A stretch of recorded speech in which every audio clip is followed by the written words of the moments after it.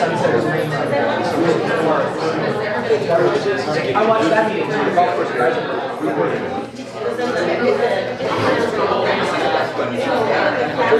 Yes, I did.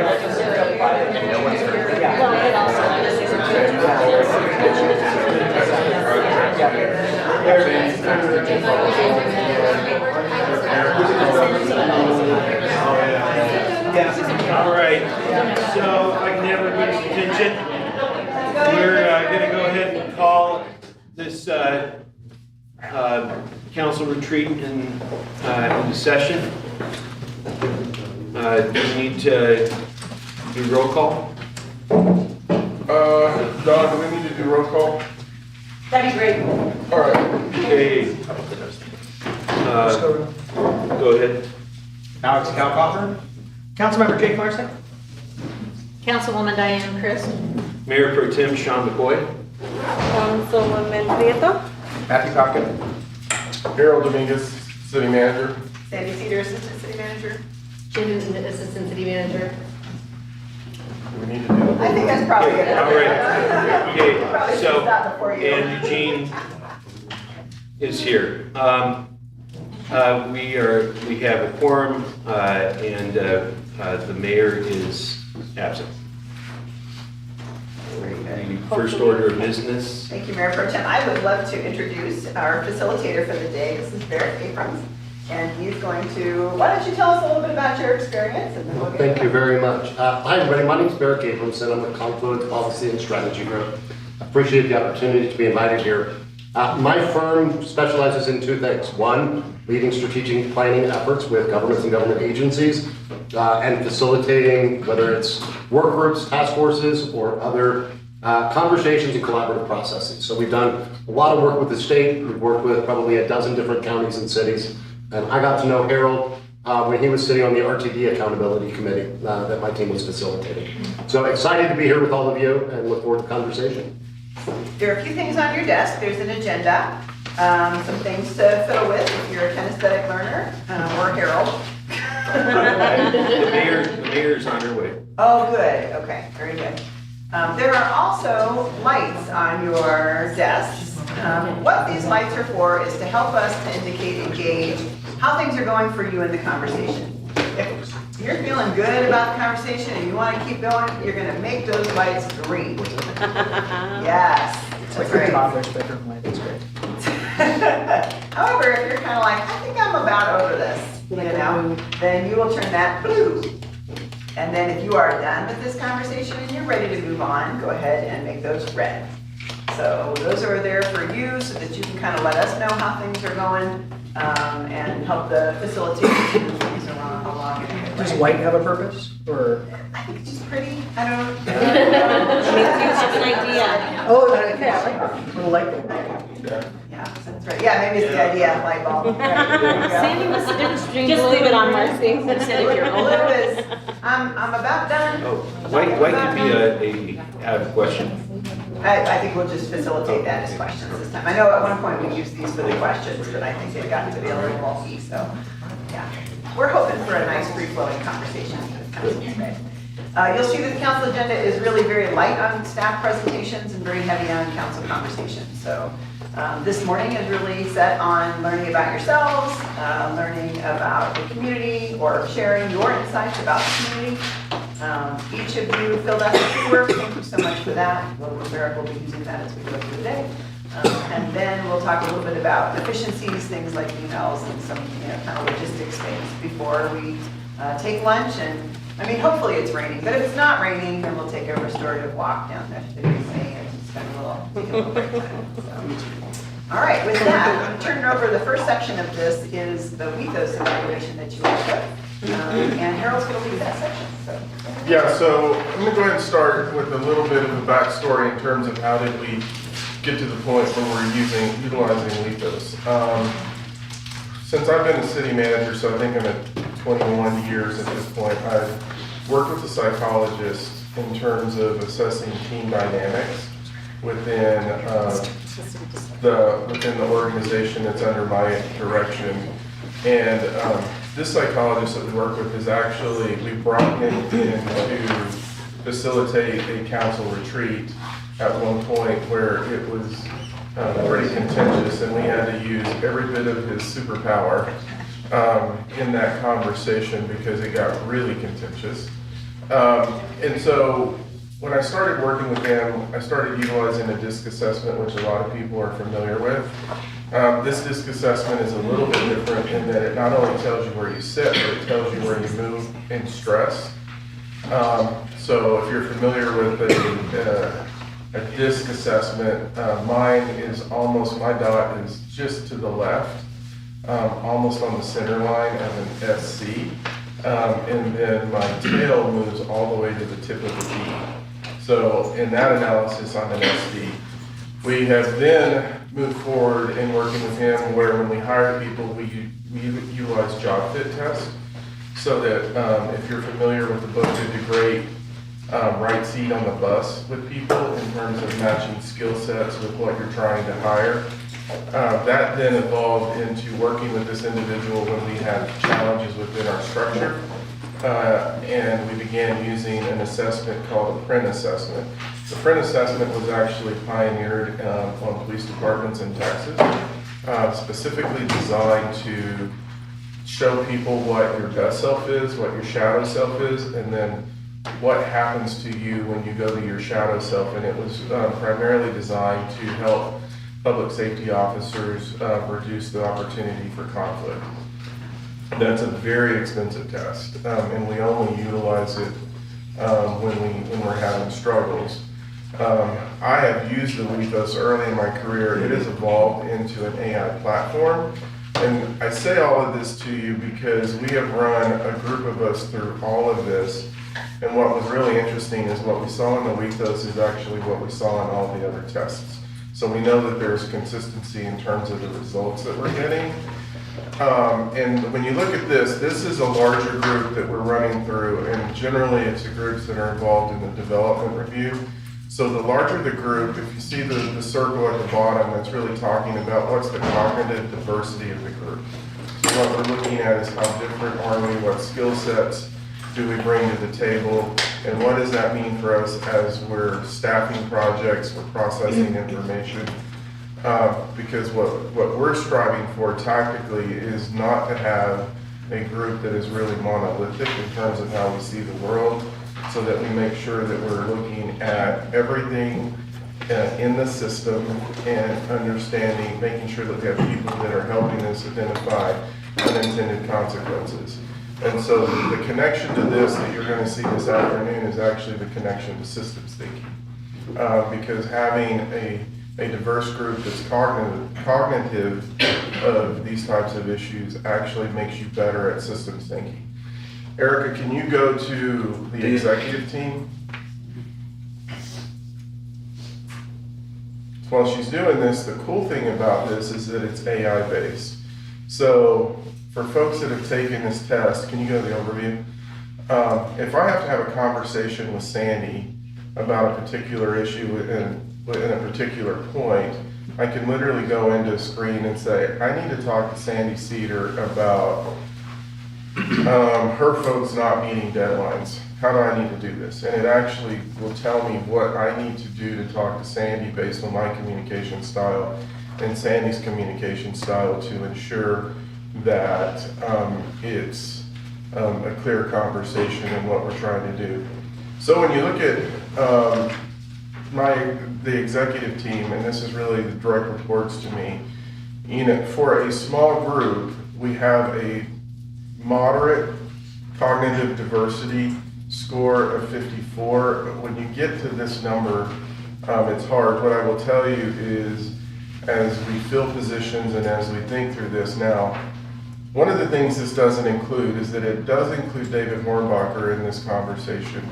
At this point, I will let you all know that I have selected an acting ACM to fill that position, and that's going to be Becky Doyle. So we haven't included Becky in this yet, so it'll be interesting to see what this really does. Mix it all up. How she mixes it all up. But one of the things that I do when we're hiring positions is I intentionally try to avoid concepts of groupthink and like perspectives. And so when we got these results, I was actually happy because things that we were trying to do when we interview in groups is to really look at the characteristics of the team and have a diverse team. So we did fairly well without having a tool like this available to us. What I gave you is a report that tells us what our strengths and weaknesses are, what does the cognitive diversity mean in terms of how we approach the world, how we look at things, and some things that we try to make sure, or that I try to make sure when we're having these conversations really comes out is how we look at it. So for example, for me, I was talking to Barrett about this. One of the things that you'll see in the bias section, so Erica, can you go to the bias piece? So the bias section really tells us when we look at a team, there are all these biases that are in place when you're looking at the professional work environment and how you approach it. Now, biases are not good or bad. It just means that it's there and you need that perspective. So if you go down to oversimplification, and this is something that we've been talking about in some areas in terms of what's going on, go down more to oversimplification. Right there. So you see that I'm in the oversimplification bias, and one of the things that I realized about myself and working with various teams is that system thinking is always kind of front and center in terms of how I see the world and how dots are connected and what that really means and how does an idea affect how we operationalize something.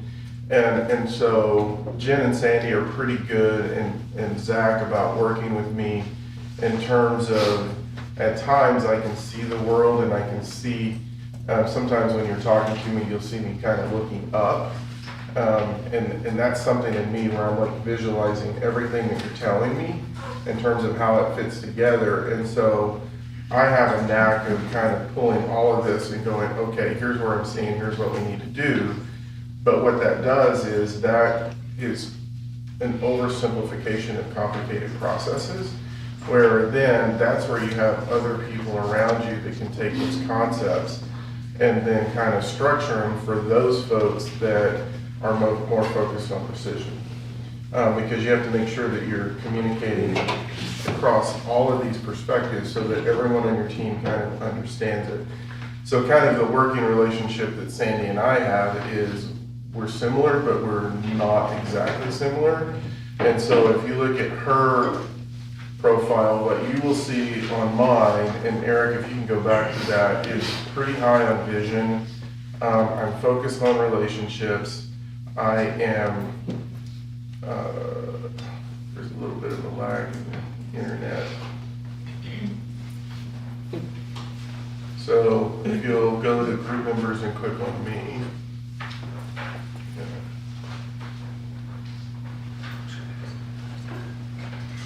So if you look at mine, almost at the top of visionary, I look at building connections. And so the connections is connecting in is an indication of systems thinking in my mind. Focused on really advancing goals. And then I'm focused on impact in terms of what are we trying to achieve? Is it making the impact that you all want from a policy directive? How do we approach it? If you look at Sandy, while I'm focused on impact, she flexibly organizes. Now, pull Erica up. So here's the interesting piece. When we were talking to the psychologist and we were going over the team, we were like, well, so what do we need? And he said, you need somebody that really focuses on the organization, keeping everything together. How do we move? And we all literally started laughing at that point because it's Erica. It's Erica that really fits that void. And so you can see that she conceptualizes a strategy which works with when we're in the visionary mode. She's focused on that interpersonal awareness, advancing goals, but she drives for precision. So she's balancing us out when we're working on these different issues. And so everything that you're going to see when we give you your report and we work through these issues is I really wanted to dig in a little bit in our team. I'm going to bring Eugene up. So you see that Eugene is kind of in the middle of the road but drives for precision. So I will tell you now that as we're working through issues and we're conceptualizing these big projects, when I talked about I look at this and I'm connecting dots, there's an inherent conflict between Eugene and myself in how we're approaching this. And so what I found myself doing in some of the meetings, and he'll probably recognize this, is we'll talk about it and then I'll literally go to a whiteboard and go, okay, step 1 is this, step 2 is this, step 3 is this, because I'm trying to bridge how I communicate and how I address these issues. So now let's go to your report. And Dun, dun, dun. And I'm going to grab these printouts because Eric is driving for me. So if you all will pass these around, I think Eric's going to help me. So there's a couple of components as you're pulling this that and Susie, I went over all of this with Susie Wednesday, so she'll be able to jump into this. So when we look at your report, there's a few things that I would say that you will have the ability to do. So once you take the test and you're in this system, you all can utilize the system. So I know I talked to Crystal earlier, and she was going into the AI and asking like, who's the troublemaker? Or who's the Who was the troublemaker? It was Harold. It's me. So, shocking, right? Yeah. But what you can do in this, and so for example, if Matthew has a conflict with Alex, How did you know? and you're working through it, you can go in and go, I'm having this conflict with this person, this is what it's about. What's the best way for me to communicate with them? And it literally will give you a playbook in terms of how you need to approach it so that you're both communicating with each other. Because what's behind this, and Susie and I had a long conversation about this on Wednesday, is I think the thing that we're losing today, and Barrett was talking about this earlier, is when you look at what's happening at the national and even the state levels now, I think what we're missing is that we're all individuals and we all process and think through information in different ways. And in a lot of occasions, what I tend to see happen when conflict occurs and how that works is that we're just not communicating where both of us are understanding what we're trying to say.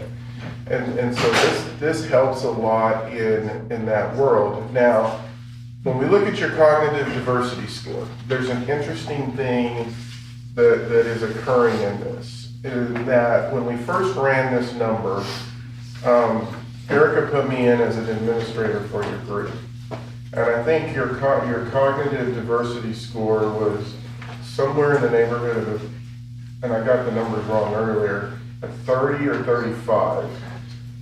When we pulled me out of the equation, your cognitive diversity score went from like a 30, 35 to a 20.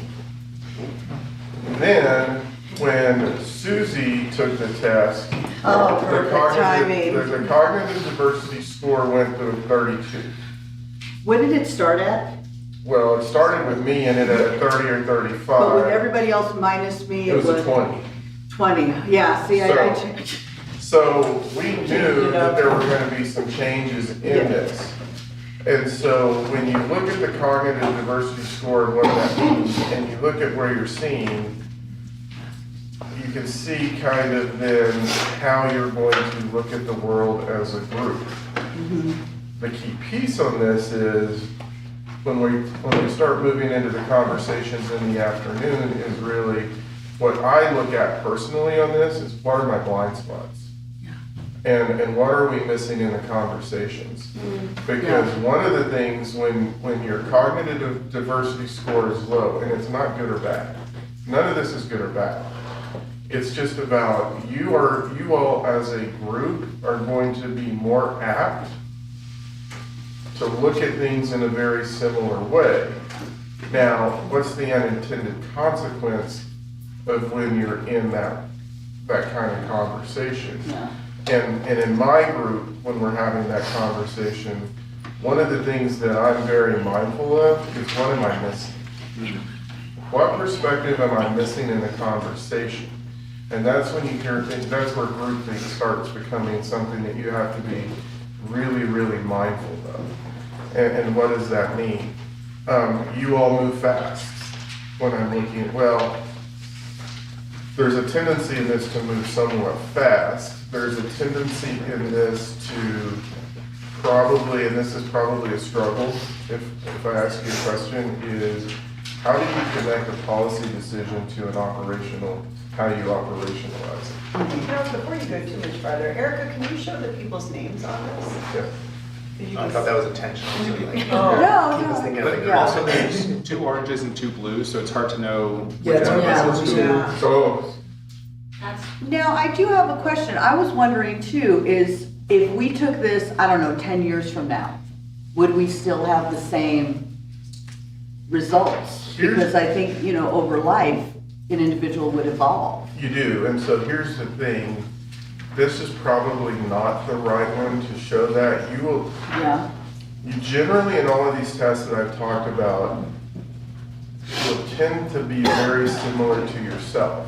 Now, I told you I've been working with this psychologist over 20 years. And he works with me on different things. So he has a long history in terms of me taking these tests. Here's the interesting piece on it. I always tend to be pretty similar. Now, where he sees a difference in me is on the DISC assessment. And so, but the funny piece on the DISC assessment in this conversation is that my trajectory and aim does not look different. It's just where I'm sliding.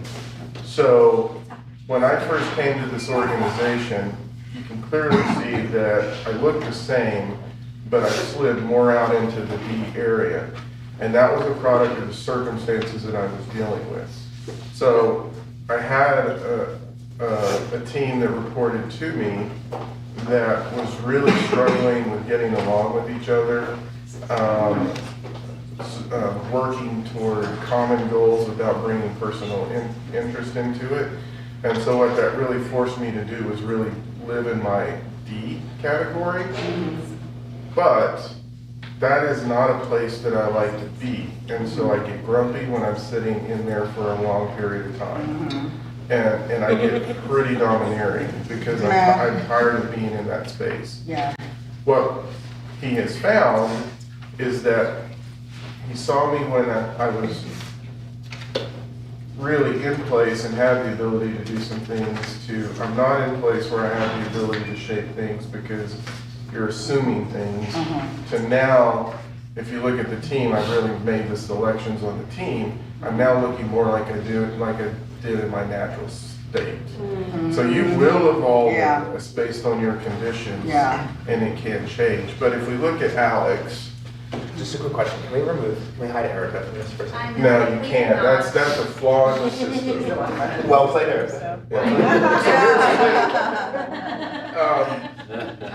So to be an administrator, you're included in this? If you just hit the I there, just to highlight. It's because I'm the admin I on see, the group, yeah. it won't remove it. So, none of this really surprises me based on how so you can see, I'll tell you, Alex likes to move with some pace. And is really focused about getting things done, and he flexibly organizes. There will be, so then if, let's go to Crystal. Very interpersonal. Yeah, very interpersonal. I feel like anyone who's ever talked to Alex would know Alex knows that. that. Yeah. Uh, Yeah.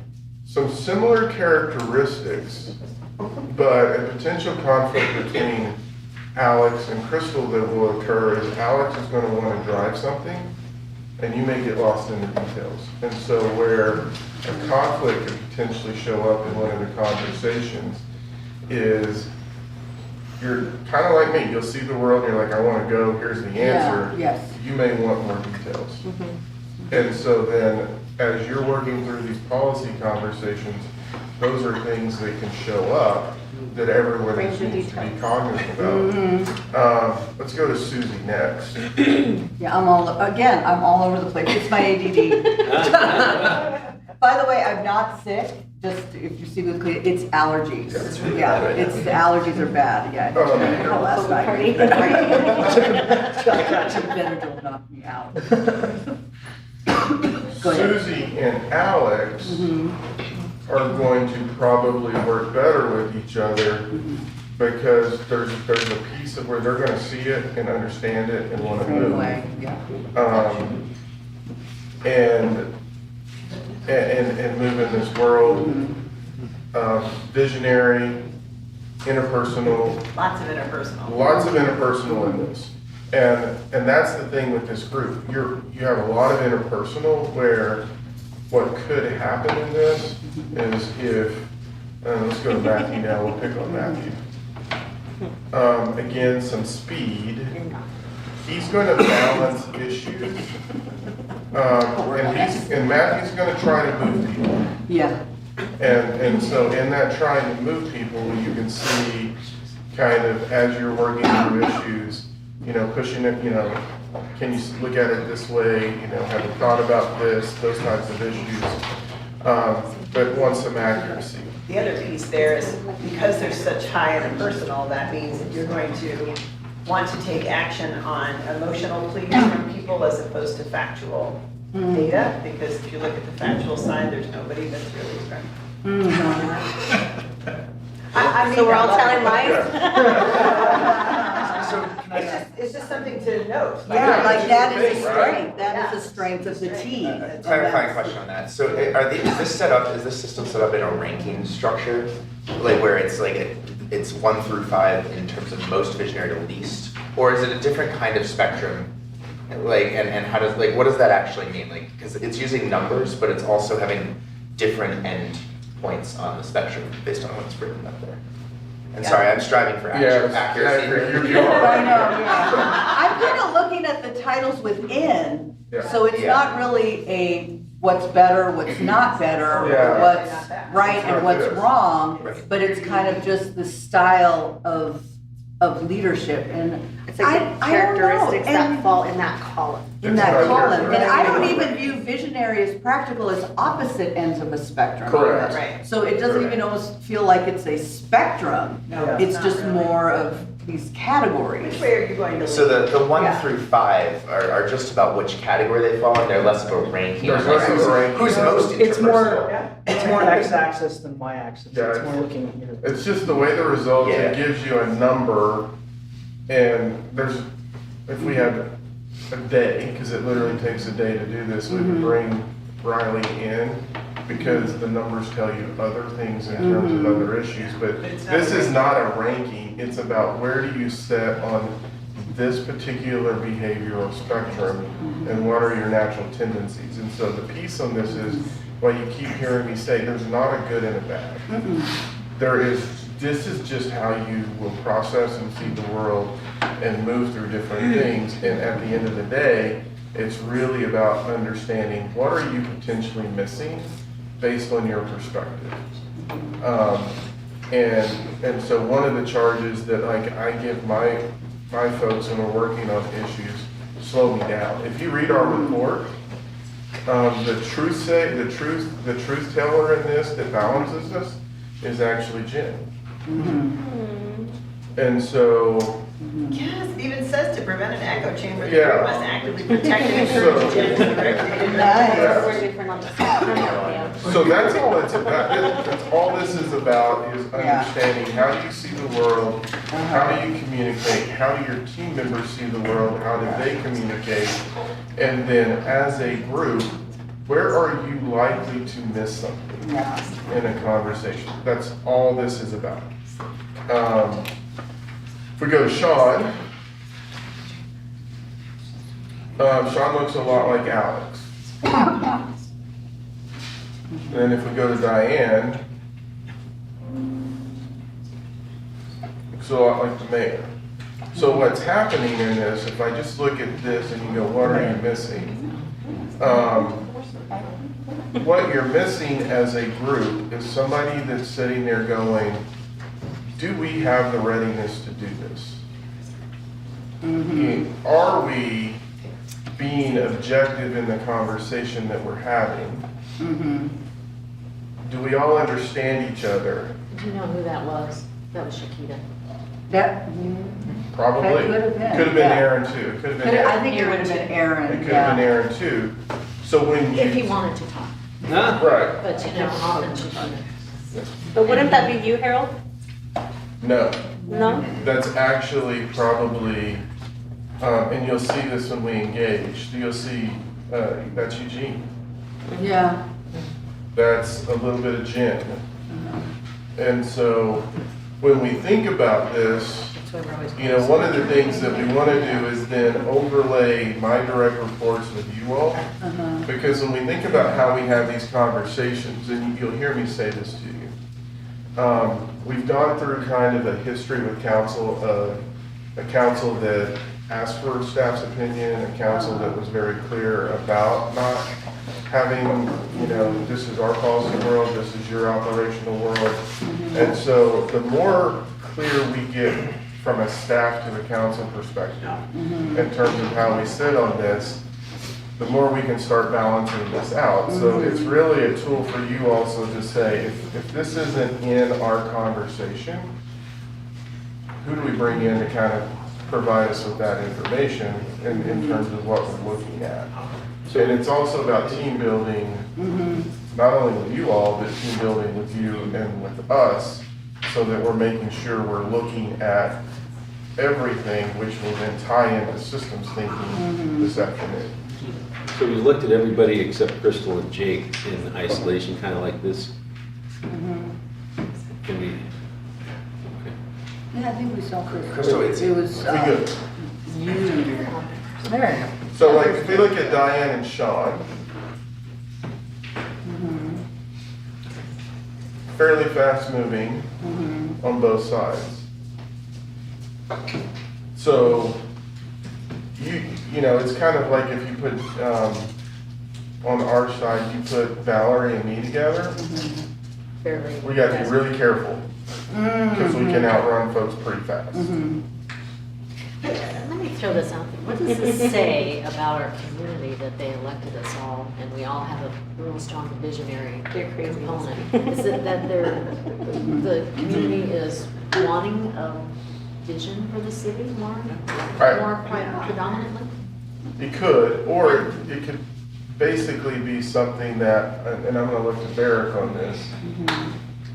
I would imagine that most elected officials look like this. Yeah, I think it probably speaks more to who is attracted to run for office. Yeah. from Yeah, my you know, experience.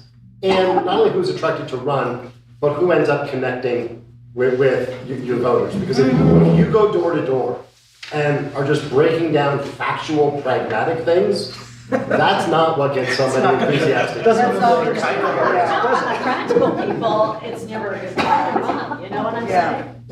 Yeah, it's never, Like I I'm gotta always think saying, through it. And they're like, oh, it's not a good time. They can be practical, people can sometimes get bogged down in the minutia Yeah. of the thing and make it be, you know, sound a little bit more too wonky for Right.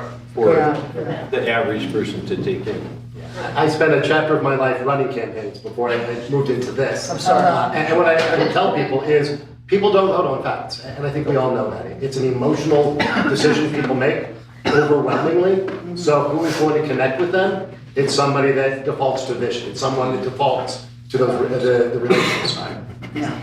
I think your challenge then is, how do you meet the very factual and pragmatic challenges of managing the city and leading one? Because I think that's the hard part, is there's a to what Barrett said, there's a distinction between somebody who runs for state office and somebody who runs for local office. Because the higher you go in elected office, the more you move away from the question of how do you implement whatever it is we're trying to do. Amen. Yeah. And think about it in some of the legislation you had to look at, and I think Councilmember Marcin said it the last time, when you think about unfunded mandates, what you have are people up here looking at this broad perspective, saying this is a good idea. Navigate it, yeah. Then it hits you, then it hits us, and we're sitting here going, how do we do this? You know, or how much does it cost? And I think it's blending that perspective. So I'm gonna stop talking. So you can hire the person that you're looking for, but do we need to hire assistants or, you know, because we can't get practical people to run for offices. I've tried. Yeah. I've tried. You've been getting, you know, I think we the need question- this type of thinking. And they're like, oh no, it's not a good time. It's, you know, I got this, that, and other. And it's like, all those are good arguments, but just show up.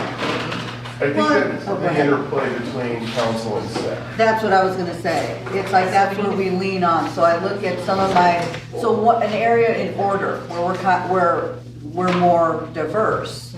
It's, you know, me, I think I'm like, prioritizes impact, is that where I'm at? I think so. So really leaning on my council peers to look at other, you know, on precision and accuracy, you know, and looking at those pieces to kind of help pull us all together. So leaning on other strengths to support my weaknesses, so we can help each other in that regard.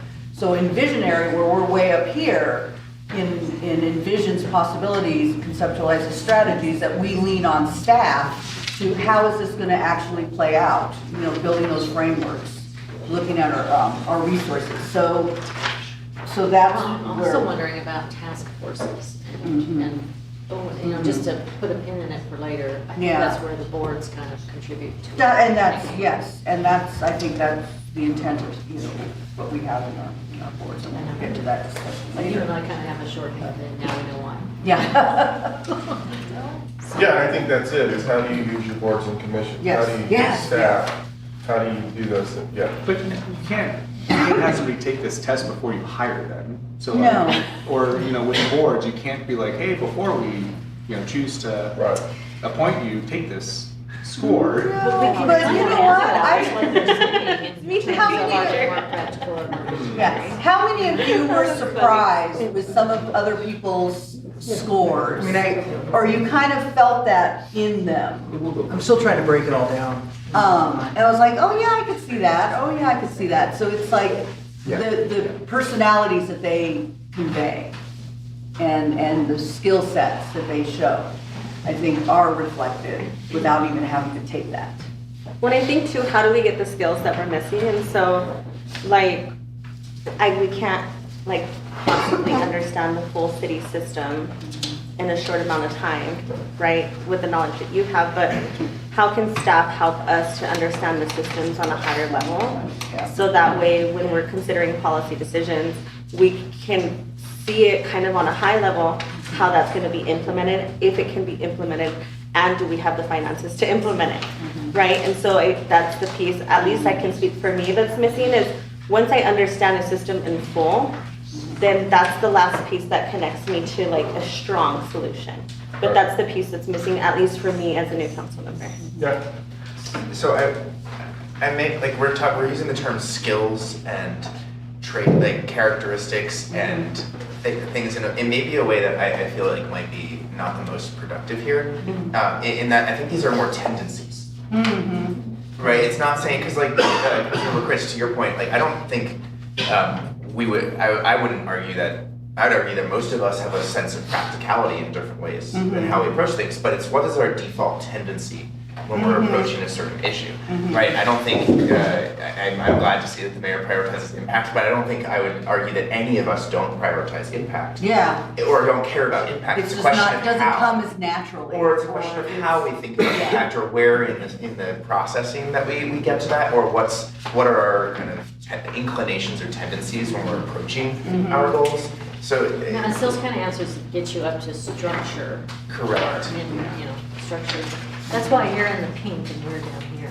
Yes, and I'm trying to balance the perspectives here. Structure for action. I was gonna say, we all I'm trying think to of it in different your ways. eyes. But I don't think that, Yeah. I wouldn't argue that. I would also contend that all of us try to think about other perspectives too, right? I'm not gonna be the go-to person on like, well, I'm gonna balance perspective. Like that's not my takeaway from this. It's that it's where our default tendency might be in kind of reacting to a situation, or when we're not taking a step back to think about it.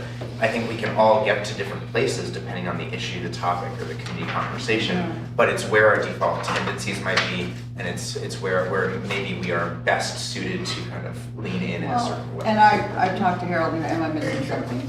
Am I missing something? When we meet, I'm like, okay, help me navigate through this. Am I missing something? So like my blind spots. I'm gonna call them. Okay. So I think part of it is, and this takes a while, and we knew we weren't gonna have a lot of time to go over this. What we can do, and that's why we gave you these reports, you can run your own reports on this system, and you can come in, and Jake, you were saying, I'm still trying to wrap my head around this. You can go into this system, and if you have questions that you're trying to resolve, Erica, if you go to, and there's some pieces with this that may be technically difficult, but and Erica can help you, but if you go to the main screen in your profile, Erica, can you go into your profile? Yeah. Do we have a group profile now? Yeah, that's this. That is this. So when we log in when you log in, we'll have our group there? you can go in, your group will That's when be I did it there. in that group, yeah. But if you go to this, you can go to biases. Just vector off of there, so we need to explain what it's gonna look like. So you can click on biases and it'll have all the biases that are in the system. And it'll tell you what you need to be mindful of and what your bias is. But it also tells you it'll tell the mayor what your bias may be. And so you can just start seeing it, and then you can start probing with questions and kind of looking at this. So if you're dealing with a backyard chicken issue. Don't start. Yeah. Every city, What I'm hearing. every city's gone through it. All of our biases covered. And it's kind of, we're dealing with this type of policy issue. How do we need to move through it, or how do I need to move through it? And it'll kind of give you some tips of what you need to think about. This is a tool. It is a tool for you to explore and use. It's a tool for you to use if you're in conflict. It's a tool for you to use if you're thinking through an issue. I use it on a regular basis as I'm building teams. In terms of if I have something that's moving really fast, I need somebody that's leading the team that prioritizes impact. I need to make absolutely sure that I have people on the team that are focused on precision, so that we're balancing perspective. You can use this in so many different ways. It's just a tool. Actually, Matthew and I had a real good example of that at our coffee with council. Because I would say, so this is an example, I talked about Vision Zero, and then Matthew jumped in and said, and explained exactly how it was and how to get to it. It was like, And I would just talk about, I think that's the real key. I think human psychology is the default is we're gonna look at this, pat ourselves on the back for where we agree with it, and then try to debate or negotiate what else we see on there. And I think it's what Harold is naming is, how do you use this as a tool? And I would encourage you, after today or when we're on breaks, to just scribble some notes of all the ways, because to some of your points of, if you're putting together a task force, what do you know about the challenge in front of that and who you need there? This isn't just, well, this is who I am, so everybody needs to learn how to interact with my beautiful self. It's given that this is who I am and these are the other people, as Harold said, he'll type in there and say, how do I bring this to Sandy? And I would just urge all of you to really think of this as that tool of where do you check in? When the council has this task in front of us, who do we want to think about leading on the different pieces? And if I'm coming in with a different style or tendency, how do I need to adjust? So think of it as a mirror, really, of yourself and of the council as a whole, to really do that person in the mirror check of, this is who we are and how we're approaching this. What are we going to be blind to? What do we need to add? Question for Harold and maybe Sandy too, because she's been around, and Jen as well. What did this, just from your perspective, what did this teach you, confirm, inform about us as a council? Like what did seeing these results, what was it for you in terms of how you work? For me, there wasn't a real surprise, to be honest. I think part of this, where you hear me saying, how do you utilize staff to fill gaps that we're seeing in this, is I think part of the conversation is, and you do this with any new council, is what is the working relationship and what's the playbook? And how much do you want us to engage in certain conversations? Because from a staff perspective, those are things that we have to be very cognizant of. So at its core, you're the policymakers, we operationalize it.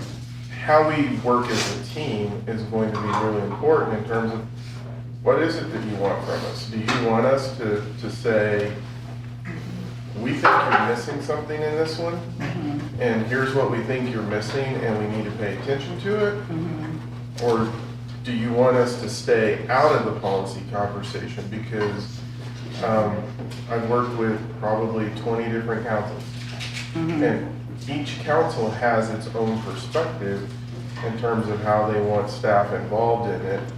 And our job is to respect the policy administration dichotomy.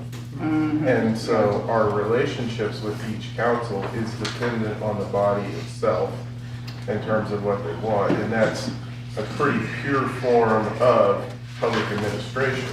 And I think that's kind of, as we go through this retreat and seeing what you want to do, it's also examining that relationship. Not only the relationship with you all, it's the relationship in this direction and how we work that we're trying to define. And that's why this is the basis as we're moving through it. And you keep hearing me say, we're going to connect to this. There is a process that you all naturally did that's going to start connecting all these dots. Well, okay, Harold and Sandy. Harold, often we said, do we have the resources for that? You may not be the right person to ask, because you're kind of in the fives with this. But down here, we don't have anyone that evaluates resources. Who on your team or is in the city council chambers that does that? You All of my direct Teresa or Joanne? All of my direct reports do that. That's why you hear me say, do we have the resources? And I go, don't give me a deadline. It's because they're telling me we can't handle this if there's a hard deadline. So when we're discussing something and we say we want to know if we have the resources, who would you call on? I would call one of my direct reports specifically or me, but we need time. And I've seen you do that. We need time to assess what it is because it depends on the what. The what depends on the resources. The what and the how really indicates the resources. Often it falls to Santa, that's why I mentioned it. So I just have like an overall comment that might relate to a later part of our agenda, but what's I think really unique for us, is that we are I think I've heard many of us say like we want to work as a team together to try to address some of these goals, which is great, I share that goal. What's really unique about an elected body is that you have a lot of individual incentives that differ from like a department of teachers or a team that like at a nonprofit or even Harold's executive team where they're all working on a shared goal and have kind of shared incentives to work together on that. There's, by nature of elected office, there are inherently individual incentives built into the process that we have to kind of juggle around wanting to work together as a team too. And so I think when we talk about like how are we organized and how do we want to connect with the community, there are going to be different preferences, not only in tendencies like we were just seeing, but there's all that can run into conflict I think too when we I think, genuinely want to work together to solve problems. But at the same time, those incentives are underlying just structurally how we operate. I think that's something I'm trying to reconcile with other perspectives on it together. And this is very helpful for me because that's your structural accuracy. And I'm thinking, okay. But now I really appreciate it, actually. And that our coffee with council, I really appreciate it because it was like, it was like a nice tennis game. You know? But I didn't feel like we were competing there. We were We were- complimenting, Yeah. complimenting. Yeah. I think we're gonna shift gears Okay. here a little bit. Yeah. Again, you have access to this, and I would just encourage everybody to make this part of your regular checking with yourself. I've got this coming up, I've got this meeting, self-awareness. How do I need to think about interacting with that person? And leverage it as a tool to add the perspectives or lean in on those. We're gonna shift gears a little bit, we're actually gonna get a little interactive for a minute. Thank you all for completing that pre-survey. Yeah. I don't want you to think it's being ignored, we're weaving it in to a lot of the different conversations. One of the things we've done is, I asked you all to name what are your 3 biggest issues or priorities. And I think you're gonna find there's a lot of overlap. We're gonna take a look at these twice. We're gonna take a look at them now, and then we're gonna take a look at them at the end of the day tomorrow. After hearing from the EcoDevo team, after you're having a lot of the prioritization conversations, some of the system level conversation, come back to it. But what I'd like to do, you've got some little mini Post-its in front of you. You should all have blue ones. If you don't, let me know. All of the ideas that people name as their top issues are up on that wall. What I want to ask you to do is take 5 of those stickies. Put 5 on the ones you see up there. You're free to include your 3 and somebody else's 2. You're free to include a couple of yours. What I'd ask you to do is weigh in on the 5 that you think would be the most impactful and most meaningful to be issues that are addressed, tackled, and moved forward in the coming couple of years. So there's not a lot of room. I'd say, why don't we send like 3 people up at a time? I'll ask the 3 of you to go up first. Put stickies on 5, and then the next group rotate up there. And then we're gonna have a little round table on some of the other check-in or pre-work that we did. Can we put all stickies on one? You can do that. Don't do that. This is, It's a prioritization exercise. we'll do the Chicago voting style. You can vote what you want. Hey Barrett, for everyone in the room, we know we're having a Wi-Fi issue, and we may need to just kick some people off the old Wi-Fi, so I'm gonna get with ETS and see what we can do. But if everybody can just hold for a minute, we lost our connection to presentation because everybody jumped on the Clubhouse Wi-Fi, so if you can just hang on a second, we'll see what we can. Do we have next slide in the room or something? We do. We have next like all over this, so I don't know. And ETS, it's an ETS router issue. It's an ETS router issue. Let's see what I can do here. Just don't panic, Wi-Fi will come. Not yet.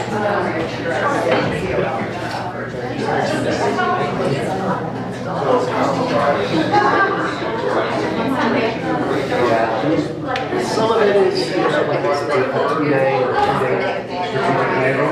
And a lot of what we do is 6 and 12 month task force and breaks. You can climb on civil rights, at least 15 months with 4 subcommittees. We got a lot done. We did a lot of rewriting the safety tax regulations. So it's really, what's the duration of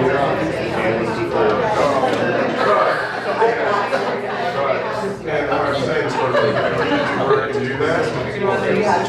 It's like about 70, 30 minutes. Yeah. We'll probably do more public sector work. Or private sector. Yeah. I will say it's interesting because I started with that here and Colorado National is of states using collective processes. A lot of other states, Utah's doing some more. A lot of other states say, well, we're going to bring everybody together. We're going to bring together 8 legislators, 4 counterparts. They'll run it themselves and then be shocked when they don't come up with any balance.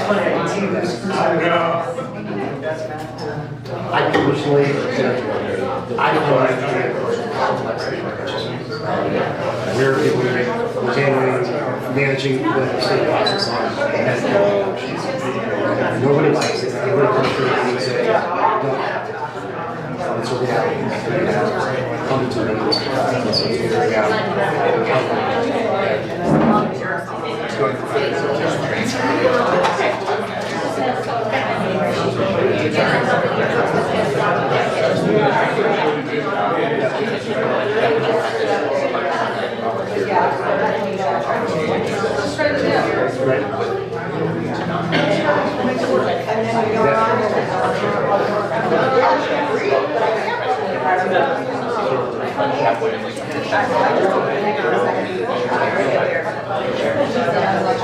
We go down. Oh, are they down?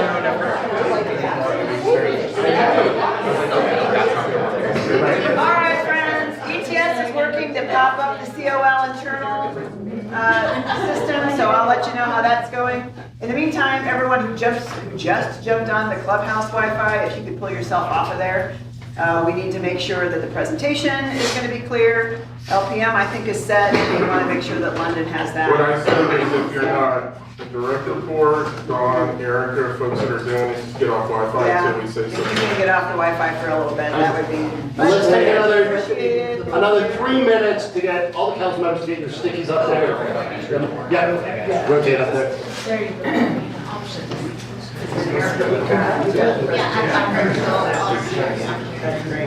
Yeah, sorry, everyone. This is, I feel like this happens every year.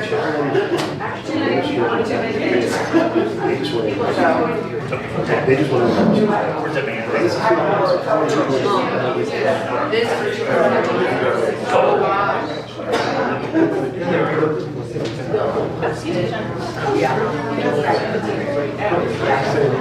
Yes, we can.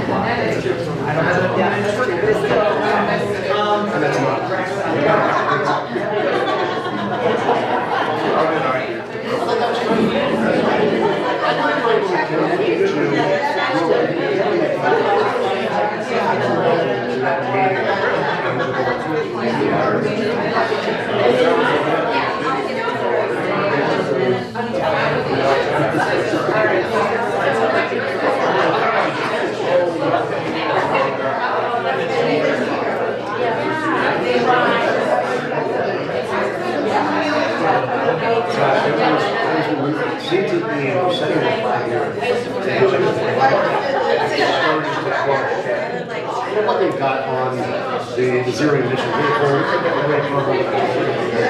Is so so we started talking about how do we stop looking beyond that.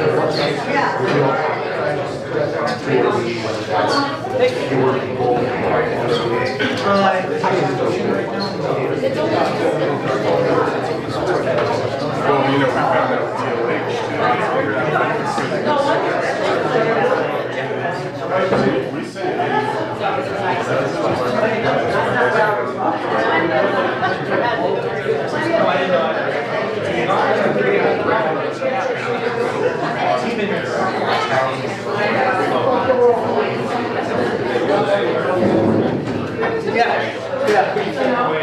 If I can get council members to move to wrapping up your sticky exercise, we'll start back up in about 3 minutes.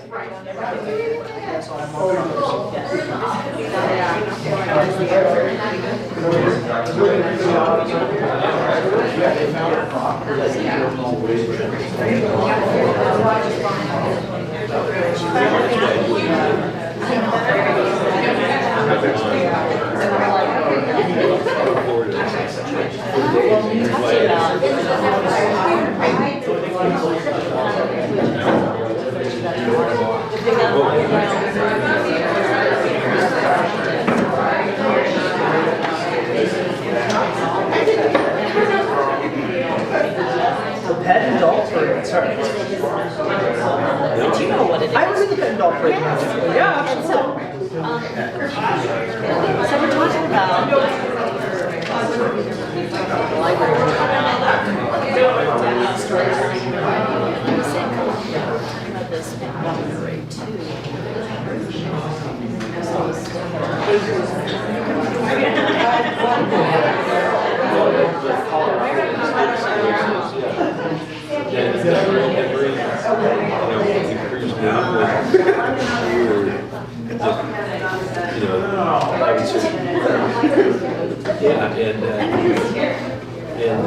the wagons we always got. On 150. I didn't want to put my thumb by doing that. Did we do a 150 parade? I don't think we did it. 150. No, we did not a 150 parade. Because it was 2021, so it would have been. No, it's just, well. I'd like to get everybody to grab their seats. I'm just going to shorten this session a little bit to make up some time, because I know we want to talk about some community conversations. What I do want to do is pull a thread from the pre-work survey and from the conversations we just had. A couple of the conversations, or the questions that I asked you in that survey were around what you learned running for office, about yourself and about the community. And hopefully there's been even more layered into that with what we just went through, identifying. So it's easy to answer about oneself. I'm going to ask you to get out of that a little bit. I'm going to ask you to think about if you're talking to somebody who is thinking of running for city council. And let's assume two things. Number one, that you like them. And number two, you'd like to see them succeed in a campaign. Unless it's against you. What the? Right, then we've got all kinds of other issues if you want them to succeed against you. We're not addressing that right now. Unless it's against you. Now, let's assume that you like this person, you're not trying to cause them pain, and you want to see them win.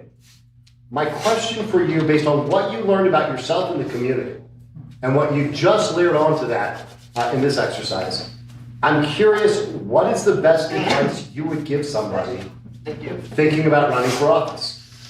I'm going to start it over here. We'll go around the group. Oh, yeah, me first. What I would tell somebody who's wanting to run for office is making sure that you can work independently, because what I've learned so far is this job is very lonely.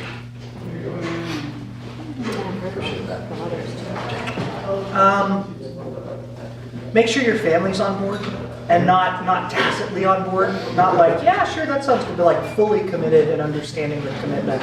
And then you understand it yourself. And I would walk them through what a week looks like, both in the campaign and it's honestly, the campaign can be more work than the job itself, by quite a bit. And really making sure they understand the practical realities of what they're getting themselves into and that their family's supportive. I love that. I will tell you, I used to run campaigns, everything from mayor to governor to Congress and Senate. And my one rule for every candidate was I got to sit down with their family before we decided if we were doing this. Yeah. So that everybody understood running for office and serving, very different beasts. But to your point, and yours about it being lonely, if there isn't that network. So I really appreciate both of those. Diane, what would you tell somebody who you liked and wanted to see win? Well, maybe this is why I'm not successful at recruiting people, because I think what I valued was the connection, getting the message out and hearing from my neighbors. And so going door to door was a lot of fun for me, and that might not be true for everybody. But I found it was a real community building event. So you would encourage somebody to be ready to go do that kind of door knocking? And, Yes, and connection. yeah, right. So, a lot of what was already said, but primarily what I have given advice to people on is this. Resolve in your head that this is not your complete identity, who you are. And whether you win, it's more than a good possibility that you won't win. The odds are somewhat stacked against you. But just recognize that if you're true to yourself and your family, that it's very, at least if you do lose, it's not your identity. Be comfortable with losing. Okay. For me, I'm trying to think like what did I share? You know, really understanding that, you know, if you value sleep, maybe this is for you. But you know, the time that it does commit. And I'm trying to remember what I told you. But yeah, I mean, you're right. It is lonely. But the other thing is we also have to work as a collective. So be okay with understanding that when we move forward, we're moving forward as a team. And so if you are elected, understand that this is not just a one-person shining star. We are a team, and just kind of, I think that kind of helps for me to resolve that loneliness feel, is lean on us. I've had breakfast with you, and we've had coffee, and so being able to lean on each other. Ask for help. That's where I struggle with. Ask for help, and be okay to ask for help. For me, I would say, make a firm decision that this is what you're going to do. Be committed to sticking with that decision regardless the odds and what people are saying. And no matter what, be committed to making it to the finish line. So.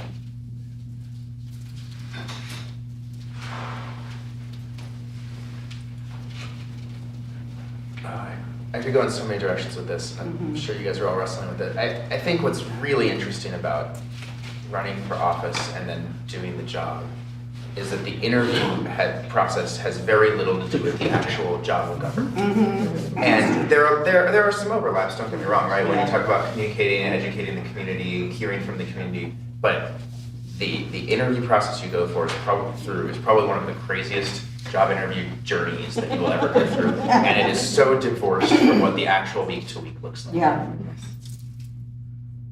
Yeah, and yours was an unusual journey too, because you went through an interview appointment process to begin with. Yeah. And then had to go out into the wild. And then was doing the job while interviewing for it. Yeah. Well, look, I appreciate everybody sharing on that, and I hope genuinely that you'll keep reflecting on those questions of what did I learn about myself, about the community, what do I want to put out there, and use this tool that we had this morning to really understand how people work together. Because for as many different styles as you identified are among this group, think about your constituents. And think about the constituents that you don't get the chance to hear from because they're not the usual suspects who show up and engage. And I would encourage you to reflect on your experience knocking on doors. The people that you connected with there, are they the people that you see in this next segment we're going to talk about? Are they the same voices showing up? And if not, is some of it their styles, their tendencies? And how do we meet them where they are instead of expecting them to come to where you are, either physically or in that stylistic approach? So with that, I think we're probably in a good place to transition to the conversation about community engagement. All right, so members of City Council, Mayor, it's a pleasure to be here today. Why don't you come on up there, Dylan? Why don't you bring Come on. This section is all about outreach and equity and getting people grounded before we're talking about how you want to outreach. So you can just keep going to where Jen is. There you go. Yeah. Matthew's the only one who bites. When they choose to speak You're up. the only one who bites. So. All right, well, it's pleased to be here for you all today.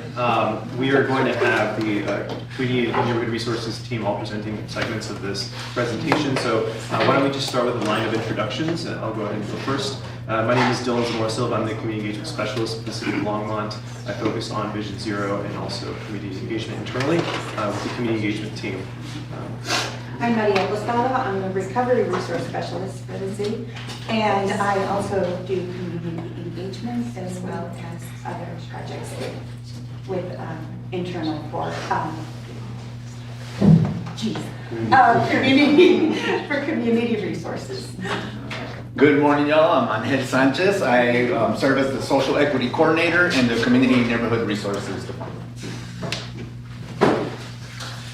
All right, so let's get started talking about community engagement. So next slide, please. So one of the key slides throughout this whole presentation is essentially our framework for understanding community engagement and also categorizing our approaches to it. So we'll cover the bullet points in the later slides, but the focus of this slide specifically is just the 4 levels, and knowing that we typically start with inform, and that is where the city gives information to the community. So this is like very accurate and very balanced information. Then we move up to the consult level, which is where the city obtains feedback from the community, followed by involve, where the community input and feedback influences the process. There's a little bit more dialogue going on here. And then finally, partner, which is where the city and community work as equals in partnerships. So those are the 4 levels, and they somewhat build up on each other, but inform is typically common throughout all levels. Okay. So just beginning with the inform, each level has essentially a promise, and that's seen in the quotation marks here. So it's that we will provide you with accurate, balanced, and objective information. So the goal here is to communicate with the community and tell them about what's going on, updates on projects and things like that. And there's a couple of examples in newsletters, public meetings, city websites, flyers, etc. Then we have the consult level, which is above inform. And this is where we consider feedback from the community, and it typically has an influence on the decision-making process. We really focus on making a lot of the feedback legible, so we use community engagement methods to gather that information. So a common place to see this is at kiosks, like at Cinco de Mayo, where we're asking people what their opinions are. Typically, there's games involved or activities, and those are all to gather information for us to make better decisions. The next level is involved, and that is more of that you work to see the issues and concerns consistently understood, and community input is reflected in the decision making. Listed are some goals and some examples. One would be the board and commissions, that they're across the board and throughout the city, and that is something that you all take their opinions, and then that is your consideration in your decision making. So that is a great way to understand that. Our last one is partner. We will work with you as equal partners. So we have the goal again, some examples. One great example is First and Main. That one has several partners. And so there you're partnering with RTD, Front Range Community College, and CDOT. And so you have several partners.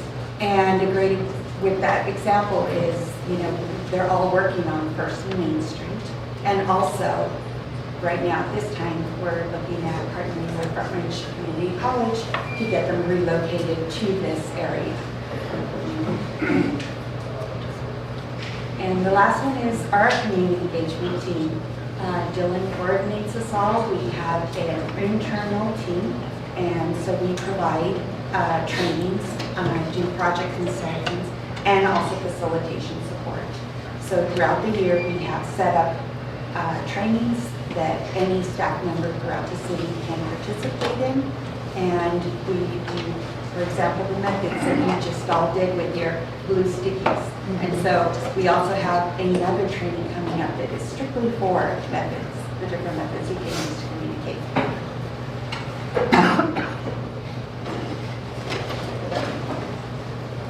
So council, we wanted to give you that as kind of a framework. This is the community involvement, the community engagement framework that we use. The conversation is about to be how do you want to engage with the community, but it's really important for you to know this is how we're engaging with the community. When you say to us, get out and find out what the community is thinking, we're using that framework. We're trying to make sure that we are engaging folks in order to bring input that is helpful for decision making. It's one thing to go out and just be like, hey, how you doing? That's great. Public relations are great. But when we're doing community engagement, we're usually trying to get to some goal that you have set for us. And so this is the language that we use. We just thought we would introduce it to you. The other grounding force that we want for you to at least have some knowledge about before you move forward in the conversation is around equity. So equity is a base of the council work plan, at least the current council work plan. Equity, safety, and sustainability is the way that we like to do things. But equity can be defined in so many different ways. Equity and sustainability are those words that are like, what are you talking about? Yeah. So we're going to have Angel, who's our social equity coordinator, talk a little bit about what that means in Longmont and run a quick exercise with you. So. All right, thank you. And thank you, Dylan. Thank you, Dylan. Thank you, Maria. Thank you. All right, so as mentioned, right, equity is one of our main focuses in terms of how are we establishing and how are we delivering, right, services? How are we creating access and support? And at the end of the day, when we say equity, that's literally what we mean, is access and support. So taking a look here, as you can see the council priorities, kind of how they build this house here. We look at core services and we see equity, safety, and sustainability as a foundational piece holding up the structure, right? It's everything that we built our services and tools on. So here, looking at our commitment to equity, the City of Longmont's equity team exists to ensure that access to opportunities, services, and participation in civic life is not dependent on identity. And this is a critical piece that we're going to dive into more here in a moment. Our work here in equity recognizes that historical and systemic barriers can influence outcomes in communities and organizations. The goal is to continuously evaluate systems, policies, and practices to ensure they work for everyone. And that is a key piece as well. We need to sustain a continual reevaluation of how our services and policies and programs are being adapted to the changing times or changing needs. So our equity team serves as our citywide collaborative body that supports departments in embedding equity into decision-making, service delivery, and workplace culture. The collaborative part is absolutely critical because in that collaboration is where we really start to frame our approaches in a systems thinking model by ensuring that we're mindful and aware and conscious of who needs to be in this conversation and where does this potential opportunity impact somebody else that I may not be thinking. So we're going to do a little bit of an exploration activity, okay? This is not a training, I just want to emphasize that. This is an exploration activity. It's going to help ground us in an understanding of what we mean in terms of who are the voices, who are the most impacted, and where are the spaces that we need to be mindful of that we may have blinders to, right? And there are a number of reasons why that would exist. So we're going to do today an activity called the Service Shuffle, and it's a micro-equity exploration. So this activity now is an opportunity to explore the concept of equity and understanding of how it is a critical component in our approach to providing access and support as previously mentioned. Some of the key concepts I'm hoping that we're going to explore here in this process is exploring the lived experiences of our most vulnerable populations. Also, the impact of equity on systems thinking and how it supports advancement of deeper collaboration, both internal and external. As our amazing partners here just showed you a glimpse of, this is how our external approach is, right? Our equity work is also looking to frame how do we operate in an external capacity to ensure that we're mindful of all those pieces.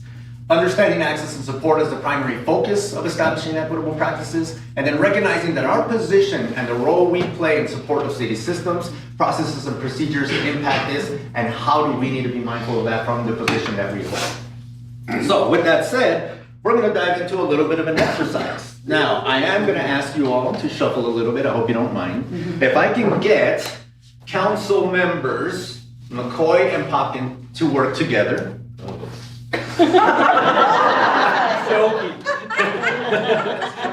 If I could get council members Mayor Hidalgo Ferrin and council member Prieto, you'll be working together. There you go. No need to shuffle unless you want to switch seats. Yeah. And that would leave our remaining three, council member Chris, Marcin, and Cal Cofer to work together as well. So if you need to do some shuffling, if you wouldn't mind pairing up here for a moment. So, Crystal, what?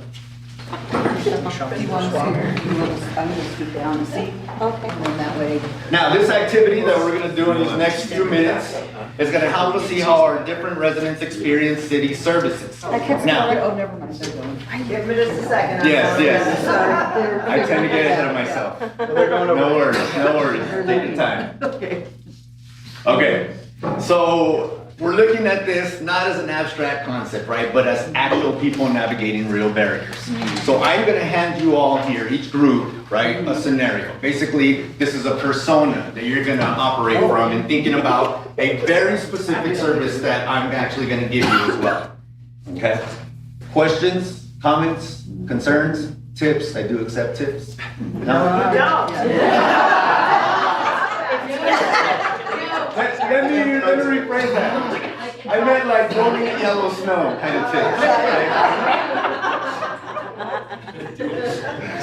All right. Now, the idea here is that with gaining a deeper understanding, right, in that community engagement process, getting a deeper understanding of how are we going to effectively recognize where our highest need is, right, in terms of when we're developing a program, we're putting together a service, have we done our due diligence to understand where those impacts exist and where could we potentially be creating barriers Because even when we're well intended, right, without getting the deeper understanding, right, we can create some challenges. So in the next couple of minutes, and remember, this is a rapid exercise, okay? In the next couple of minutes, you're gonna look at that scenario I gave you there, okay? You're gonna operate from that perspective, and you're going to think through how would this individual or these group of individuals, right, report a non-emergency neighborhood issue to the city. Okay, think graffiti, a pothole, a code question, something simple. But as a pair, take 2 minutes to think through what are some potential barriers that exist for the individuals in your scenario. So do you find the numbers? Cue the Jeopardy. Bigger. Hey. They're not, they're not. Yes. Do you want us to mark down what the barriers are or how they would navigate the situation? Either or. Who's the Oh, first, so we can say who the first person they would call is, and then what the barriers are. That was the question. Yeah, I would say get your shovel and dig even deeper, right? How do you even start to recognize about even pollen? Right? Is that even something that you're considering, given the reality of your circumstance? Do you know what I mean? Yeah, so in order to call these barriers, how would they navigate?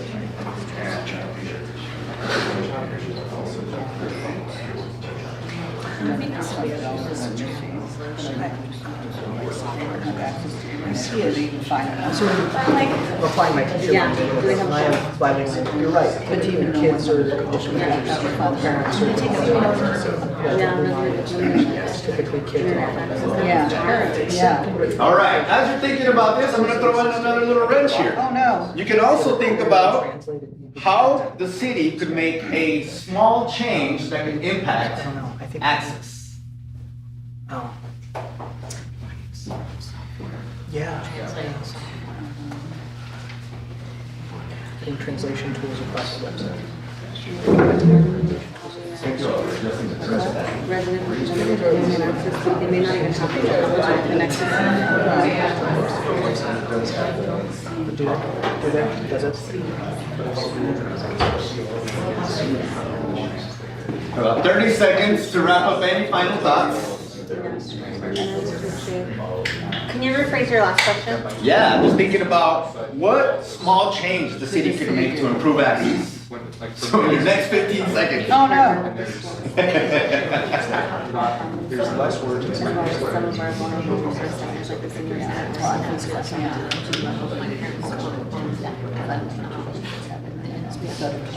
Yeah.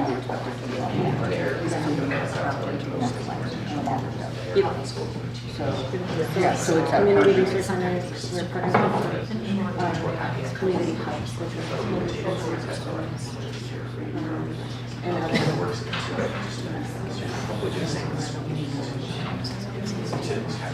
Okay, wrap up any final thoughts and let's come back together. Yeah. Internet, yeah.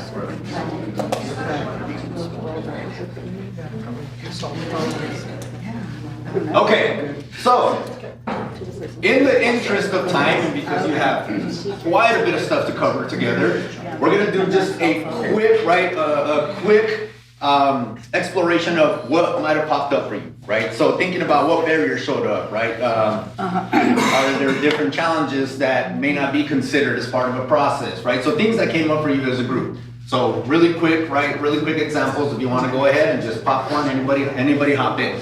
As you're sharing, can you please also read out loud what your persona was? Okay. So ours was a resident with limited internet access. And we said, would they be able to even get on the line or the platform to log their complaint or to get the number to call? We were a bilingual household where English is a second language, and we talked about the need for enhanced communication, software was a conversation, AI translation tools, those sorts of things, if they're available online or not. And then also how we make sure we're breaking through communication barriers where often kids are translating for parents and that kind of. Good job, thank you. Ours was a single parent working 2 jobs.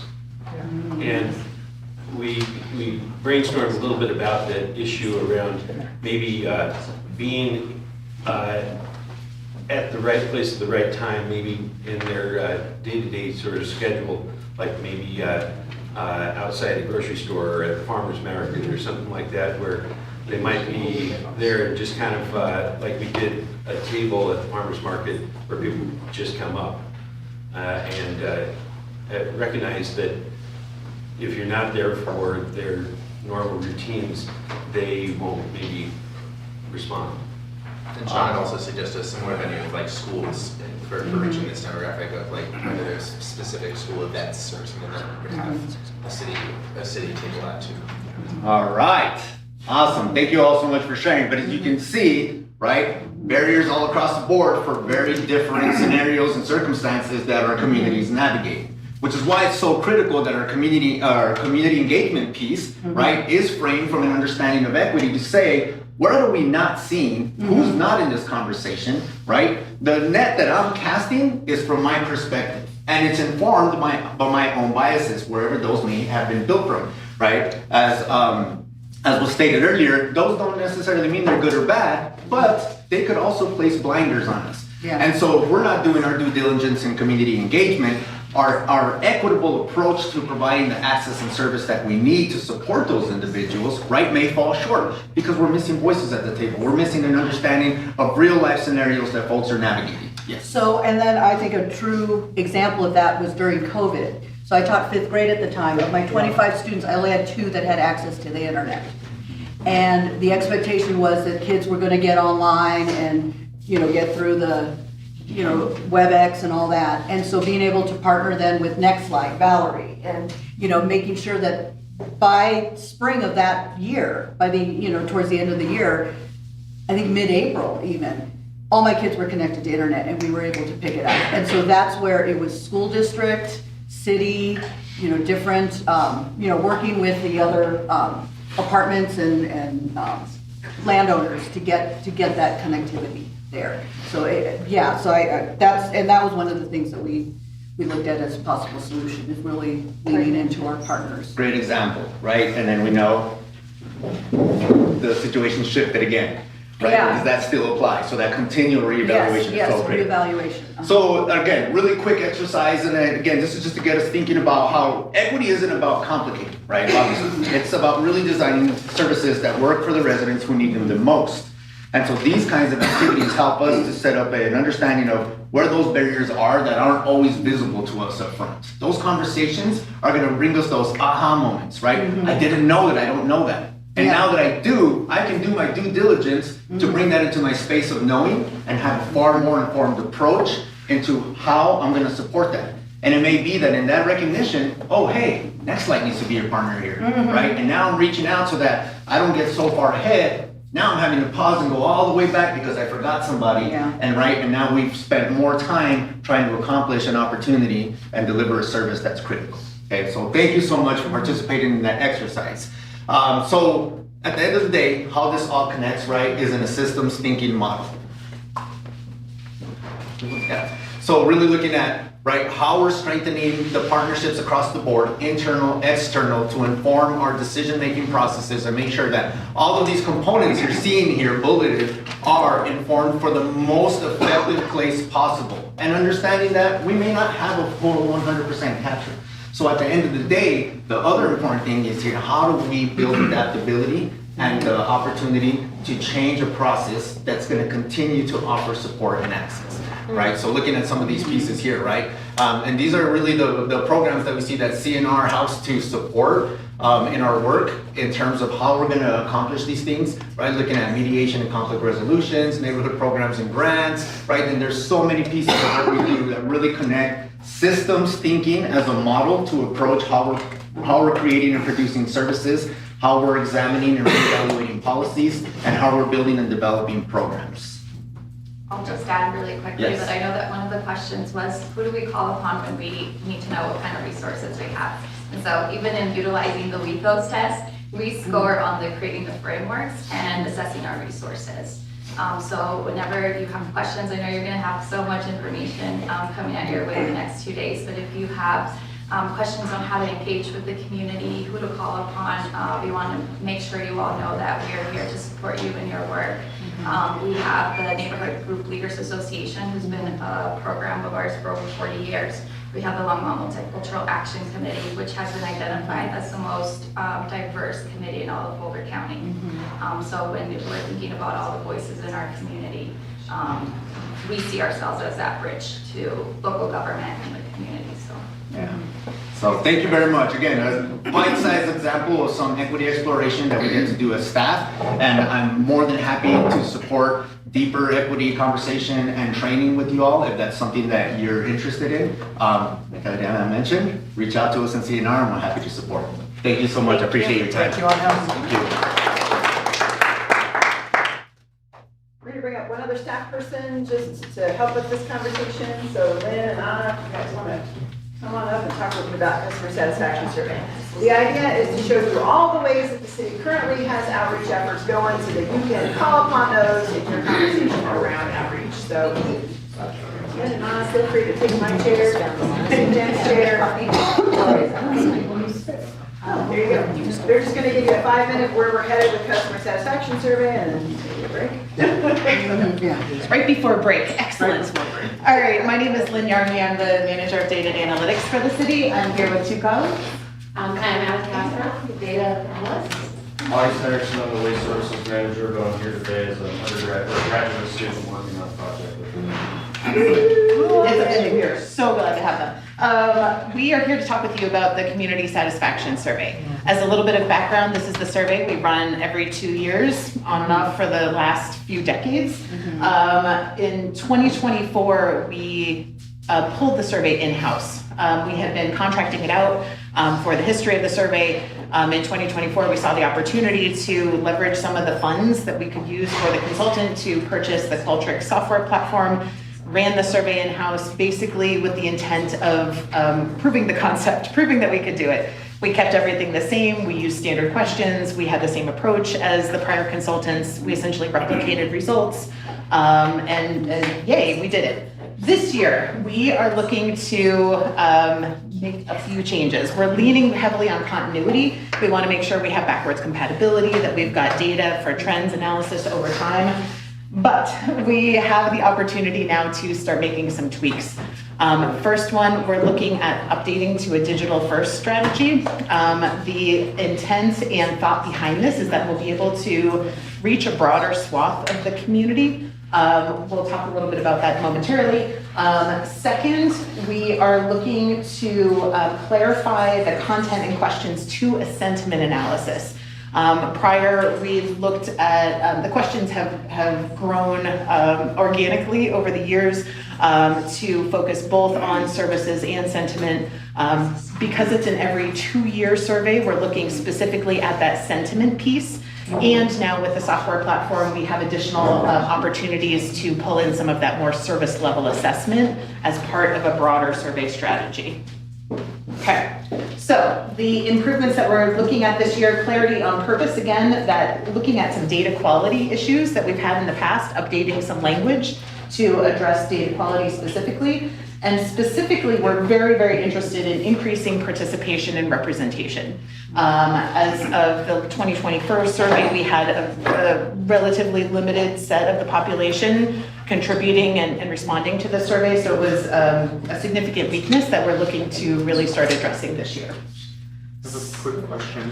Oh, yeah, absolutely. So with the population, it was a little bit older in the last survey.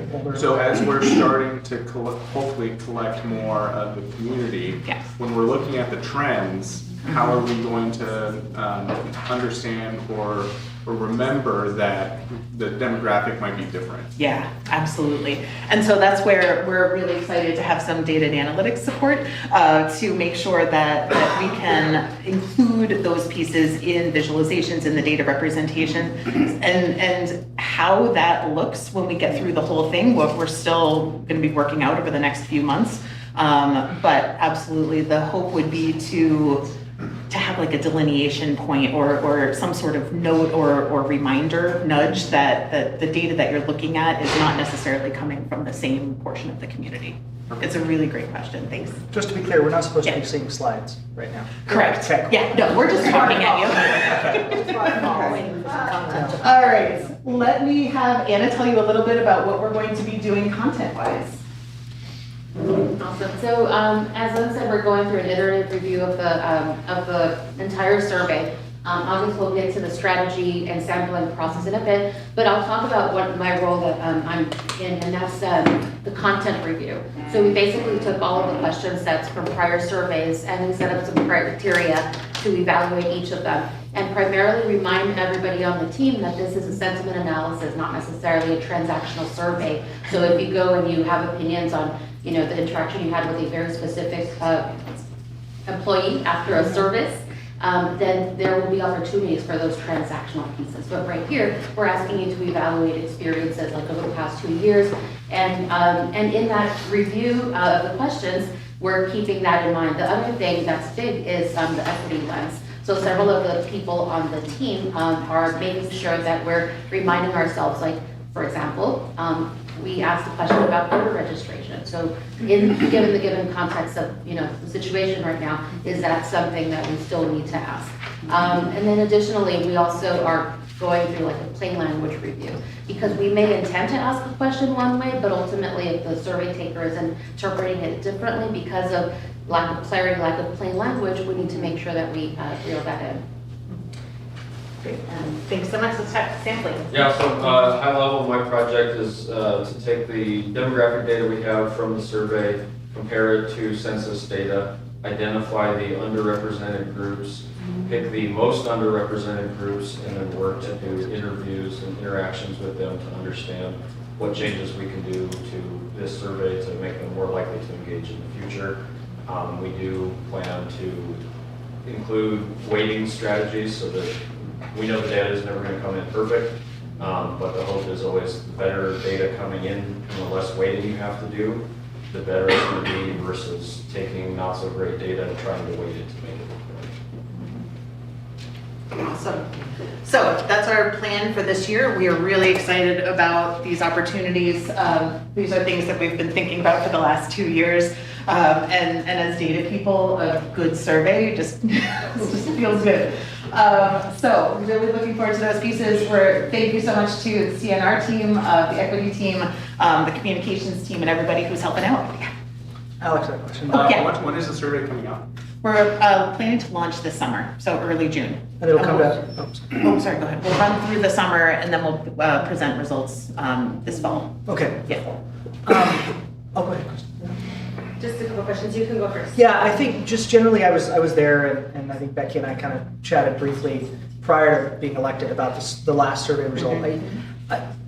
I'll be very frank in that looking at the sample results from that data, I didn't take really anything out of it because it was so unrepresentative of the community as a whole. Significantly older, significantly more white, quite frankly, homeowning, just not. And then, you know, we hear other folks in the community who are super engaged say, well, the survey said this, so you should.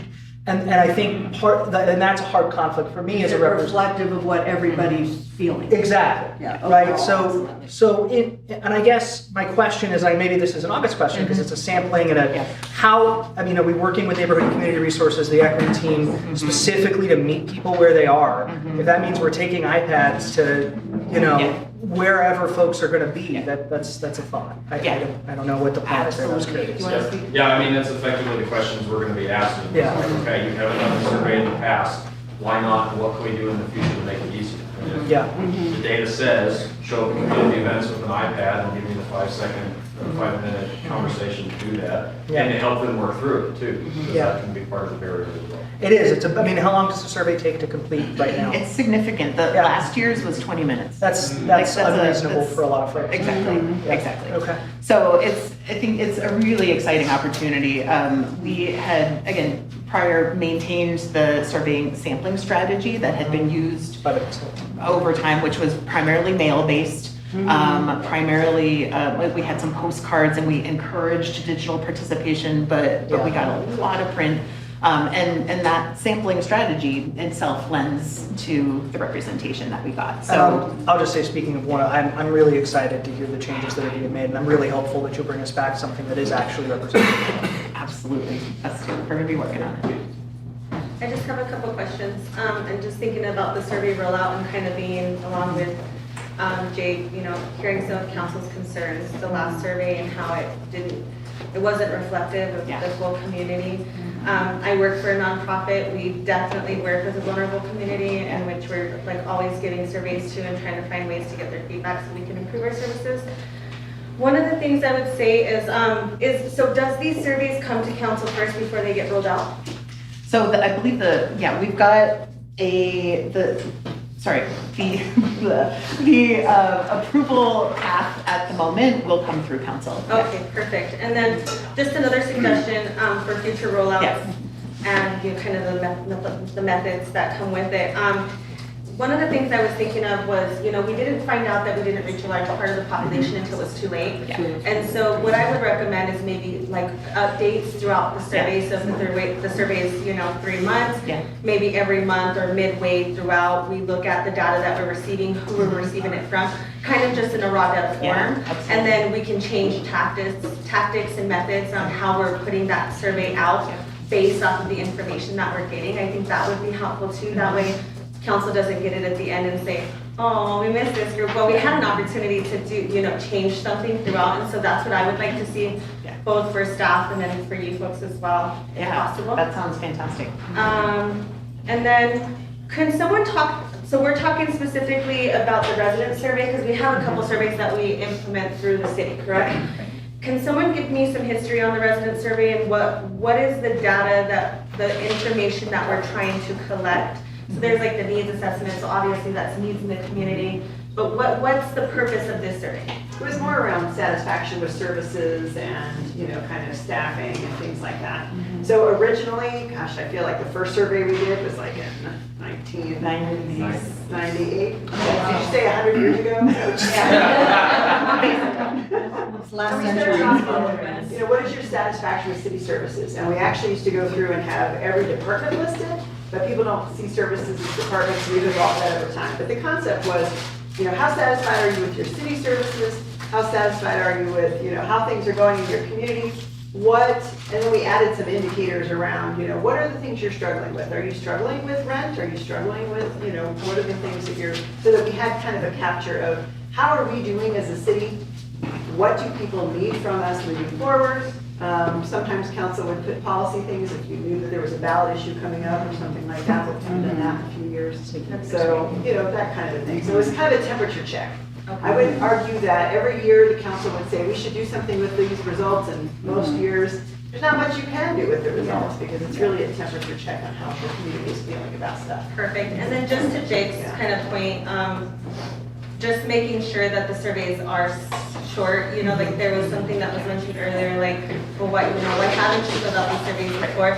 Those questions, I don't think are necessary. I think we just keep it to the minimal, what are the main things that we want to know as a city? And then, of course, just being equitable in how we distribute those surveys.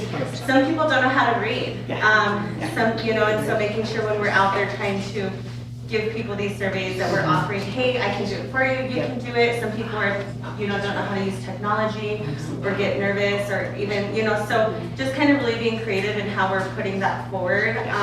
And then the spaces that we're putting it forward as well, whether we're at school districts or, I don't know what the laws are around that, but kind of those community hubs and centers. Thank you. Absolutely. Thank you so much. Just really quick to piggyback off that, I think all great points. I think my desire personally is to be able to use this data and to make it effective as possible. That's everybody's desire. I don't know to what extent we've ever worked with our nonprofit partners that we have relationships with in the city that serve those vulnerable communities, and then additionally to whatever extent is kosher to use us as a council as well to amplify the survey and say, hey, this is out there, go complete it, et cetera. So just absolutely. try to be If all of you are open to it, we'd love to take advantage of your reach. I have an agenda clarification question right now, which is, On our agenda here, we have like a who do you want to reach and how just question. Is that coming up or are we in that now? Yes, we're gonna pivot to that. Okay, just wanted to know kind of Cool, yeah, where we were. I Because just wanna- hearing a blend of that, which is okay and healthy, but I didn't want to miss out on that as well.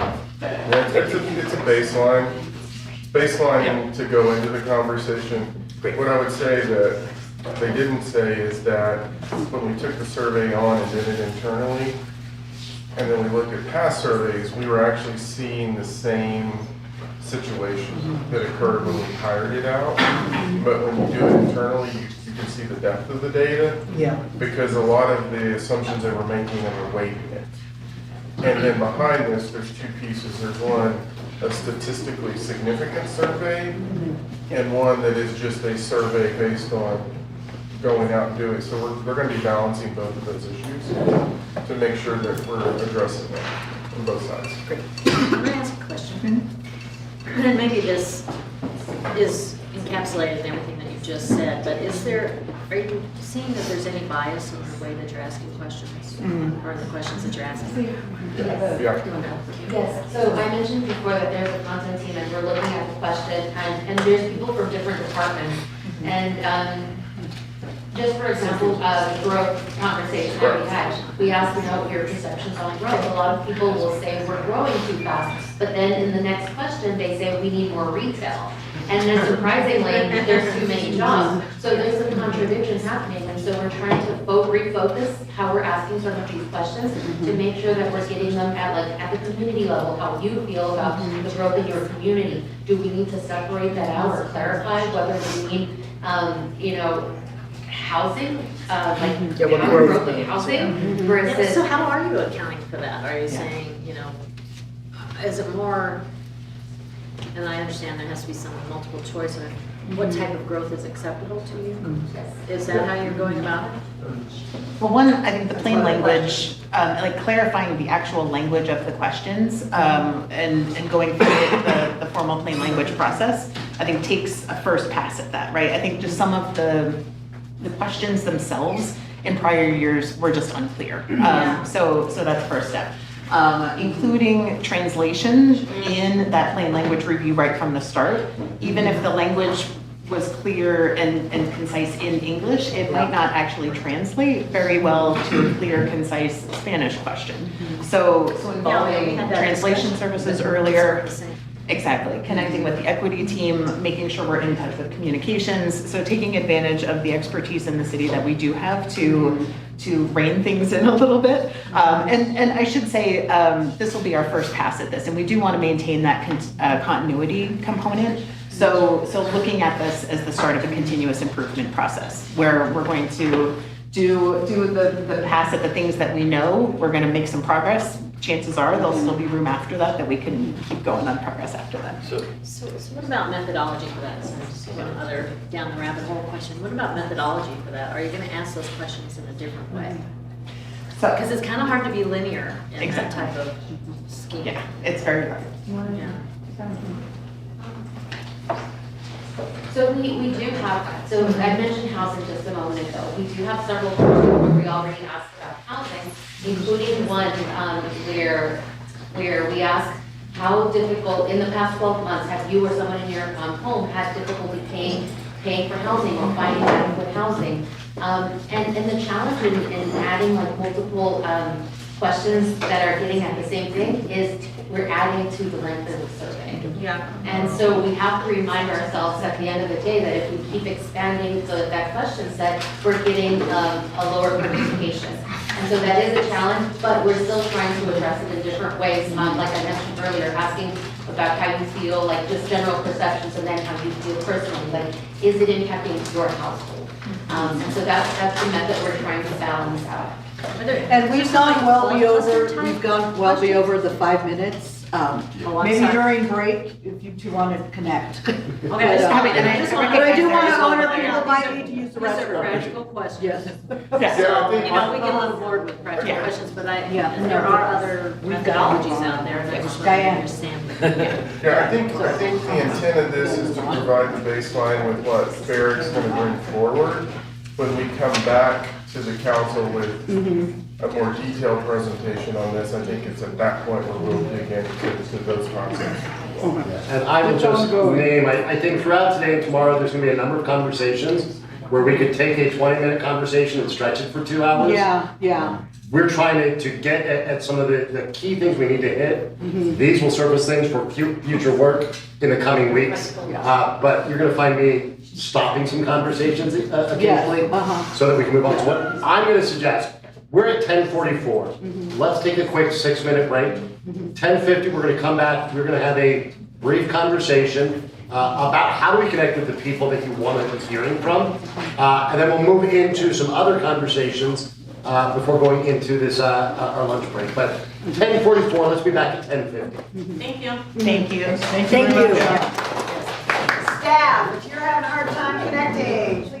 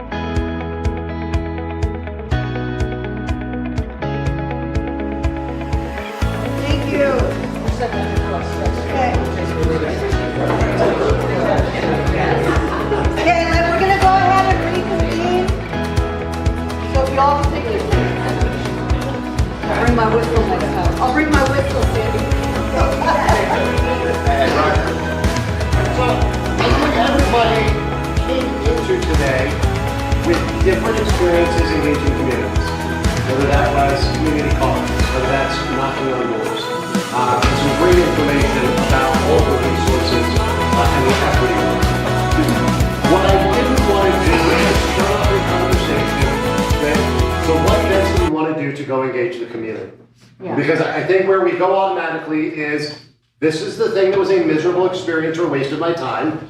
This was the thing where I felt really good and loved.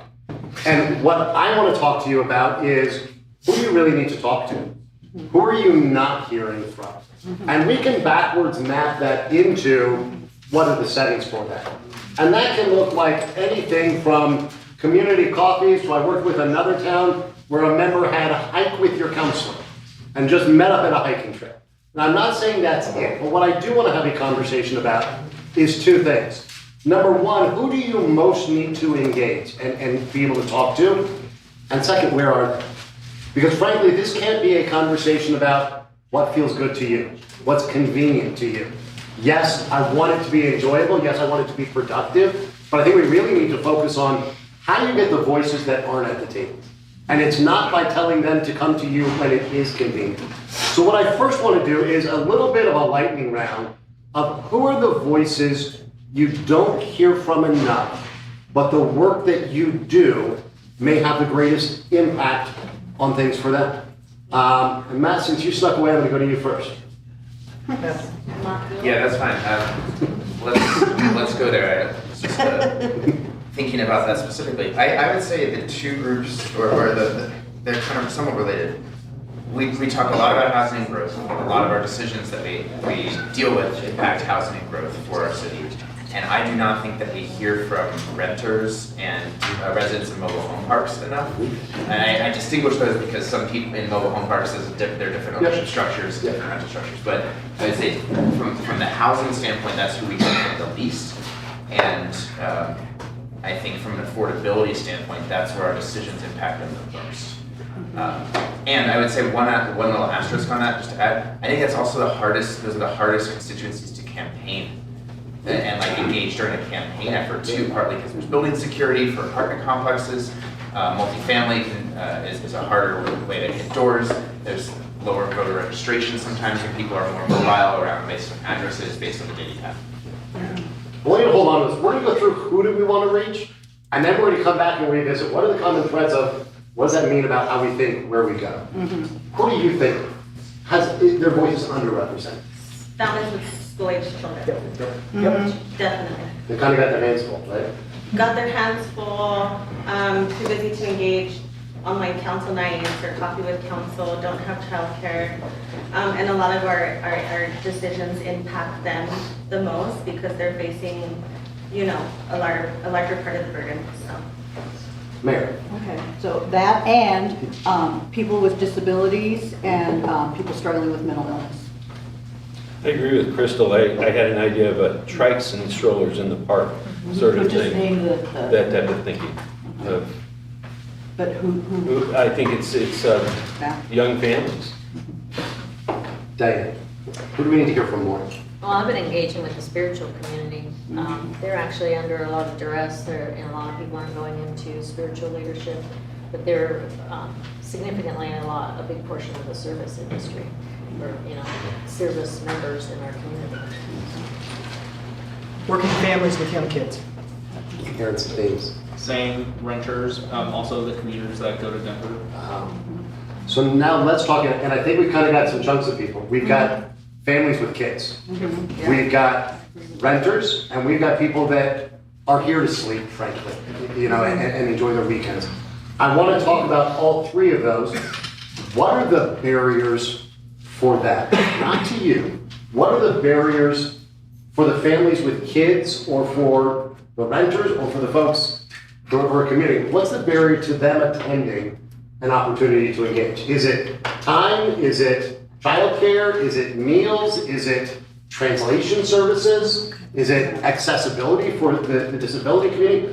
What are the biggest barriers that you would name? And throw your hands up and just, It's childcare is a huge barrier for families. As in that boat myself, it's hard. I think the avenues in which we collect the data and where. So I think a lot of them would be happy to give that information, but we're just not reaching them as a city. Our planning process notification approach. When we're talking about a new housing development, you put up a sign that says there's a development hearing.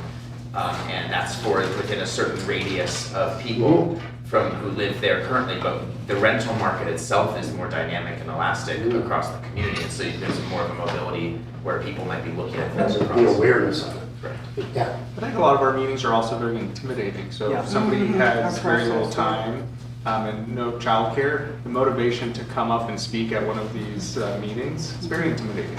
I think you're absolutely right. And what that ends up resulting in, we've got some great community advocates. We've got people training others to be community advocates. They're the ones that already have a voice, right? These are organizations that are bringing people together, and it's a hugely important role in our communities, but it leaves all of these other folks' voices out of it. So let's put on the table, we need to figure out some childcare options. Let's put on the table that date and time matter. Whether that's someone commuting into Denver, Boulder, Fort Collins, or somebody doing shift work. To assume that everybody can come meet you at 3 o'clock at City Hall isn't very reasonable. So let's say childcare, let's say date and time. I think we all know accessibility issues, whether that's mobility or whether that's language services. What I want to do is shift to, if we can make those part of our checklist before we even think of having something. How are we going to provide for this? Who can we partner with on childcare? It's not a cheap thing, it's an important thing. So who can we partner with in our community? How can we think about timing? Where can we also go to do two things? Number one, make it non-intimidating. And number two, meet people where they already are. Whether that's in the faith-based community, whether that's in community meetings, whether that's partnering with our schools or getting out in the parks, or going to rental fairs, job fairs. What are some ideas you all have of where you can go and we can provide some of these wraparounds, but make it approachable? So our rec center has babysitting services, and there's a lot of people that just sit and wait for their kids to do whatever they're doing, like swimming or rock climbing. So I feel like when I go to the rec center, I see an active audience that could participate there. So, and I think you can go in a few directions. You can say, we're going to actually hold events with multiple council members there. And whether it's the full council and you're notifying it, or it's one of you, if it's 2 of you will notice it, or one of you just says, hey, every Thursday, every Saturday, I'm going to be parked here to be available. I think you need to think about both. Where do you go as a council? Where do you go as council members? Where people already are. Who else has thoughts? So, I think about Padres Involucrados en Educación. So PI, Parents Involved in Education. So it's at the school, it's at a safe space. I think about our city buildings, library, the rec center, the areas where people feel most comfortable attending, as opposed to the council chambers. Yeah. I'm not saying that our council meetings go to these spaces, but when we have, coffee with council, or that we're in a more centralized or location where people frequent. The other thing that they've provided is having volunteers, like I volunteered in years past to be childcare person. They provide dinner. So it's, if people are working at the fight or flight mechanism, getting those basic needs, the childcare and the food, and then they can come and be a part of, like, creating more of like a community feel. How do you reach, I'm sorry, Jake, did you have? Just to piggyback on some of this, is also literally meeting people where they are already going in the course of their day-to-day lives. Speaking specific, like, think about young families with kids. One of the things that, Left Hand did over the course of the summer, Alex and I saw each other there, is they partnered with a bounce house company to, like, put up little bouncy houses in the garden there, and there was water features and families were out running around. Put a council table in front of that, make 2 of us available to folks as they're coming in and out. Like, set up a table downtown on a Friday night when folks are going to restaurants and bars, and just being open and accessible and available where they are. Thinking back on that, I think there are events that we're already doing that are free, that are attractive to young families, and having that table there. We might not get anybody to come up and talk about it, but then again, we might. I agree, and I know there's been mixed feelings about different events. I think we'll need to look at those, and there's value in just the consistency. They know, hey, if I need to find something, I'm going to find them at this event, whether that's a coffee in the community, whether that's at the farmer's market. I would challenge each of you to think about in your communities, and the folks you just named, whether that's reaching young renters, whether that's reaching commuters.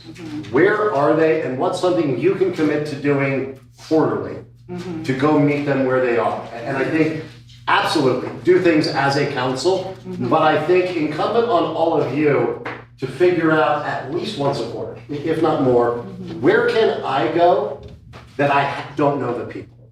It's easy for us to go, hey, this coffee shop, everybody knows me. They know they can find me there. What's something you can do every quarter that puts you out of your comfort zone and is entirely targeted to reach a group of constituents that you don't normally engage with? My last question before I'm going to throw this over to Harold for some other conversations. I'd love to hear from each person. What's a listening type of event that you've done that was really successful and why? And what's one that you went to it with all the best hopes and it just didn't play out very successfully? I'll start back here. Could you get an example of a listening? Yeah, I mean, whether that's you set up a booth somewhere or you hosted a coffee, what's an opportunity you participated in? And if it wasn't you as a counselor, what's something you did as a citizen? But something where you found success engaging with people. Okay. So like I think of my campaign, right? And so virtual meetings, no, no one showed up. And so that's a big no, you know, just people are just not inclined to go and show up. But when I was trying to pass the word and talk to folks, we have our annual car cruise night at the end of July. And so I thought there's a bunch of people all with their lawn chairs looking at the cars that cruise down Main Street. And so I went and started passing out my flyers and talking to people, and I got a lot of engagement from folks around how they feel about the city currently, what they want to see change, who am I, what kind of candidate, etc. What's something you've seen work well? What's something you've seen work horribly? I think last year, Councilmember Yarborough started the farmers market engagement, and I joined her for most of those, and I thought it was fantastic. People were just stopping there to ask questions. People had just moved here and were asking questions. People had lived here for 30 years and were asking questions. So you were getting a range of people's experiences. I think that probably the farmers market is but one way that people kind of show up and participate in that, and so I would love to, like, that's where Sean and I were discussing before, like the concept of actually just being in certain grocery stores, because that is just like right on people's journeys, through their commutes, through their weeks, whether it's a long survey or just being there to answer a couple of the questions. I think could go a long way. Mayor, what's anything you've seen work well or work bad? I really liked the farmer's market example. That was one that rose to mind. I'm frustrated with our coffee with councils because we typically see the same people each time, and it's a smaller group that we're reaching out to. So maybe you reassess that and it's scaled back, and you put your energy into the people that you don't normally. Yeah, because I feel like that's there's just meaning. an echo chamber that we're hearing, and Well, it's coffee with council in a positive way, and it's coffee with council in a negative way. Yeah. And so, I mean, it really is, sometimes like when we had the YMCA in this room issue, I think it really was productive and very positive. But then we've had it before Councilmember Popkin got on, his predecessor. I had a bit of a track record of issues, and so it turned out somewhat negative, and so those sort of things. I think maybe scaling back on coffee with council so we don't get the same people, but and then transferring to some other thing that may be just a quarterly thing. Well, I concur with what I'm hearing here, and Councilor Marzing and I were just saying we have 2 coffee with councils coming up, and we'd like to move one of them to just our neighborhood because we live on the same side of town. So it's a little more, and we do get different people at that. So, you know, when we move the location, those people will show up. I thought I did a booth with Visit Longmont at the air show. It was busy, but it really wasn't very productive. And What do you mean by productive? People searched by, they visited a little, they looked over what you had to give away, and they continued on. And it was mostly Nikki and I there, you know, talking about our guests. Oh. You know, so I got to know her really well. But I didn't feel like I connected with the community well, or that I you know, got any added value, or that the people that walked by got more added value from us. They knew that Visit Longmont existed, would be the best thing to say, and we had some nice stickers. On the positive side, I'm not sorry, on the positive side, I'll piggyback off of Councilmember Prieto. I think on the campaign piece, issue-specific events I found were very successful. So near the beginning of campaign, we're going to talk about, you know, we're going to set up in a public park and talk about the airport, for example. Hot topic, right? But what I wound up having was members of the pilot community come out, you know, neighbors who had concerns come out, and what you actually had was this like crazy cool like meeting of the minds where people who would, you know, argue with each other in the TC line, you know, all the time, walk out of that discussion genuinely engaged and understanding each other better. And you drew real conversation around those specific issues. I think kind of comparatively to that, also the minimum wage fishbowl event. And although, although that was not necessarily a public, like it wasn't a public input event, it was an issue-specific event that drove interested people out to hear about that issue.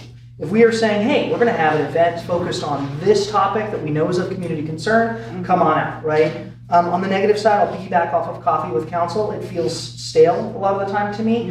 Even the event that we had about the YMCA, it was about 120 people or something in this room, but it was, yeah, no, it was crazy. It was standing room only in the back, we had a line out the door. But it was still, even of that event, the demographic, if you were to do a demographic survey, it's still largely the folks that show up to Coffee with Council. Yeah. Older, you know, really engaged folks.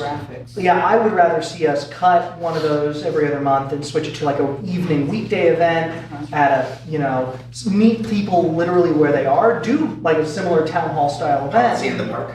Something like that, or like, yeah, something like that, where we're trying to engage a different audience that isn't necessarily, you know, interested in showing up to a public meeting at 9 a.m. on a Saturday morning.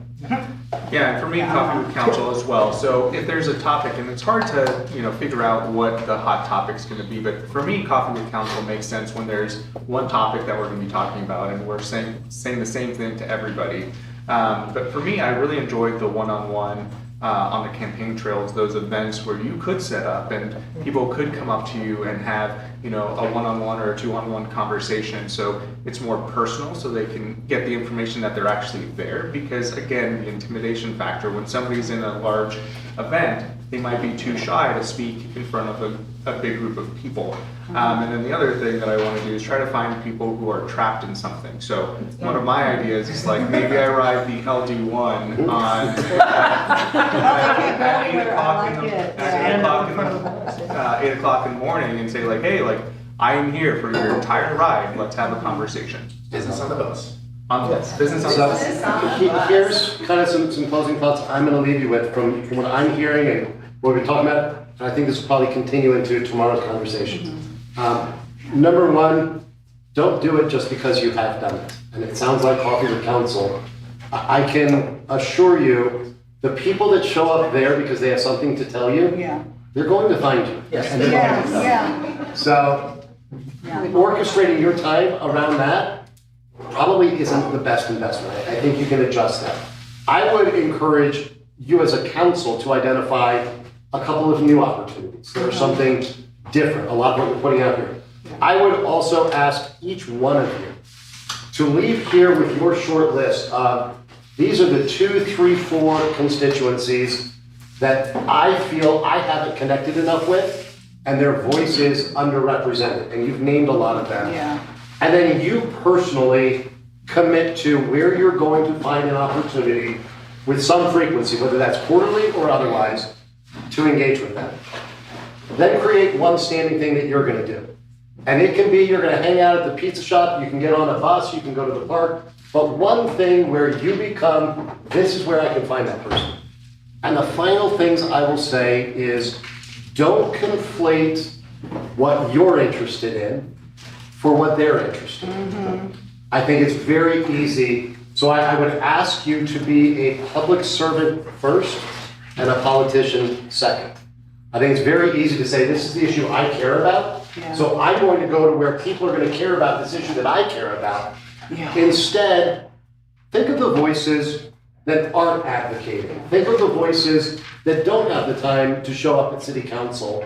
When you look at whether it's these issues we have up on the wall or the things before you, not just who cares about them, who's affected by them.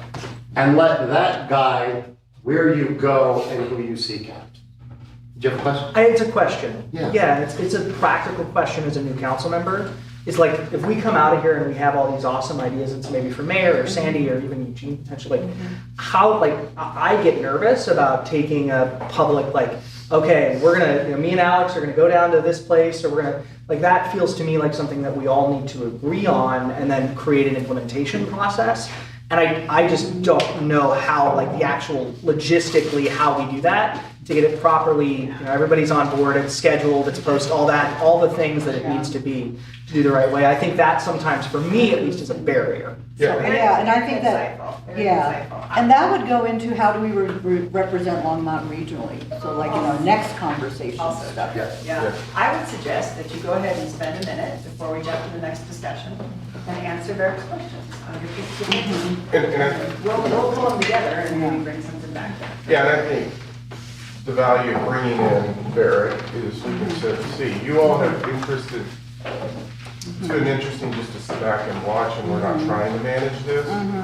You all have identified the what. Every one of you said something that was pretty consistent. We're not connecting with the entire community, and we're missing large swaths of the community for the various reasons that you identified. You all have collectively said, and it's not a surprise to me because all of you have somewhat said this to me, we don't think Coffee with Council is working because it's the same individuals, it's these types of issues. The how is something that we can work on you. Once you can identify the what, you've identified the who, the underrepresented areas of the community, and the people that we're not connecting with on a normal basis.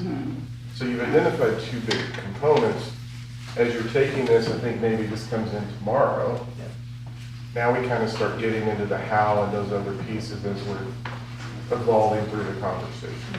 So Let's what were his questions? Yeah, So- let's go through the questions again, maybe. I'll do that, and we'll spend 5 minutes, and Carol, I'm sorry, I'll lead into our next No, conversation. this is important.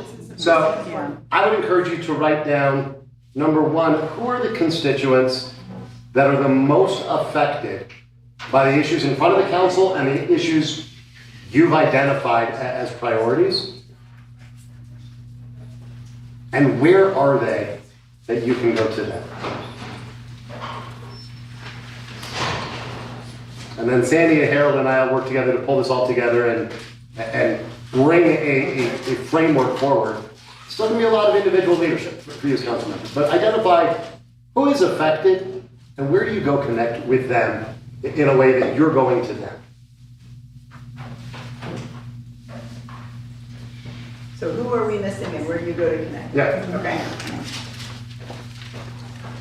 And I'm anticipating we'll take each of your individual responses, pull that together and bring back some plans for you to consider. Would that be tomorrow, or would that be at a meeting in the future?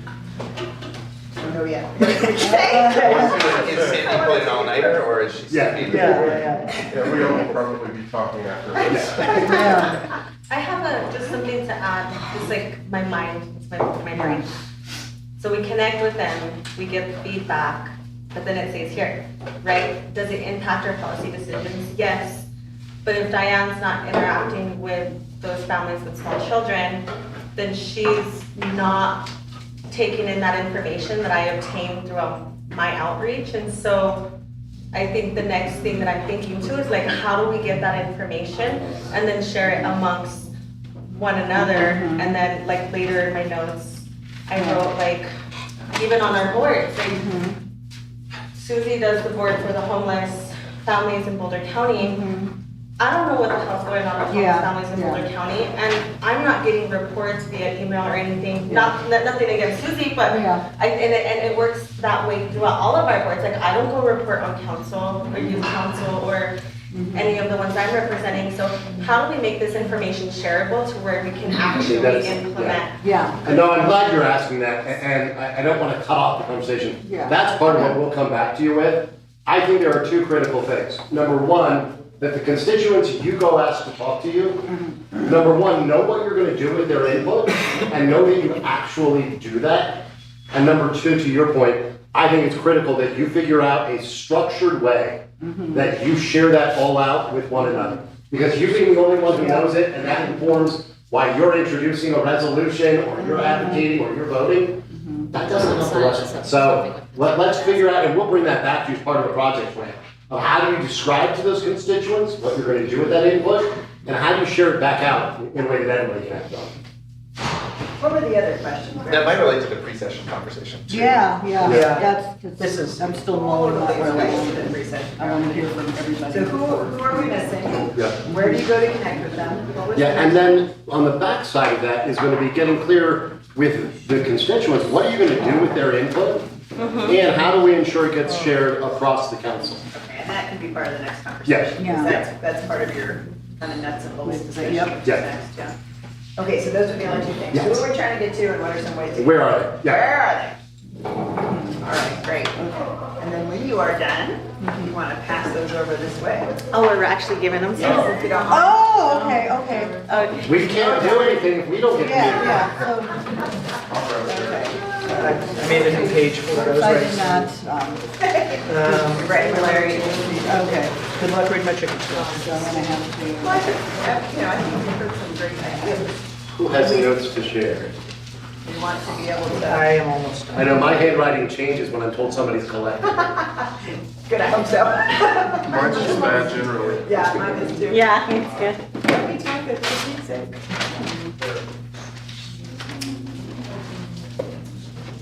I put my name on it, I don't know if I'm supposed to. Yes, that's great. You can, you don't have to. I appreciate it. I put my signature handwriting on it, so.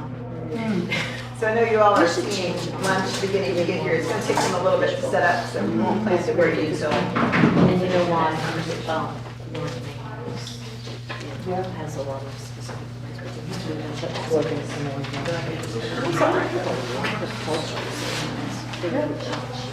The tracks we get.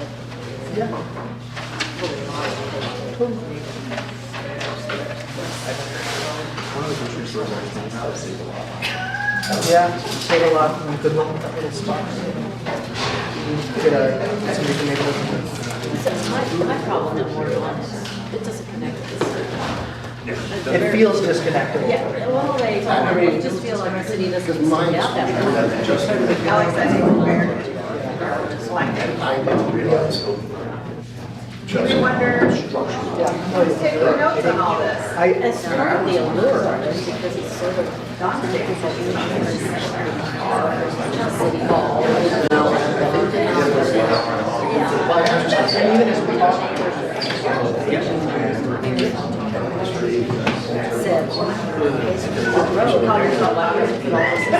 No, I just thought.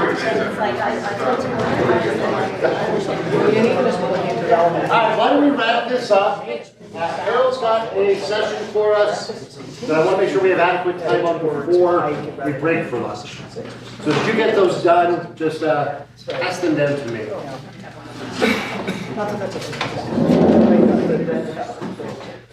Okay, Harold is passing down the agenda. We had placed some agendas kind of in between y'all, but a few of you have asked for your own agenda, so we just want to make sure everybody has it in front of them. There's some extra copies that are coming. This next conversation is some more kind of the nuts and bolts. So we've talked aspirationally about what this means, but let's talk a little bit about some specifics. So, and I'm going to actually, if Erica is back in the room, or when she's back in the room, why don't you come to the table, Erica, because some of this impacts the work that you do. I've got this one. Yeah. I can do it. Oh, freshly printed. Okay, so we have a little list of some things that you all suggested, and of course, the biggest part of this conversation is the advisory board. So let's do that one last, because the other things may be a little bit easier. So some of the questions that you asked were around handling council email, and how do we do pre-sessions, And then we'll move into what is the role with boards and commissions and a brainstorm on the airport advisory board. Eric, how do we represent Longmont regionally and anything else you want to look at?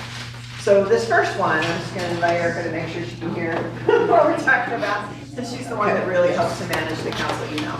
But I think this question came up because I hope you all know that when you receive an email that says something like, my trash is screwed up, or this park looks bad, staff is handling those. You do not ever need to worry about an email that comes to you that is operational in nature. Erica takes those, she sends them to staff. We're trying to train the staff to answer the question and copy back to council. We're not totally trained up in that, but we're trying to get there.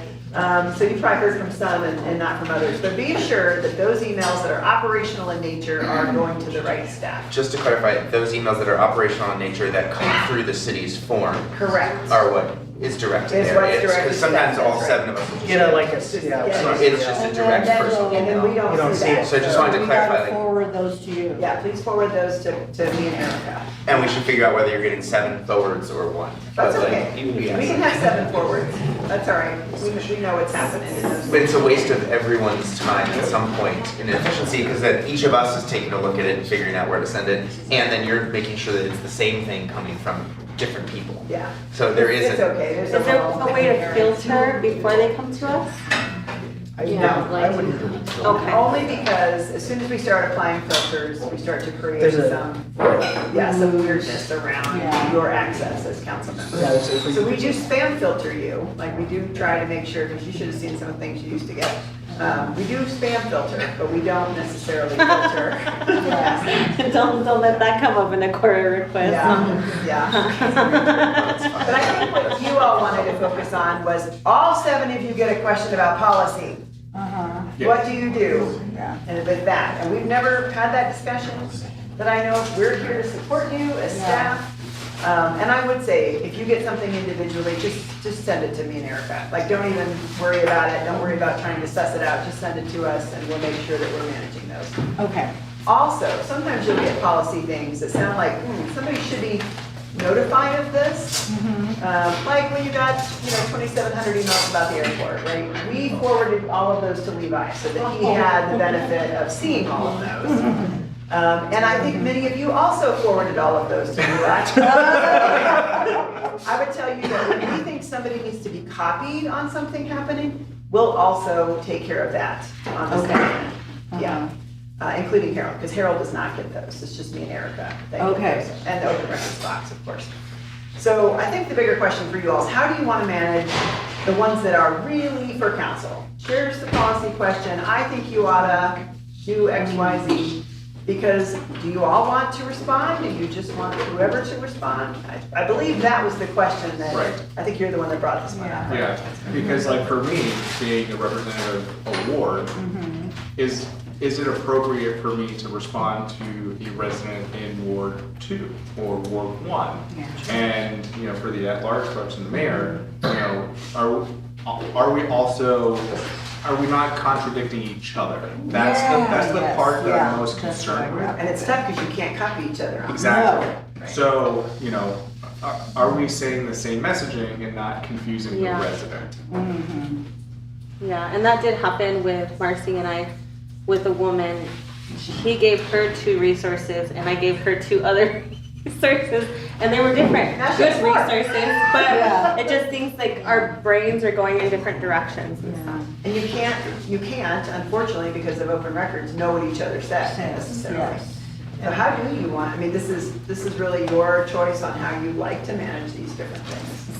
So if I may, Sorry, just to clarify, we can't do that because of open meetings, not because of open records. Everything we send is still open records. Yeah. Open meetings. Right, everything we send is open record eligible. Open meetings. It's an open meeting if you have 3 or more people on the same email. And staff can support you in this. There's different roles that we could take. Like, for example, if you sent something to a resident and copied us, we could send it to the rest of the council. There's some things that we could do based on the direction from you all, but it's yours to manage. Sorry, go ahead. I just make sure.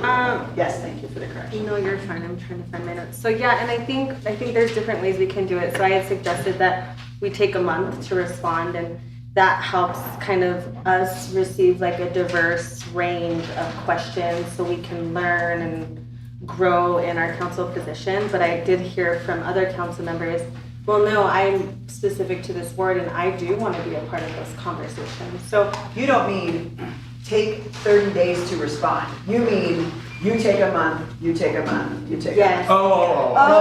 Like letting her sit there forever. Like a rotational coffee with council, but email from council. Email from council, and we could even team it up, you Just to know. have a reaction. And so that's helpful because then it frees, now granted, we'll all read them, like we're reading, but we're not obligated to forward and or respond. And then we can focus on like the deep policy work that we're all here for, right? So that was one suggestion too. It could be spread off and like, I don't know if we have a filter via awards or just, you know, I don't know how that would work for the at-large folks. And then another suggestion was a shared, that they all go to the same mailbox. And Which we they have do a today. second mailbox that we could have access to see what's been responded to, what's been forwarded, and help each other kind of like a group, but just some suggestions and thoughts I had. Yeah, thank you. One of the things that's difficult for our residents, we know where, for the most part, our ward boundaries are and where we're responsible. Our residents don't.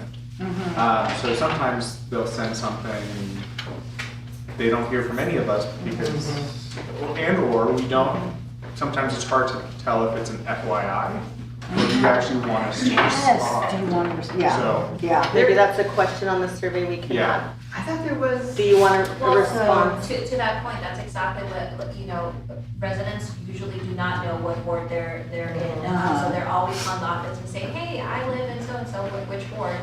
But also to that is, Isn't there a place where they have to say, I'd like a response or? correct, but what we receive a lot in CMOs is like, let's say, for example, and I'm not picking on anyone, I'm just saying random names, like, let's say, I'm trying to reach Councilmember Kalkoffer, I've already sent a couple of emails, I've called their phone, they're not answering, so can you give me contact information for this person? I need Councilmember Marcy's information, or I need Mayor because Mayor's not responding and I want this person now, just because they want a response to whatever their issue is. But on the form, I believe they indicate whether they'd like a response or not.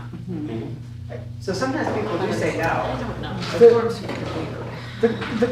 The real only concern that I have about breaking it up, and I appreciate the idea of like, hey, this is a big workload, we don't want to be sending different messages.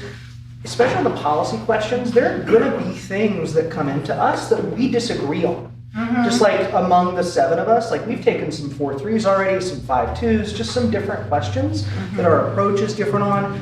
I worry a little bit, and nothing against all, like we want to speak as a team, but I think as individual council members, we should be able to retain the ability to share our own individual feelings on those issues with, you know, community members as So individuals. you would still have access and you Yeah. can respond, but Yeah. just, you're not obligated that month because it's not assigned to you.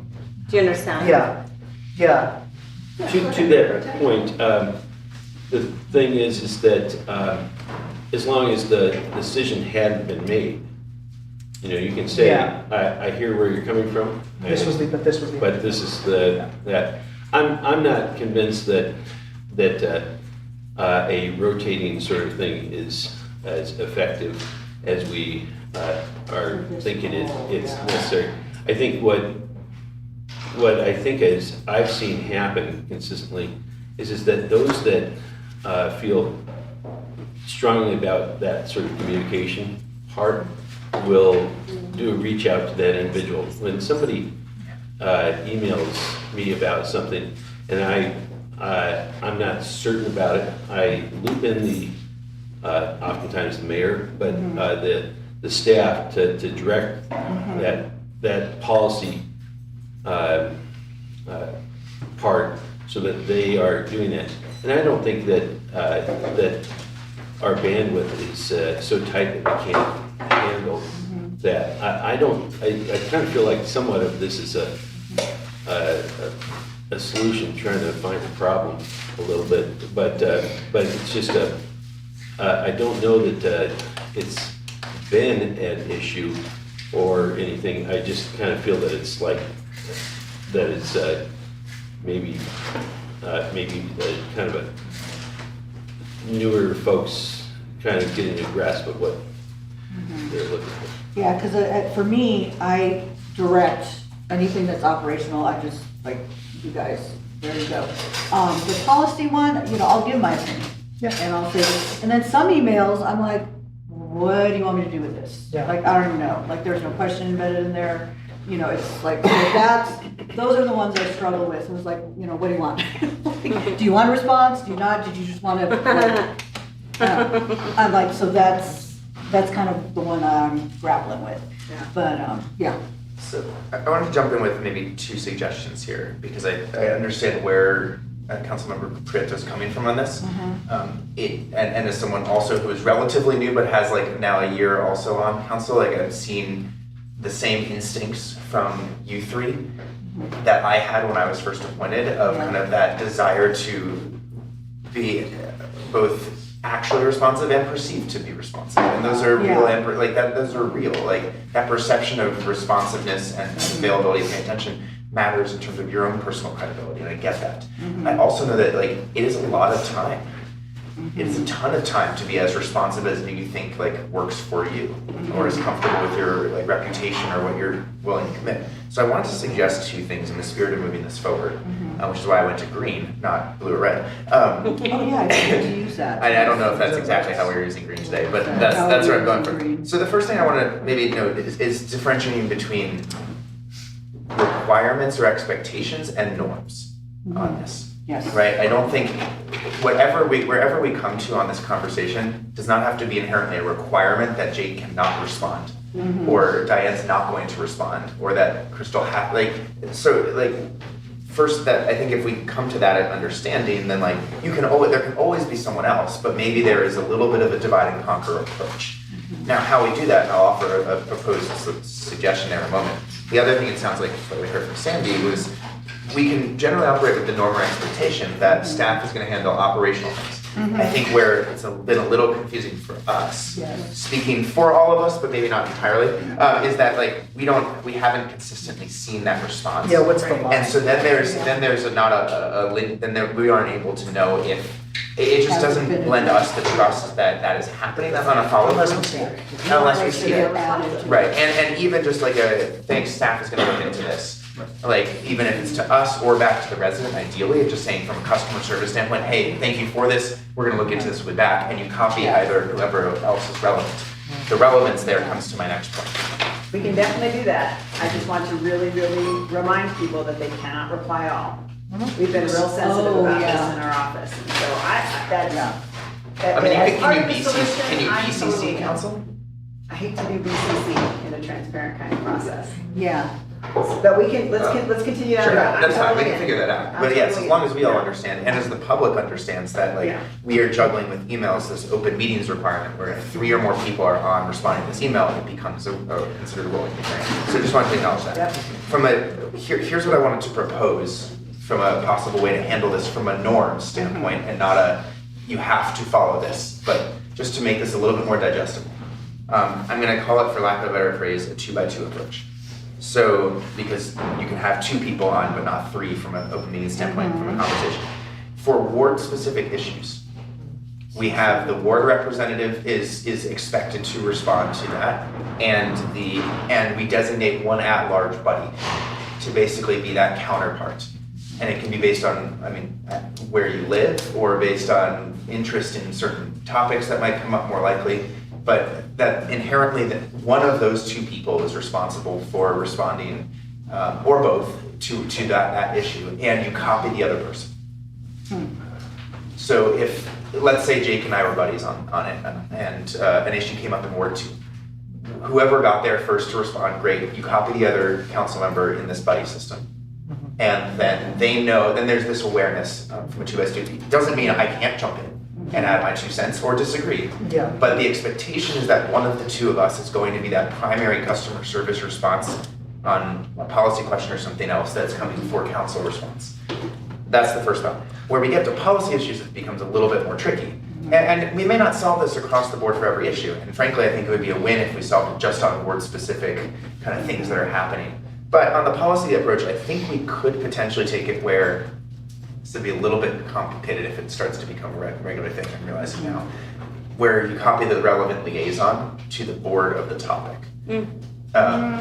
Or that's the person whose primary responsibility is to respond initially, but I get that that is, the moment you start copying someone else in, it becomes a potential for that person to be a rolling meeting too. Can I interrupt for a second? Yeah. Because we're jumping into solutions. Can we first get to the issues that we're trying to solve? Yeah, what's the Do you all care if me, who's a ward representative, responds to a resident that's not in my ward about an issue that I'm passionate about? No.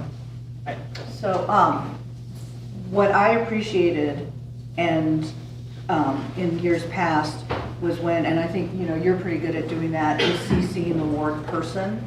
So when I was Ward 3, then, and if an issue came up to somebody else, then they'd CC me and then, but also responded.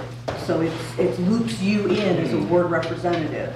So anyone could respond, but you're just looping in that ward representative so they're aware of what's happening in the ward. And I've appreciated that. Okay, I like that. Yeah, and Because there's some things that- I continue that, and that appreciation for me, because a lot of things are just north end of town. Right. And between the two wards, it gets a little murky, but we often have similar issues come up. And then just occasionally, there'll be an overlap with council politics at the board too. Usually southwest is the problem. South. The south. Yeah, I know, but I mean, the southeast doesn't act up as much. Except in specific. Except in specific. Challenge extended. Yes. And we could probably name two fingers the times where they did. The only question that comes to my mind about, and I like the idea of, hey, we're going to team up on, like, let's say it is a policy question over something where me and a ward buddy disagree on, right? Let's say we get to July 1st, and you can tell where I'm going with this. Like, it's me and Matthew on like a fireworks question about, you know, where I know, you know, we disagreed there, we go differently. Maybe we get to a place where we have, what I don't want to see, and I don't think this would happen, is like, we're going back and forth in this poor resident's email, debating each other about the merits of a question. And we can't do that, right? And so, what, you've seen that, yeah. I've seen that, yeah, it's happened. And that's not what I, But the Yeah. decision has been made, and so we go forward as a council. yeah. I mean, we're always, none of us are gonna always get our way. So there's always gonna be times where we have to just suck it up and say, that was the council decision. I hear that. I also think that's why maybe there's benefit to us not always knowing what everyone else is saying and having some autonomy as individual legislators to be able to say, this is how I approach this issue, this is the action council took, even if I was in the minority, to support moving forward in this direction. I also kind of agree that we're a little bit, if I'm comfortable if, like, I'm not a ward rep, so I won't, but like, I'm comfortable if everybody responds to everybody. Like, I'm not, even if we are presenting different perspectives, and then the resident gets additional communication from us individually, they feel like they have a good sense of the scope that everybody's thinking from. So And I think the agree. spirit of what I'm saying like is, that. I want to make sure someone's being responded to. Yes. Because we don't know that. Right. And I also, if they've been responded by 3 council members, then I also don't want to waste my time Yeah. and respond. Like, and I get like the sentiment of your guys' opinions in places, but like, I'm coming in, there's lots of materials that I want to be reading, things and systems that I want to get to know about the city, laws, and I feel like it's more valuable to my community for me to be digging into that subject versus responding to an email that's already been responded to by 3 other council members. And so yes, you know, making sure someone responds. If you want to respond, feel free. Like, you want all of the emails, say it today and you can have them all. But also, but a piece of it is it continuing to come to us. Like, I'm still learning. Like, I'm still aware of a problem that's coming up in the community. I'm still going to be reading those. I may not be responding, but I'm hearing these residents talk about the polycart issue. So the kind of the heart of my idea was making sure someone is responding that month. If we all want to respond, feel free, go ahead. And two, making sure everybody's reading them so they're still coming to us all. And then being more efficient with our time and capacity, because I hear from Councilmember McCoy, like it's not an issue. Well, for me, with 2 children, and this as my second job, and me trying to represent my community, it is an issue for me. And so we're all not made equal either. And so if I have a limited amount of time to put toward these objectives, I want to make sure that I'm putting it toward the things that actually really matter. Let me ask you a question. Sorry, let me just take a temperature check. How many of you would be interested in a rotation to ensure that everybody is responded to? Okay, how many of you are interested in a buddy system?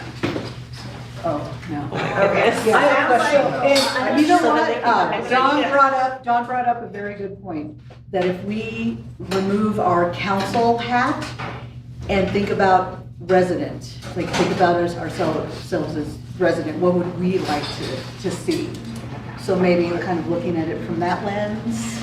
I have a question, and it's maybe a Eugene question, maybe not. Thank you. Would it be a violation of OML for us to be able to see, like, have a ticker? Here's how many council members have responded, not seeing the content of the message, not having, just like to know that there have been responses sent from members of council to this question. Don't know that we. Or is that possible? That So- technology exists. Yes. I can answer the question first, and then whether this introduces too much complexity or operational issues for you guys to figure out. But the open meeting law talks about emails among elected officials. They really focus on the substance and merits of the policy.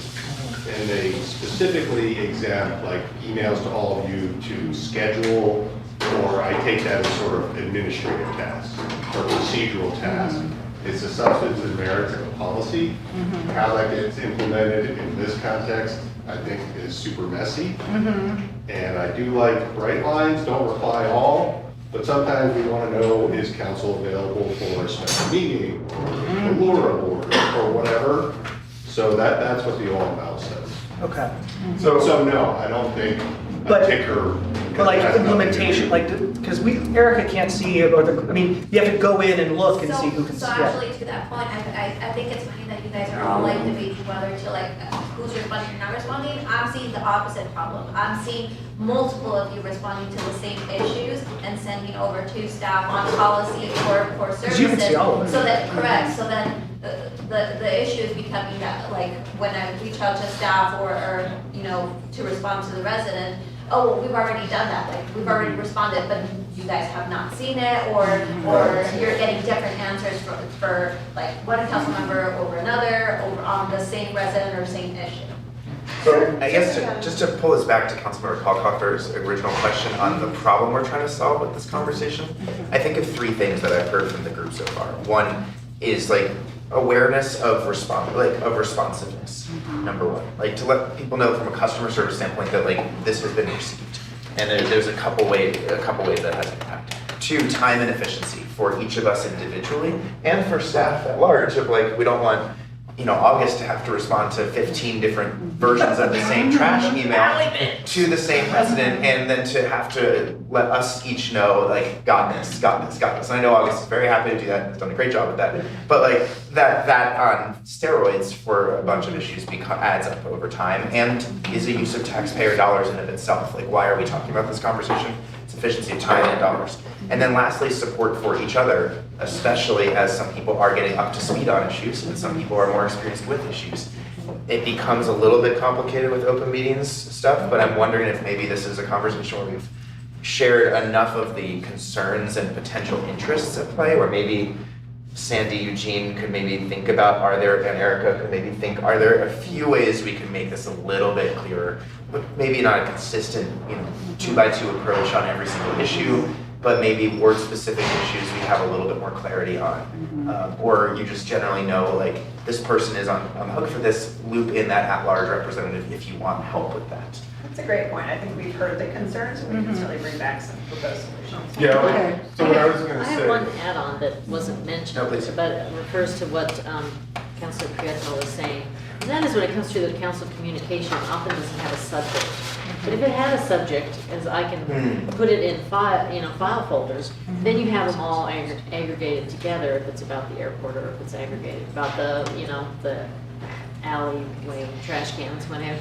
And then I'm not going from subject to subject to subject and having to do it manually. I can actually just read what everybody has to say about that topic. I was gonna say, I love that idea.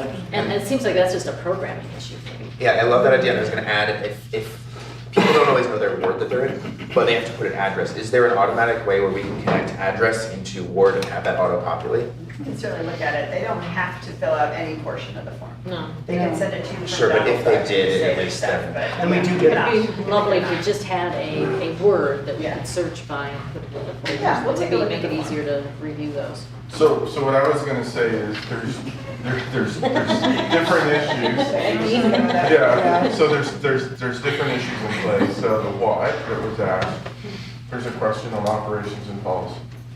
On the operational side, Erica takes all of those in that she's seen and sends it to the operational department. Now, we have the same problem we do, in that is the operational department replying, who are they replying to, who's included in that? And so if you just look at the operational side, I would say assume that those are automatically getting forwarded to staff from Erica. And it's okay to say staff is looking into those issues. There is a problem with the system, and that it's not great. In the work that we're doing with Salesforce, and I just talked to Becky, when we look at the unified profile of someone, there's two pieces. That's a piece, but then the outcome of that piece is that within Salesforce, as those are coming in, you can actually see, have they responded, have they done these things? We're doing that right now in caring community in CareNet, where if I have an issue and I assign it, I can see, oh, here it's this person's responded to minimize it. So from a systems perspective, I just asked Becky, can we accelerate this piece ahead of Unified Profile to try to figure out the operational side of it? The real question then for you all is a policy question and how you move through that piece of it. So part of it is, to someone asked the question, there are system limitations in what we've been using for a long time, and there is a path forward. It's just how quickly can we get into that next phase of this, or can we accelerate? But you think Salesforce can be that tool? Yes. All right, I'm done. Good. Okay. Okay, so let's go ahead. Yeah, I see 3 reds. I guess can I I see 4 reds. Can I also do a quick pulse check question? Like, are we all on the same page that, like, for the ward-specific addresses that we have, like, we generally, at large, do whatever you want. Yeah. But, like, are we generally, especially looking at maybe Alex, Diana, myself, like, generally speaking, like, ward reps, you're on the hook for your ward from a responsive standpoint? Do we have a way of determining that? Because sometimes I'm looking at the address going, is that the east side or the west side of that street? I mean, I plug it into, like, our mapping tool that will show where it is for those Yeah. use the ward map, so. But if it's like a business on North Main, like, I'm always willing to CC my. Yeah, I think So- CCing the board representative is a courtesy. Yeah. Yeah, My So, yeah. business so then you development just buddy have- and I will. Yeah. So if you, even if you're a ward or an at-large or me, is, if you CC it because it's a ward-specific issue. Yeah. Or if you're working with somebody else on that issue, then you can add. Oh, yeah. And Instead of the workers. And there have been issues that have popped up where I felt like the mayor needs to be included on this. Yeah, little yes, and I conversation. appreciate that as well. See, I don't find that to be address, or tied to address, because usually they're saying to me, I live in your ward, and, Yeah, X, Y, Z. but it's something else. Yeah, and sometimes there are people that do live in my ward, but they want to talk about something in your ward. Sure, so the issue, but whatever, I'm and saying the like, resident is a ward constituent of yours. I mean, you're welcome to loop me in on this. So but- what I'm saying is, Yeah. I glance at the address, but I don't really, that doesn't inform me totally in terms of whether I respond or not. So I did look on the sheet and it doesn't have word option listed. Most people have no idea. Because they don't even know, because they're where Diane is, and like. We'll take a look at some of the things that it provides. Yeah. So technically, I'm looking at that, you technically in Salesforce, there is a GIS integration in that system. So once you use the right system that's more robust, it's if you put the address in, then the address should be able to coalesce into the GIS to then auto-populate that. And so just to say again, there are technical deficiencies in the system that we can address. It just may take us some time, just in terms of the implementation process. And she's gonna ask some questions to figure out how, can we accelerate this above this? Or what we need to do. In the meantime, Erica and I will work on some workarounds so we can try to. And I think it's helpful, the service, because I didn't know that until now. So I was assuming even all the service ones, we were responsible for answering. Oh, okay. So that's why I was like, what the hell? Like, this is a full-time job, was being in this email. So that's helpful in itself. That's gonna take like a We're majority. gonna work on training staff to make sure that they copy the council on the responses, see what you see when they are responding. Yeah, we're at 4. All right, I'm seeing 4 reds, it's time to stop. So, pre-sessions. Can we wait for the mayor on pre-session? Yeah. Just because that's Oh, kind of a her, sorry. she stepped out to the restroom. I also have a question, like, it looks like, these are theoretical questions. Lunch is ready. Yeah, like, we could have these conversations over lunch. This is totally up to you also. And that would allow us to maybe catch up a little bit on time. Let's wait for the mayor to come on back. I'll be frank with you, I didn't think you'd get through this conversation before lunch, so. I'm just wondering, in the interest of time, are there other subtopics here that we can talk about before the mayor comes back? What is? I think we could start with boards and I don't. Pre-sessions, board and commissions, how we represent ourselves regionally, these are the 3 things that are left for the morning I session. think I'd want the mayor here. Probably those. Mayor, yeah. Wait for just a second.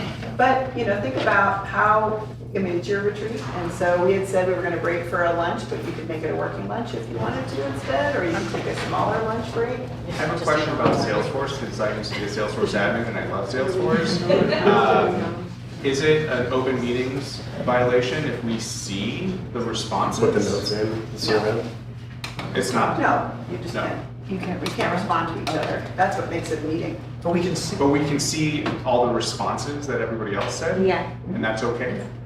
That's just like Don't engage in those. don't As engage. long as you're not discussing.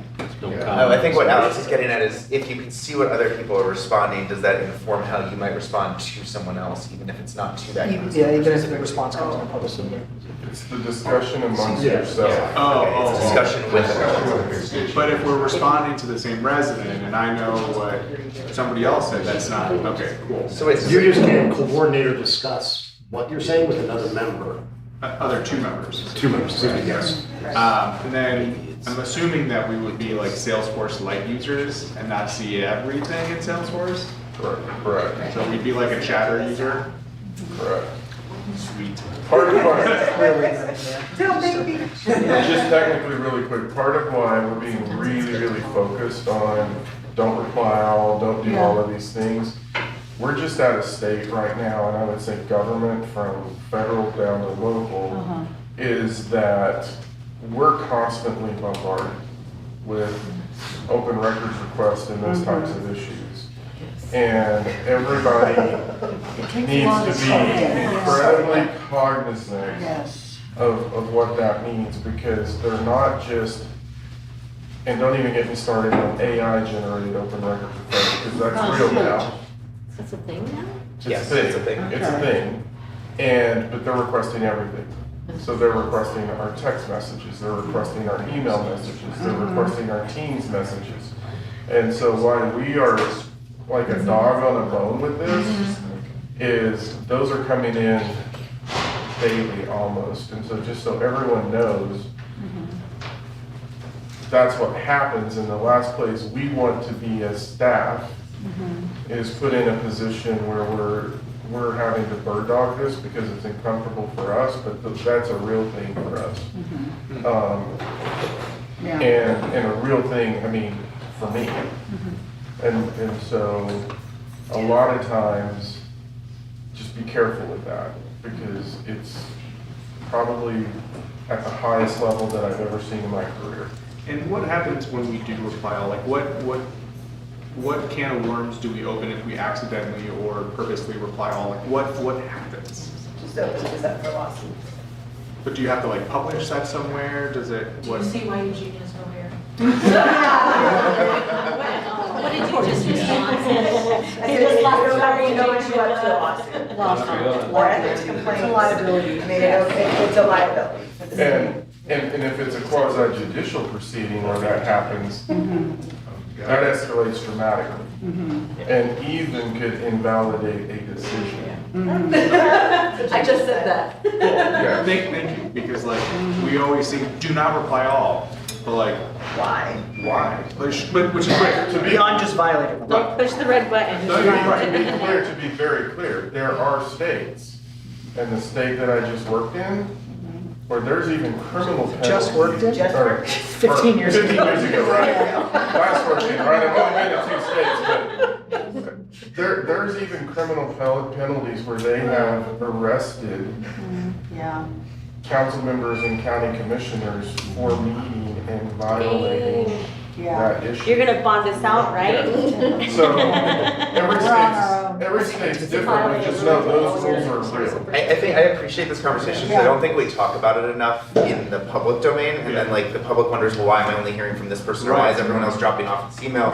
And I just want the public to know who's paying attention here, and maybe we can communicate this in other situations and for our boards as well. In general, just like what are the implications and why government can't operate like a business in its truest form there. There's opportunities for efficiency for sure, but like there are some legal requirements that we have to follow that make it harder for every single person in this room to do the job that people expect us to do.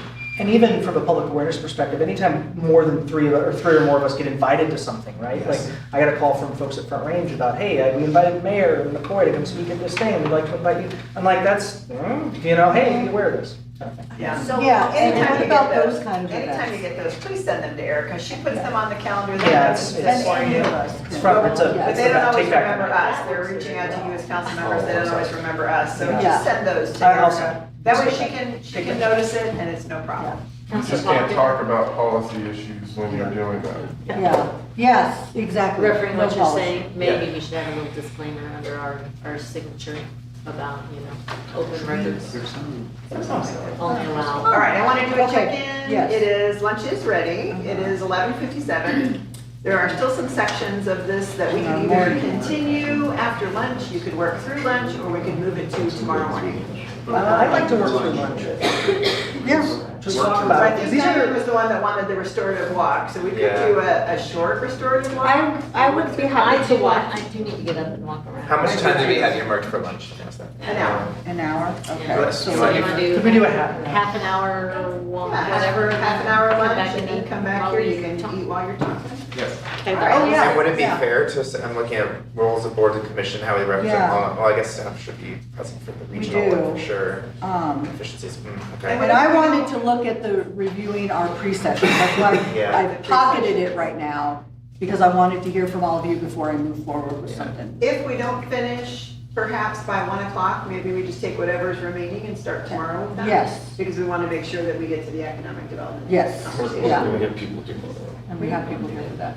Yeah. Or end tomorrow? Either way. Oh, tomorrow is just all whatever's left. Open, yeah. Let's just don't hunt too much. Yeah. That's not too much. True. Okay. True, true. Okay, so Okay. 50-50 on lunch? What are we doing? All right, so what I heard was take a 30-minute break.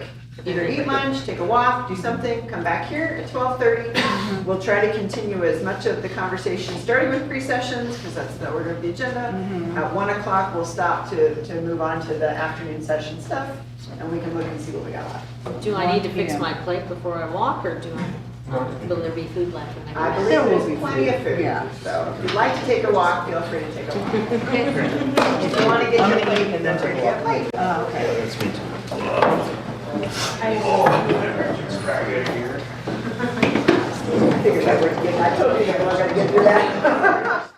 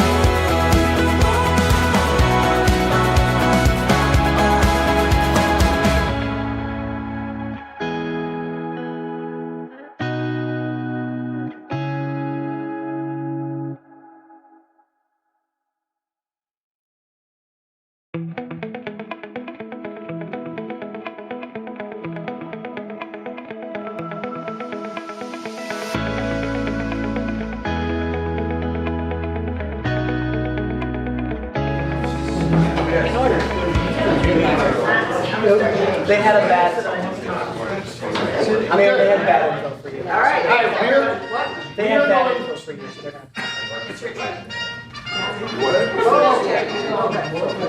Playing retreat. Yeah, I thought that played about 6 hours. Oh, I was like, Okay. That was the funeral march.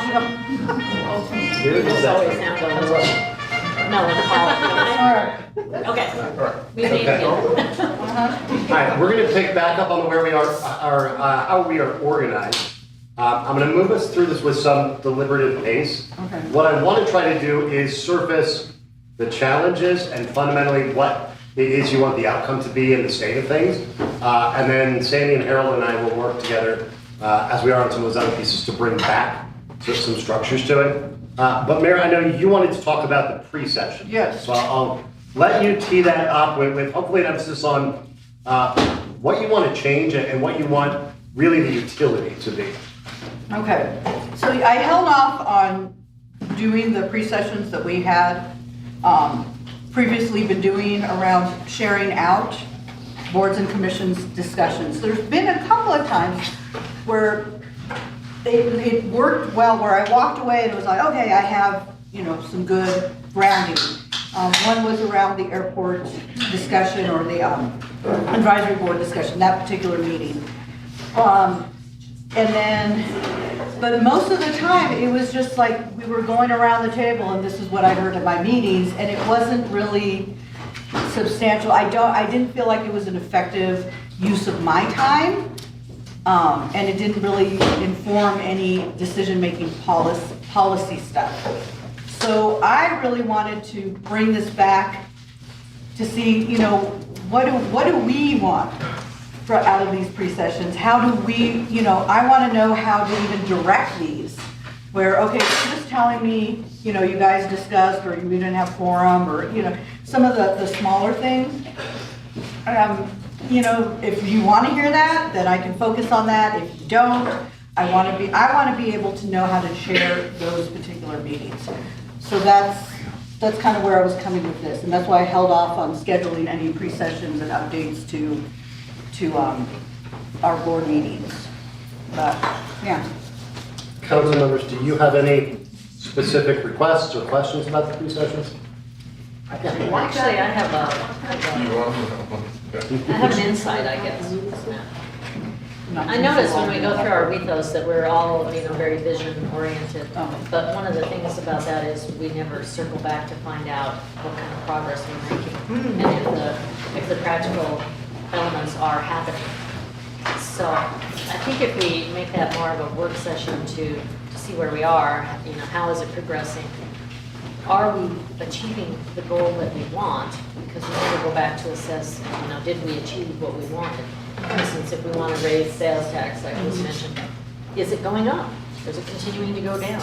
Is it, we're going to have different sessions, are the new methods for coffee with council, are they working better?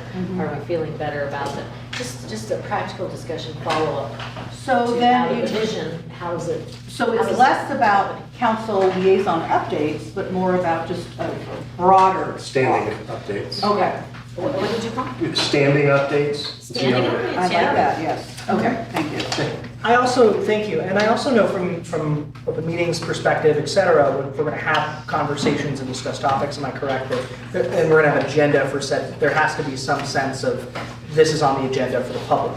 So from my perspective, Mayor, one thought that I've had about this is, hey, we're going to have a monthly pre-session on this day, and you put out, or staff puts out a call to council members for agenda items. Because there are so many things that we're doing across the community in different spaces. And then, I don't know how that would work practically. Like, let's say, because I'm doing some work in the early childhood space, let's say Early Childhood Council of Boulder County is getting ready to run a ballot initiative. They've asked me to update council. There's no space for that currently outside of like mayor and council comments when it's 1 o'clock in the morning, you all are looking, we want to go home. And nobody cares. Yeah. And nobody cares. Whereas I think that's a substantive issue that that's a substantive issue that I think this council would like to know about what this ballot initiative that's being planned is, what's going on. So those are the kinds of things where I think what I would really like, what I think would benefit me the most, is a space to openly discuss Yeah. Issues that maybe are not gonna come up on an agenda, where we all are in a moment where we have the bandwidth and the capacity and it's properly noticed and we can have those conversations. So my thought would be, hey, you know, we're gonna do it at the end of the month, 2 weeks before, you put out a call for agenda items for members of council, we submit whatever we wanna put on the agenda, and then you know, work with staff to develop a pre-session agenda and we hit those items. That'd be my. Thank you. I'll plus one what Councilman Marson is saying there. I like that idea of socializing some agenda topics that we can discuss. I would say whether they're going to be on a future agenda or not, as long as they're not controversial, it's fine. Yeah, I think, frankly, the one place where I deviate, actually one place I deviate and one suggestion. The place I deviate is I'd actually love to have those any meeting that we have, like before any city council meeting, that we don't have another meeting. Like we just get there at 5:30. Or 6 even. Like I think we don't get enough time as a group to actually discuss things outside of like a formal meeting. Like outside of like a formally like Tuesday night council meeting or a formal study session. And I think that a little bit of that could go a long way. If we don't have any topics, we can cancel it. But I think if there are topics coming forward, I think it's worth trying, even if it's just an hour before or 50 minutes before, to try to do that. That would be my suggestion there. I know it's a little bit more time, but I think that. I agree with you that we need that conversation, but I have very much enjoyed coming at 7 and having that extra time to finish work. Yeah. And I think what you're talking about, in my experience, is fairly consistent with a number of other city councils, county commissioners, and even some state boards, where there's the formal business meeting, and prior to that is a session that is standing committee or initiative updates and member requested discussions. I think what I would suggest is that maybe Harold and Sandy can work with the mayor on what a process is for you all to submit those. Obviously, that if every council member submits, here's my 2 agenda items, you're not gonna be able to have that kind of in-depth conversation. So probably gonna have a structure that allows for standing updates, a process for you to submit those ideas, and for staff and leadership to work to identify, here's what we can prioritize, and here's what we'll schedule, whether it's time sensitive or not. I'm sorry, I didn't mean to interrupt. No, I've already talked. I find value in that because you can't be everywhere and be everything to everybody. And it might help reset some of our thoughts on things. The issue that could maybe streamline this is have a series of prompting sort of questions that might, as soon as we're done with that meeting, we go, oh, you know what, there's that form.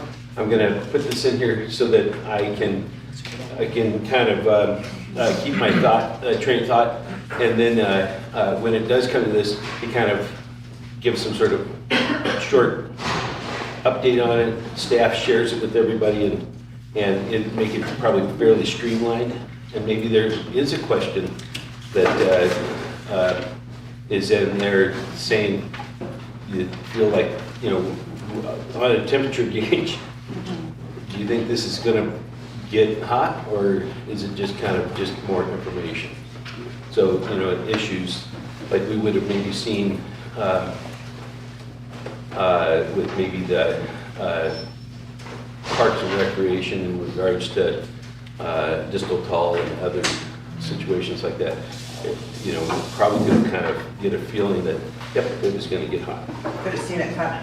Yeah, and I think the other things that I would just put on the table as a facilitator who's run a lot of those meetings, there's 2 things that are going to make a difference between a 45-minute session and a 2.5-hour session. That's what work everybody does before they walk into that room. Did you look at the materials? Did you do the pre-reading? And when it comes time to the discussion, how succinctly we can all say what's on our mind. You know, I think there's a tendency to spend 5 minutes to agree with the person that just spoke before you. I think if you're talking about a pre-session, it's going to be really important to have a set of norms that you all abide by in terms of pre-work and how you come into those meetings. One question, and maybe it's a Eugene question, I keep throwing things at you, but there is a line for us in terms of how we talk about these pre-sessions where what I would not want to see is, okay, we've got, you know, X agenda item in general business or X ordinance, and we're gonna have a lot of the discussion on that topic in the pre-session. And like, that's a red flag, yeah, right? Yeah. It has to be something that is general concern or something that we're not discussing within that following meeting, right? Because what I don't want to have is, we're all walking in, we've already had the discussion, we just vote, and the public doesn't have any, So Right, why I don't we think do, some communities do it that way. I know, and I don't like that, so, yeah. It's better to have the public conversation in the public. In that main business. Main I mean, business. I think from an open meetings perspective, you're fine because that discussion. It's a public Yeah. It is I think it's public an agenda meeting, yeah. management expectation. Perception, more Yeah. political maybe conversation, okay, yeah. To Councilmember Prieto's question before, or comment about like not knowing what's happening on other boards, like I feel that tension too. And then, is it legal to have like a shared notes doc that we can populate, or a monthly like form update that we can submit and then see kind of the report out of like what people are having? Like what are the, like if the form is set up in a way of like, okay, here's what I'd say. In my day job, I would say like, all right, team, populate these notes in this, and then like take a look at this before we go into the meeting and let me know if you have any questions. Can we do that for this so that we're not spending a ton of time just doing mundane updates to the mayor's concern? I don't see why not. We could certainly start a collaborative document. You guys all put your notes in there and then we just can't discuss it. Yeah, I think that's fine. I think it's an open record. Yeah, Publicly yes. posted, yeah. But it's the discussion among the elected officials, Okay. and you shouldn't be having a discussion amongst shared notes. responding to each other? Yeah, Responding then you to start to each get other, into the meeting. But shouldn't it just be a summary of the notes? That's probably most of it. Of the meeting. Of the meeting?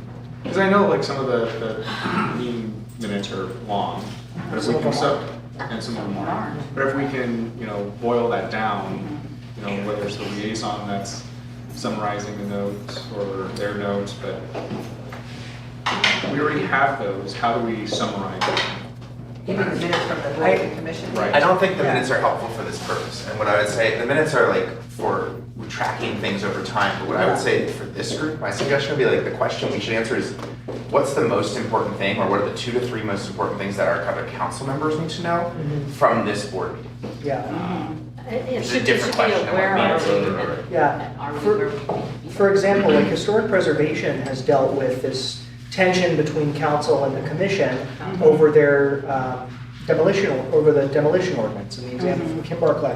They're still kind of mad at council about the way that Kimberley project all went down.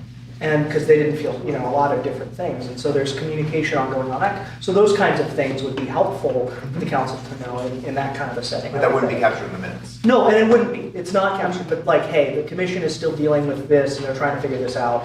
And that can go in a document, and then if we have questions, I like that idea. So here's what I'd like to propose, is Sandy and Harold and I will work, come back with a proposed structure for these pre-sessions, and that will be the actual session itself and what goes into it, including how members submit requests for agenda items, how those get prioritized, and a means of consolidating or summarizing some of the board activity into that, and present that all back to you. And the mayor, her presentation. Of course, yes. I have just a suggestion too, like, if we're all submitting like 2 ideas for that one pre-session, then maybe we can vote as a council as to like what we want to prioritize. So it could be a survey as to like what we want to utilize that pre-session for. I think there may be a couple factors to it. I like that idea. I think you may want the mayor and Harold to work on where there are issues that we know we need to, or where there are issues that we know there's something else happening that this needs to be pushed among. And then bring that to you to say, here's what's time sensitive, here's what's not, where do you want to weigh in? And have a calendar so we're not letting something drop off, but we're just finding a spot, an appropriate spot for it. So this is probably a perfect pivot, because the next item we want to talk about is boards and commissions. And I don't think we need to go way in the weeds, and I'm hoping that today we don't need to talk about the airport. I know that's kind of an institution conversation. If you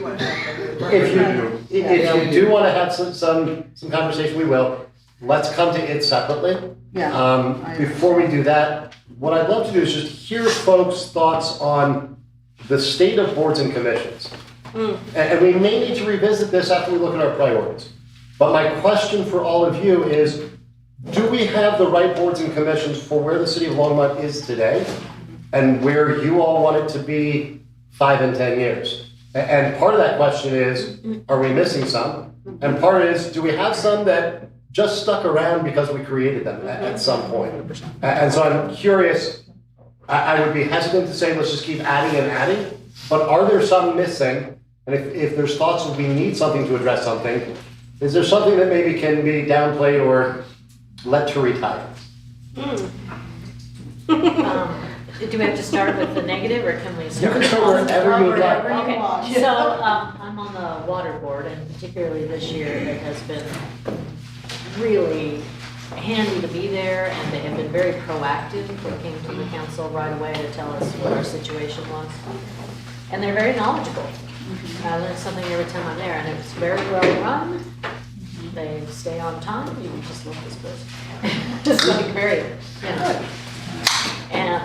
And so, they, I think, are instrumental, and they need to stay. Keep that. Yeah.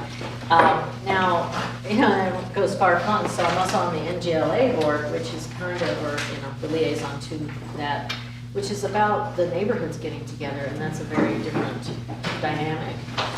And I think that's very important to have. It also empowers the neighborhoods to, you know, apply for grants and do things in the community that then doesn't come to council, that they're able to manage in their neighborhoods. And at that time, I also went to the AIPP board because they were meeting a little earlier, and they were talking about our flag project. And they want to reduce their numbers, but in the meantime, they have enough people to work on this flag redesign project. So those are three good examples.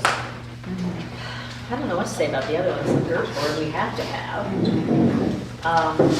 But if I were going to make an adjustment, it's not that I would want to adjust the Visit Longmont board, but I would like Visit Longmont to be more noticeable in our community at one of the gateways, so that people that come to town see a visitor center.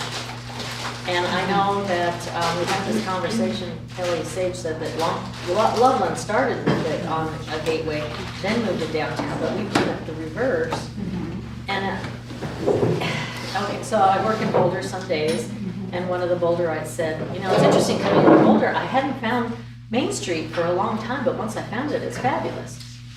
And I said, well, which way you probably come in off the diagonal? And he said, yeah, and it's mostly industrial when you come into town. So we just didn't examine further. And so I just think at one of those gateways, or at multiple gateways, or maybe we have a bus that goes to different places, portable one, people see that there's a Visit Longmont, and here's a map, and here's how you get to the really fun spots.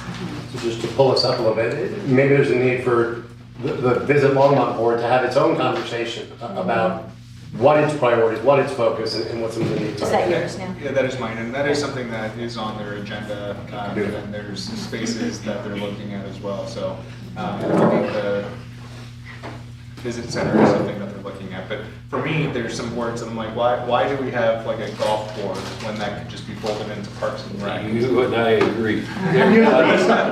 Sorry. It's just that's a funny thing, because until this past week, I would have probably said, yeah, that was it, because they were having a quorum problem. They had so many thousand rounds of golf, but couldn't find two people to fill the board, which was a little frustrating, because it's like, how do you have that many rounds of golf and not have that sort of interaction with people that really want to be part of it? And that was kind of frustrating.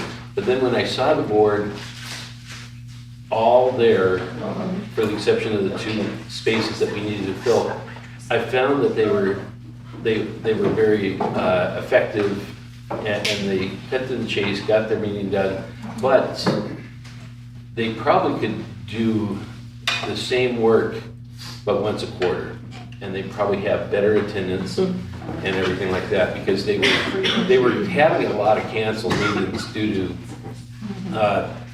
we didn't have enough business to discuss other than the rounds of golf and that sort of thing. How much money we have. Yeah, and that sort of thing. But I think that if they did once a quarter, they probably would be more effective, and that. But I'm not against necessarily doing the same thing where once a quarter they go to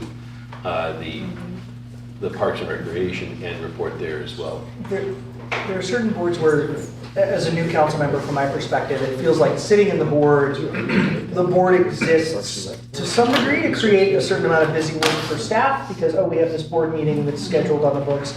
And the one that I think of, Mayor, you were there for much longer than I've been there, is museum. And they, like, museum most often is dealing with a session. Basically, we're going to take this and add it into our collection. And they do vote on whether to do that. Ultimately, for my, like, and that's maybe, I don't know, but I look at that and I've asked staff, like, is this a busy work thing for you that you have to spend a bunch of time thinking about that is relevant or not to the actual work of the museum? And the answer is, well, it's helpful, but not necessarily, it's helpful to have community input, but not a necessity. And so that to me is kind of maybe similar, that boards meeting less is not a bad idea, but they set their own bylaws and when they meet, right? So, I mean, they can always be provided some guidance. Yes. And I think some things for you all to consider, and I'm not suggesting one way or the other, but are there any of these that should be folded together? Yeah. Should golf be a committee of your Parks and Rec? And from both a resource actual burn and from a public perception of just how many boards and commissions we have. We have a lot. Yeah. Does it make sense to fold some of these and leverage the work that's happening within them?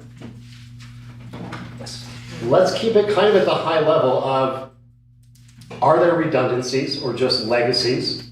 Are there missing pieces when you think of where Longmont is going? And that's what I'm going to ask you again tomorrow after we have the EcoDevo conversation and talk priorities. And Barrett, there's also a piece around what are their expectations as liaison? Because some people feel like they need to be at every meeting. I think that has changed over time. Sometimes it's just check in with the board chair, like where does this council sit? So let's do this. Let's kind of wrap up what boards we have, should have, shouldn't have. And then we'll spend a few minutes on liaison roles. I've so far heard golf board. Yeah, I think like the historic preservation and Callahan House can be combined, I feel like. Disagree, but I'll. Hey, this is my time. It's good.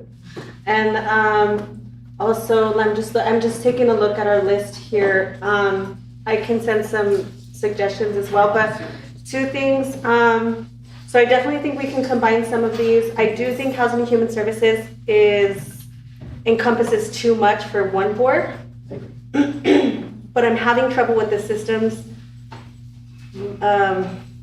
how we're gonna do it approach, like how would that look? Specifically to the voice of parents with children. I feel like we need that voice to be a part of our city decisions, and we don't have a board. We have a youth council, so some ideas that I had was, could we do kind of like a hybrid youth council and parent council? So it would still be under the same staff, but we're then now incorporating parent voice to push initiatives like childcare, etc. in our community. I'll let Hopkins speak to his specific board that he was talking to me about and that I agree with. So there's a need for additional boards. I think the one Hopkins going to mention, the youth board, and I feel like there was, and then just the Housing and Human Services board, just kind of reevaluating, like, because they deal with childcare, they deal with housing, they deal with some of our senior, the senior kind of has their own stuff, their senior service stuff. They also deal with, they deal with a lot. Too wide, when I'm hearing too wide. I think it's too wide a scope, and I think we could break some of that down and separate amongst other boards or create specific committees within that board to focus on those issues. But I can't give you specifics right now. I can probably send you an email with exactly like what I'm talking about, but yeah, so since we're kind of on a time limit, that'll be what I have to add right now. Matthew, did you? Yeah, I'll come back to us. I like the golf consolidation to Proud. I think that's logical. I'd be curious if museum folds into arts and public places. Eric's at both, so that could make sense. That could make sense because there is a lot of overlap. I mean, it's the same staff. Yeah, it is the same staff. Museum is a public place as well, so. Or anyway, suggestion, because possible consolidation there. Planning and zoning has basically been serving as the master board of appeals for the last few years because they've never filled it. I would suggest we just do away with the Board of Appeals adjustment and let P&Z just handle variance cases like they already are. There's no reason to have that, in my opinion. I have a question mark next to SAB, sustainability, not because I don't think it should be going away, but I don't think it has the clarity it needs to be effective. So I'll come back to, put a placeholder in that for a moment. I'll go to the two boards that I think we should create. One, I like Councilmember Prieto's suggestion there on like a young families or youth, or like kind of that youth, young families intersection when we're talking about that population. I frankly, I found the Senior Citizens Advisory Board really effective and really thoughtful in thinking about issues for that generation in Longmont. Which is growing, and so is the two most increasing demographics in our community right now are senior citizens, 55 plus, and like the demographics between like 20 and 35, which are probably struggling the most with the transition to like young families.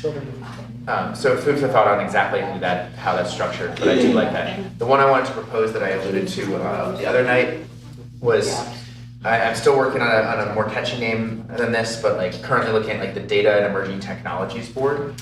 I had that on my list too. And I think that I don't think that is coming from it. I think that's just a new creation that we throw in there. And I think we'd work with Harold and maybe Becky to like really think about the structure of what could serve. I want to be clear. I want it to be bigger than just public safety. Yeah, right. Yeah. Like I don't want it to be like I want it to be truly on data and emerging technologies in general and how that impacts our community and our city. So that's the spirit of that, and then we go from there. Before we while I have the floor for a moment, there are three other problems I wanted to flag from kind of what I've observed with some boards, not specific to any one board in particular, that I think this council would be well served to solve or try to work on. One is like the level of empowerment to each two board members and what they are able to propose or advise council. I think I have seen different boards be allowed to and encouraged to take different approaches there. Some have been very much encouraged to stay in their lane, only respond to things that council asks them to do.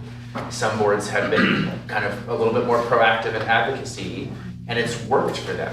And so, and it's a function of who's there and what they're empowered to do, and I think a little bit more clarity on what we would like there. For instance, an idea that came up in the Sustainability Advisory Board meeting last fall was, is there an opportunity where board members can propose 3 topics or issues that that the board wants to really own and explore for council, and maybe with council's consent, but they basically elevate it up and say, hey, we think council should consider these things. If you agree, let us know, and then we'll go around with it.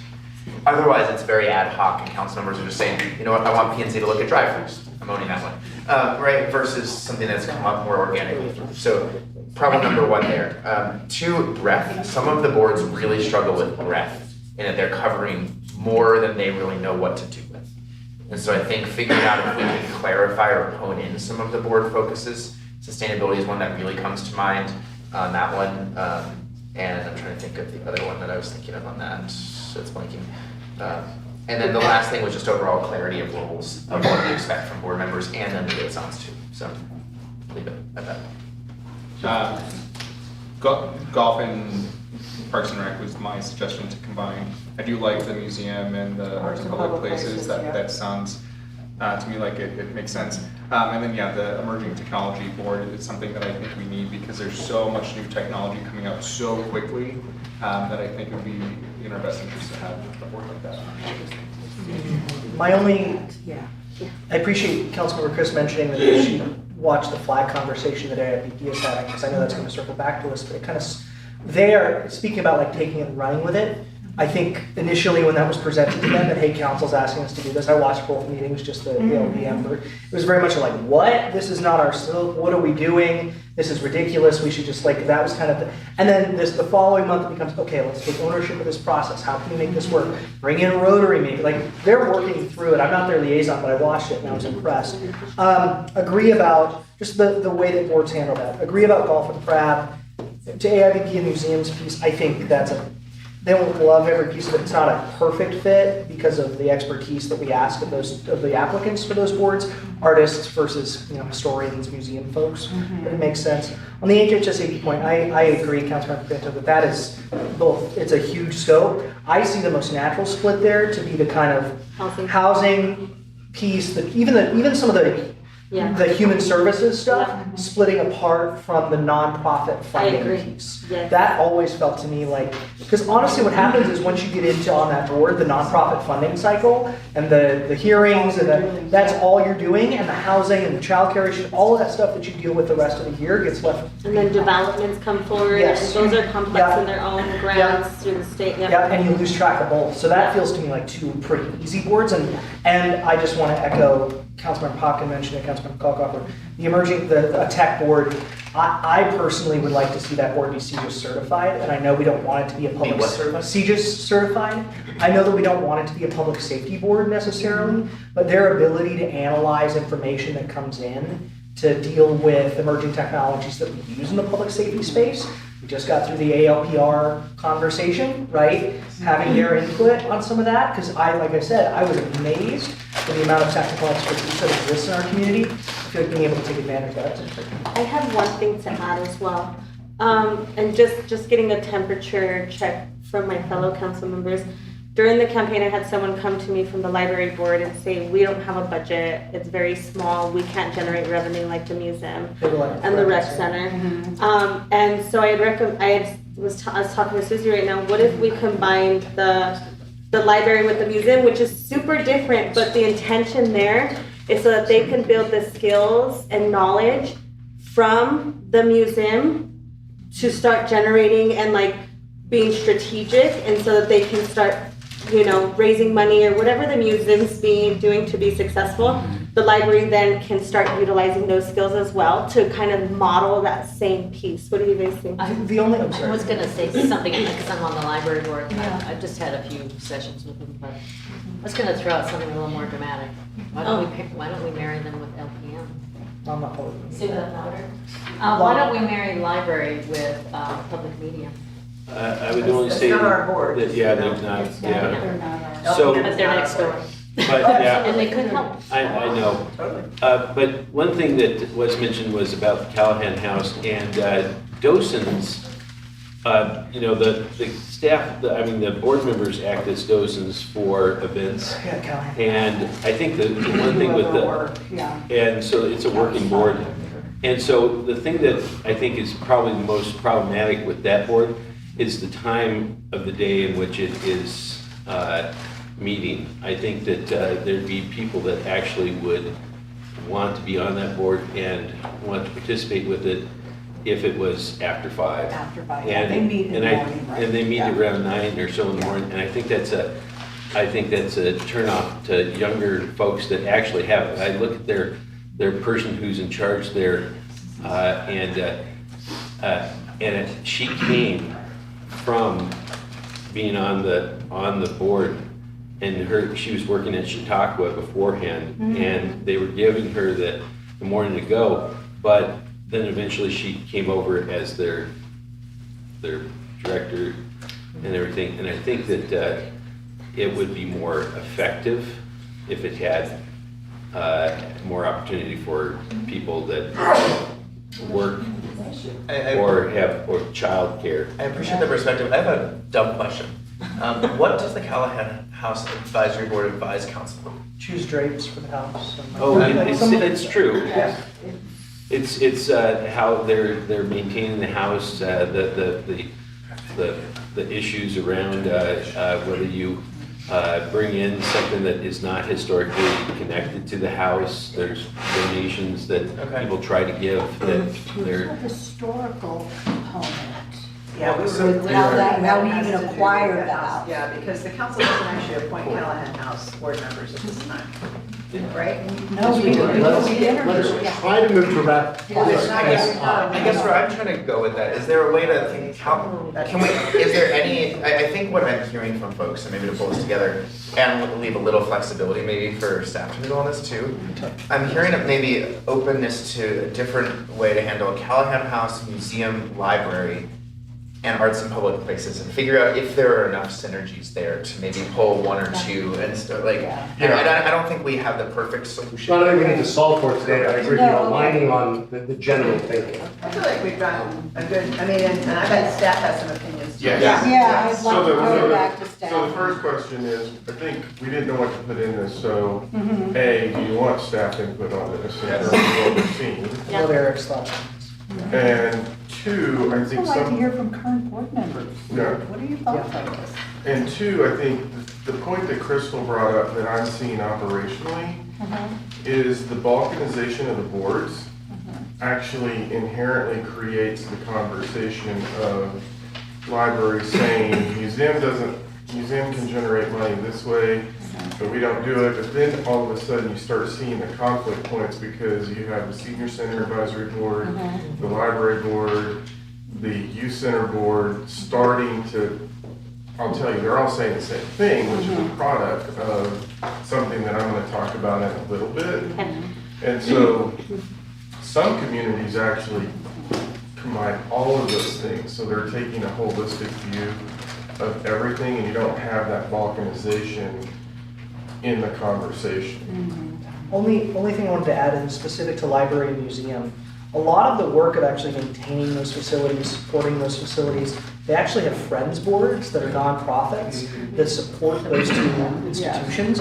And often what I've seen in both cases of the library and in cases of the museum is the friends boards and the city boards go like this sometimes, to the point that if we were to say as a city, okay, we're gonna kind of take a step back here, support more, like you're saying, more of a holistic view over these institutions and allow these nonprofit friends boards to do kind of lift them up a little bit, that may make more sense rather than creating a conflict that I think. There's also a Friends of the Senior Center. Yeah. board, and also, they've actually started attending, some of the members from the Friends of the Senior Center started attending the Senior Citizens Advisory Board members meetings and vice versa, just we limited to 2 of the Senior Citizen Advisory Board members who go to the Friends meeting. So what if we do this? I know we can talk liaison. I think we've gotten some pretty good general input. Yeah. I think leadership here is probably prepared to kind of bring you some of staff thinking on this. And this may be, if you're talking pre-sessions, a good learning session. On just let's get all level set on what boards exist, what they do, where they have friends of boards associated, and here's where there's a structure and an opportunity to streamline that you guys can react to. Eric, I know that our economic partners are here. Yeah, we want to talk Next conversation. Well, But, yeah, so do you want to spend just a minute on liaison role? Or do you want to push it? Are they all right with that? Because I know other people have schedules, you know, I want to be respectful that you're all. I see them nodding to you, so whatever y'all. Okay, I mean, we can If you want finish to this. spend 5 minutes on it, maybe? Yeah, what are our role as liaison? I mean, why don't we do a lightning round on I think it's important we do capture how do we represent regionally? Tomorrow, maybe? Do that tomorrow? Let's roll that in so we've got adequate time tomorrow.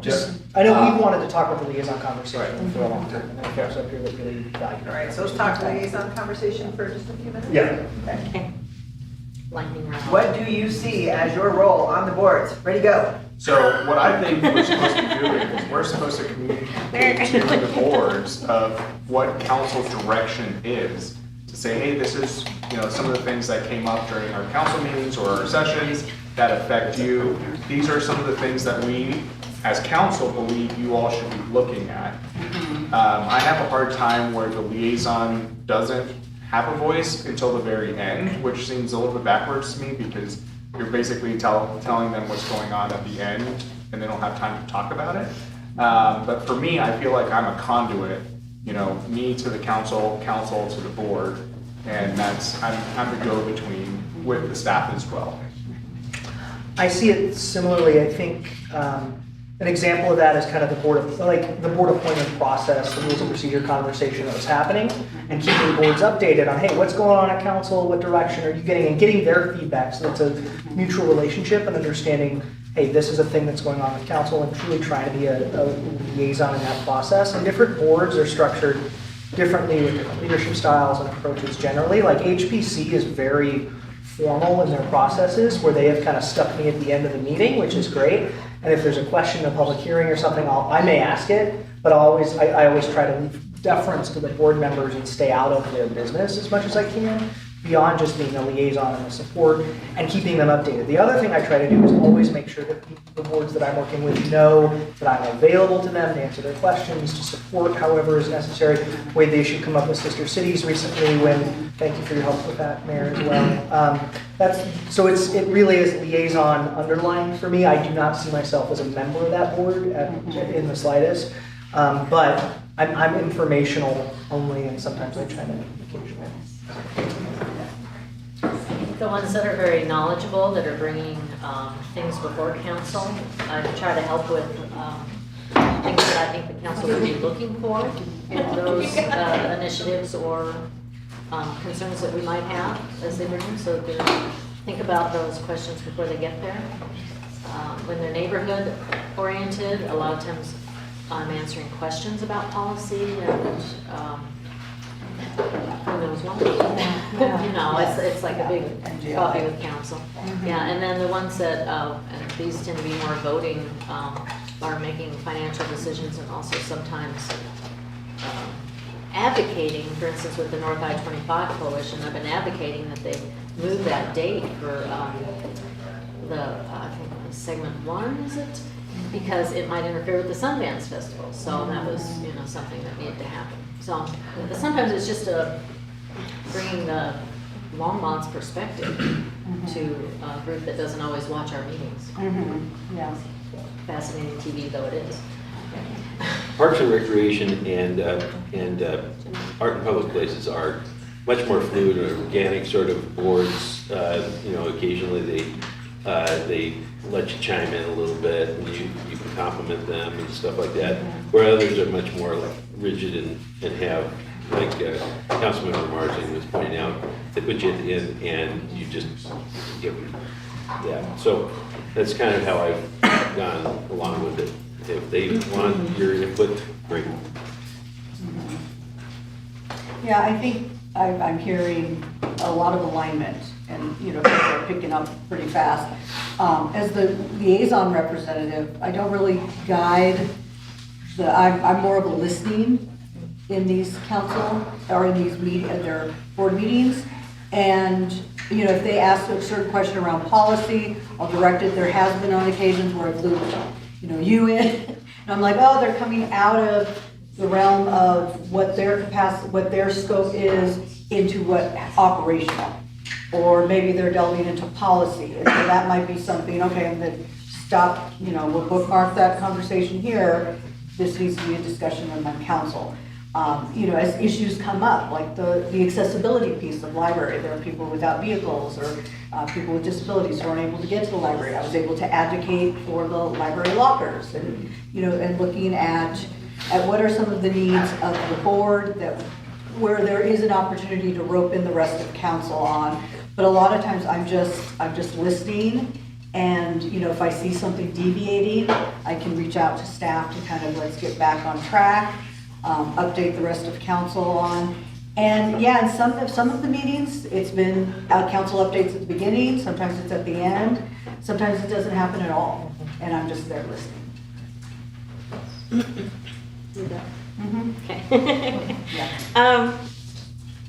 So I was on the Housing and Human Services Board, which is amazing. They just do it because I think it was very actionable and we were getting things done. So my vision for boards is they are the community voice and representation of like where we're going and what, like we need their voice in order to move forward. And so my vision for boards is that we would have agenda items that we are executing, that we're moving the city closer to this sweet spot of whatever that agenda is, whether it's housing and human services, whether it's senior advisory, that we're actually executing on some of these things. I feel like as a liaison and a council member, I could see where we're at as a city, what our priorities are, and then I'm coming to this board and I'm making sure that we're moving forward and we're not just checking the box to check the box. And so, I'll use a great example of like, I've been attending youth council and I feel like we could do so much more with our youth and how they're advocating and how they're working within this arena and this realm. And so just making sure that the boards exist for a purpose to serve the city of Longmont and the council in a direction moving forward and we're not just stagnant. That's my hope and vision for boards, and then also to be able as a liaison to sit in those meetings, making sure that those agendas are being pushed forward, making sure that that feedback is looping in, and then I can bring that to council and say, hey, we have a policy decision, board just went over all of this stuff, this is how this applies here, and so making sure we have a purpose. We'll give Matthew the last piece on this lightning round. I'm going to throw out some hand-raised questions after that, and then we'll move on to economic development. I actually don't have anything else to add on the liaison conversation. Everything I'd say was already covered. So that and. I'm going to ask you a couple of questions, and there are more to get you thinking about this, because I've seen this in some other city councils and some other bodies. The risk or the role of that liaison, and when it becomes the board's views, and when that liaison starts bringing their views to it. And I'm curious, I'm going to ask a couple of questions and just show of hands. Should that board's work be driven independently, or should the liaison be driving some of it? Do you think that board member, the liaison, should be bringing the agenda to them? No. Nobody. Depends on the board. Yeah. It does. You know, like if it's Housing and Human Services, they're driving that baby home, you know? So I guess my question, it's one thing to bring the council's view and agenda. Yeah. Yes. My concern that I've seen, and I just want to name it, and let's raise a, just show of hands. Is there a risk or a problem if the liaison is replacing their agenda for the council's agenda? Or are you putting them there to bring their view to that board? It needs to be council's directive. Yeah, I see it, and I don't think we've ever, and I've watched from, I don't think that's ever really been an issue here as far as I know. And that's great. I would just encourage you to have your own informal systems of checks on that.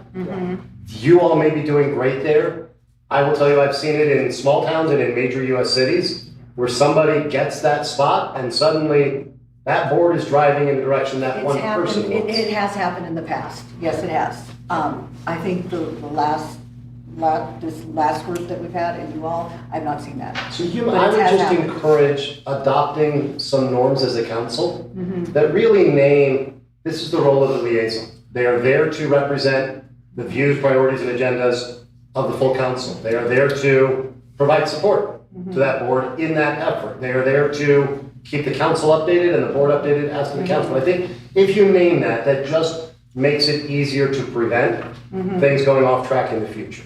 Yeah, and I do want to and I think that can be done in a way that's strategic and still allows for board participation and voice. Absolutely. Like I think the staff liaison and the council liaison and the council liaison can provide feedback to the staff liaison around, this is my vision, this is where the need is, this is what the assessments are saying, can we do this? And then during those board meetings, yeah, you're kind of just sitting back and letting the board really give their input and ideas. Yeah. Carol, would it be problematic if I just named what happened? I don't care. Before I got on the library advisory board, the direction of some people and the liaison at the time was, we're going towards a special library district. And that was nothing to do with the city of Longmont. That was like, you're all going, that's going rogue. That was a big problem for me because that's outside of what the rest of the council wanted. It was outside of just even a city jurisdictional thing, because then it created its own entity.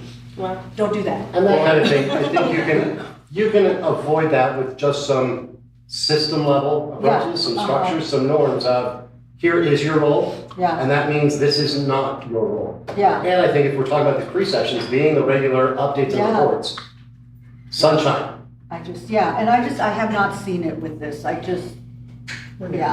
like. Do you want to say something before we go to? Yeah, no, that was, I think, what Susie was alluding to, that then there becomes the intersection on the operational side and the policy side, because then I had to step in operationally and have conversations with the staff member that's like, you don't take operational direction from the board. And we have to do that at times. Eugene and I had to go to boards and say, you don't direct operationally, even by charter, the council doesn't engage in operations, and so that's where that blur. And then the next thing you know, we look up into that situation, and the nature of the conversation is much different. Yeah. And is that our responsibility to say, hey, y'all are starting to color outside the line? Or is Yeah. it ours? Yeah, See that? that's what I've done, and Yeah. I'm That's what I've like, done Harold, too. help. Yeah, because that's when I'm raising my hand, because I don't see it all. Yeah. And unfortunately, it's dependent on the liaison that's in the position and how they approach it. And so, yes, that helps me a lot when you all are saying, you're now outside of the line, here is this space. Because it keeps it from becoming a big issue. I had to do that with SAB and KAB a lot, Yeah. both of them for very different things. Before we completely close this conversation, since I think there's alignment on this piece largely, I just wanted to see if you're all, like, I really do think it would be empowering for the boards if we basically, if we as council say, each board can kind of pick 2 to 3 topics a year that they might, that they can independently ask the council if we want them to explore. I get the sense that's happening in a lot of our boards. There are some that are not, where that is shut down. Like it is happening organically in a few, and in others that is not. Others that have been told, stay in your lane. Correct. And I guess like I want more consistent guidance. Yeah. I'd love for us to have more consistent guidance. And what the guardrail that I want to set, where I'd like to set, and it relates to Barrick's question originally of like the liaison's opinion versus council's. The guardrail I would suggest is that the board or commission, that if they wanted to undertake their own kind of endeavor, and this gives staff cover too, the board or commission comes to count, says, hey, you know what, these are the couple things by like end of Q1 each year or something we want to explore together. They come to count, they send that to council vis-a-vis the liaison. Council then says, do we agree with this direction or not? And so then they are exploring, even if we don't know what the full policy outcome would be, then the board is exploring it, then staff knows that council is basically granting that broader direction. If we could, Yeah. what, I don't think there's general disagreement with this. I think this is probably But its could own that be our conversation. first pre-session, maybe before we get into? I think that there's That probably would be some what other we're talking digging about first for Harold to do and looking Yeah. at all of them and all of the roles. So why don't we table this, work through some other conversations and come back? And I want you to see kind of what's coming next, Yeah. because that starts hitting capacity Okay. and other issues. And so I think if we can agree with Barrett, if we can table that and kind of see what's coming, I think that could help with that. Because to be honest, I had some anxiety going, I don't know how we would manage that Yeah. operationally. Why don't we pause on this? We're gonna come back to a couple of things tomorrow after some conversation. Do we want to pivot to? Yeah, so I think Economic we're, development side? yeah, I think we're going, well, I think we're going. Systems thinking? Systems thinking, Okay. headwinds, tailwinds, a Let's do broader, it. just operationalness. So on systems thinking, we were going to do this outside. The first part of. It's still nice If and you can. want to go outside, let's go outside. If not, I can pivot us here. Let's do it outside. Let's go outside. So I also need. That includes the record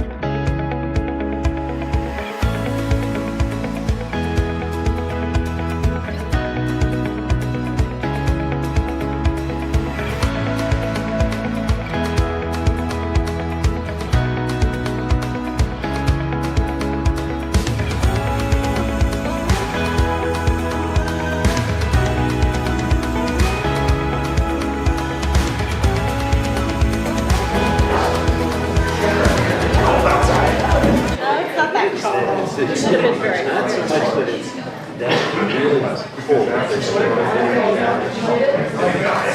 We were in Florida one time, it was 41 degrees. I want to know how the three teachers struggle with a trial. That is very sad. I was thinking the elementary school. I was trying to stay still and let everybody Oh yeah, me too. I was trying to stay still so they would sort of fall. Boy, I'm not gonna tell you that I want to go. All right. But I'm going. Okay, well, everyone's warming up. There's still some coffee in the back. Yeah. All right. So Harold's exercise is followed by a couple of videos. So the first one we want to show really reflects all of the different, you're thinking about systems. Yeah. So Erica's trying to get it rolling here. So while she's doing this, the point on the exercise was to not give explicit directions. This actually worked really well because I could use the playground as just general impediments for each group. And just to see how people were moving, just to give everyone a sense visually of when we look at systems thinking, what does that mean? All right, ready? Yeah.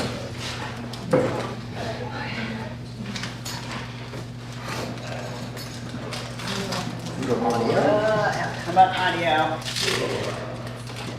We turned the we turned the TV down because it was doing the nature sounds. Oh. Yes, I turned it on. That's great.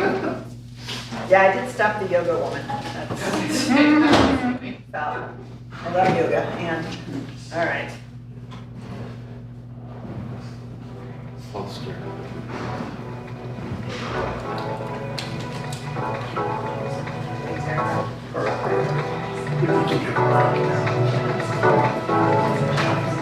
Systems thinking means understanding how systems are interconnected. 5 minutes.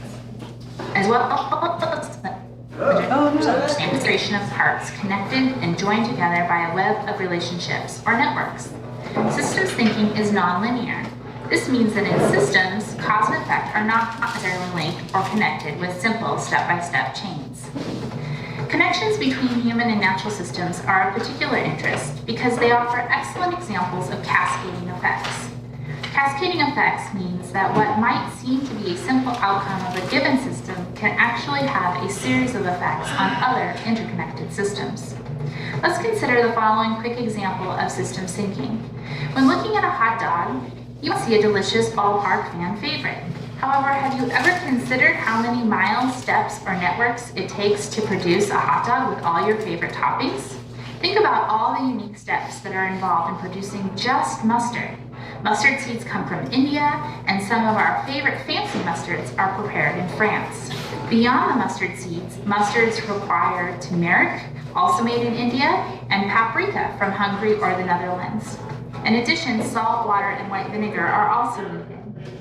Considering the system that is involved in producing simply one condiment can be complex, let alone thinking about the entire process that is necessary to produce a fully loaded hot dog.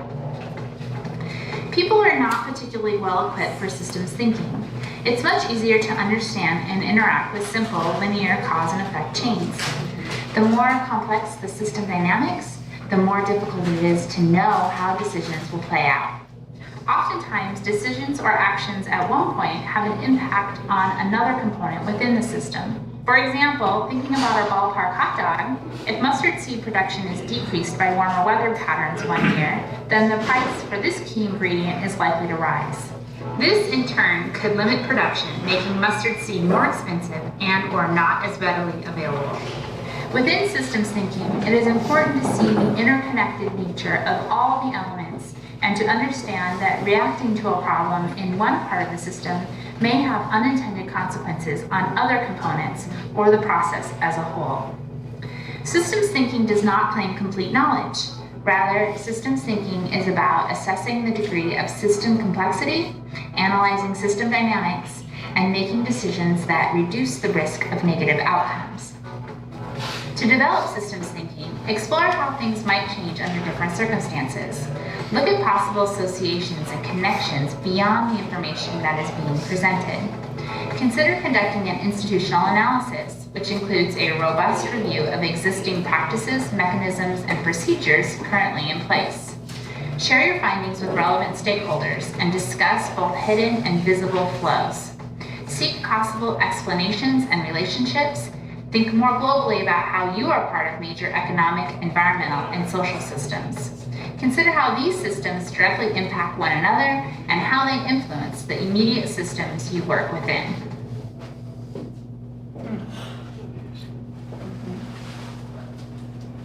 Thank you. Okay, so we have a couple questions for you.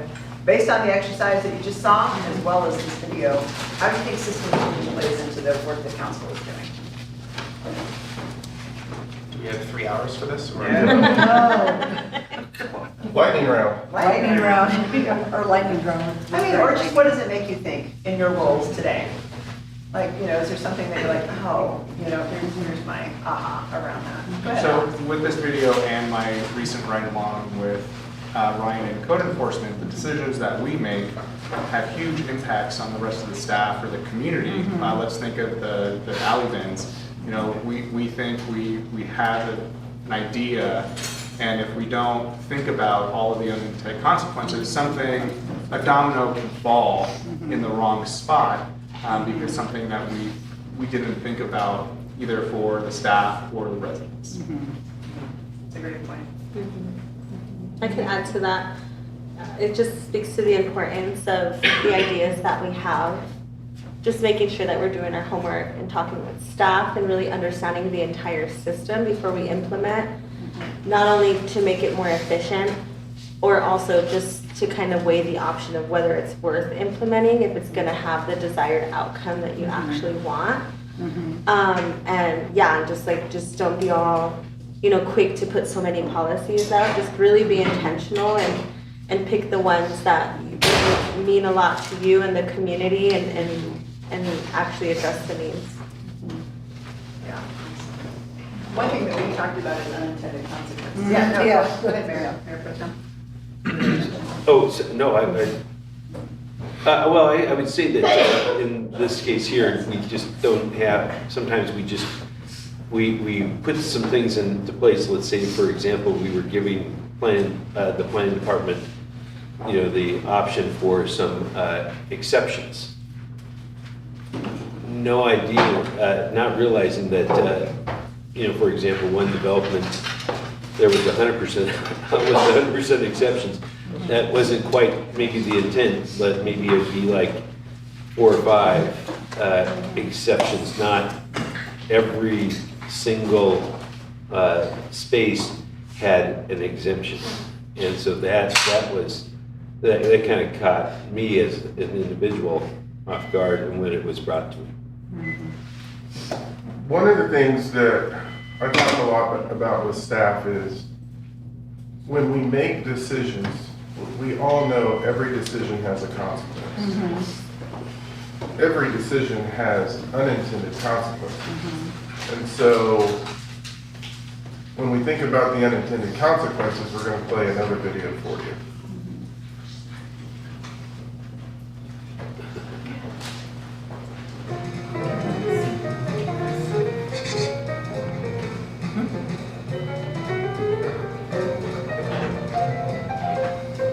In the 1950s, the Dayak people of Borneo, an island in Southeast Asia, were suffering from an outbreak of malaria. So they called the World Health Organization for help.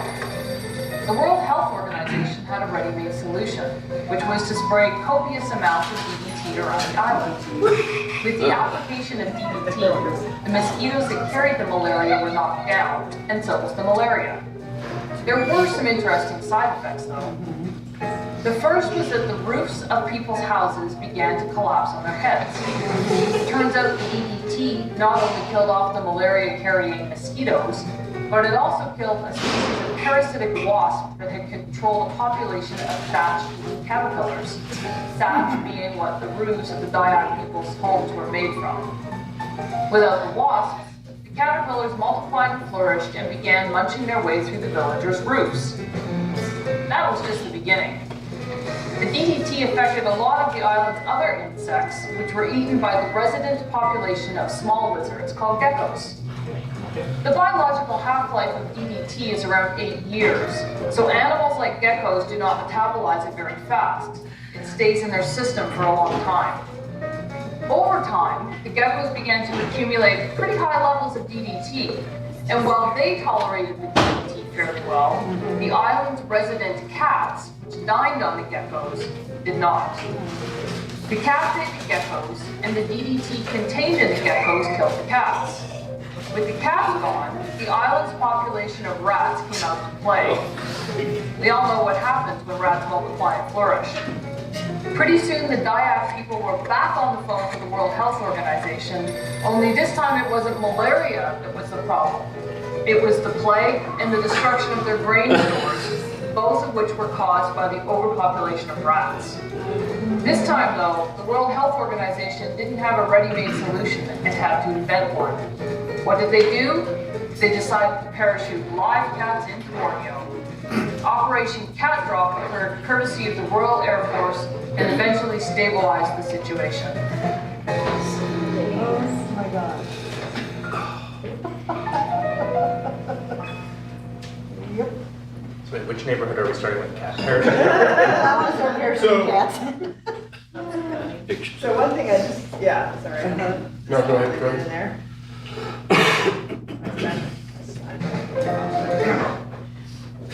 So the one thing that I would just mention is that we have teams of people that can help you.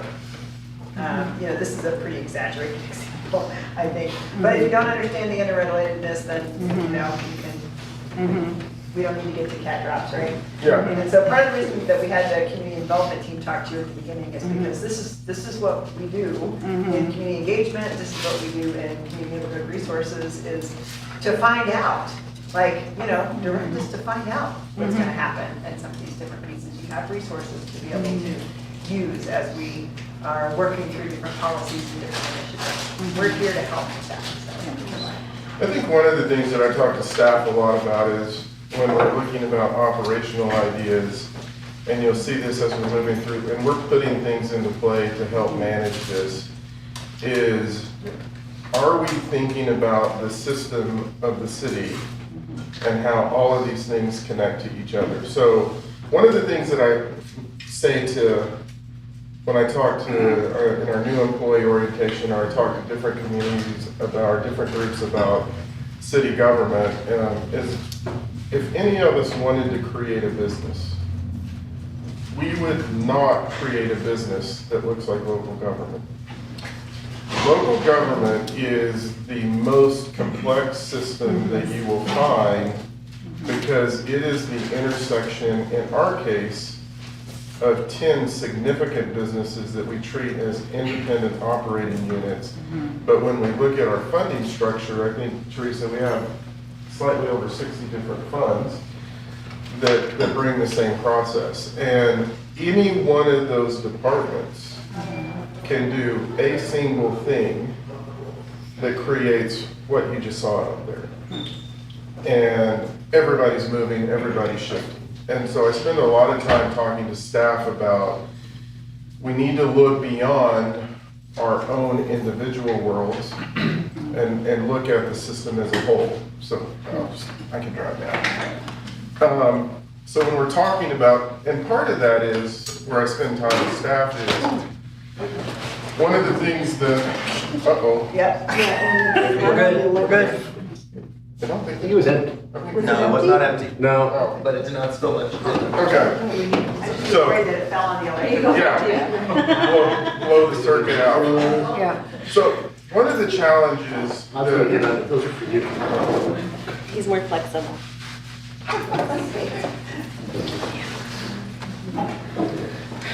So one of the challenges that we talk about when we're talking about systems thinking is there's also a cultural component to this, and I'm talking about internal.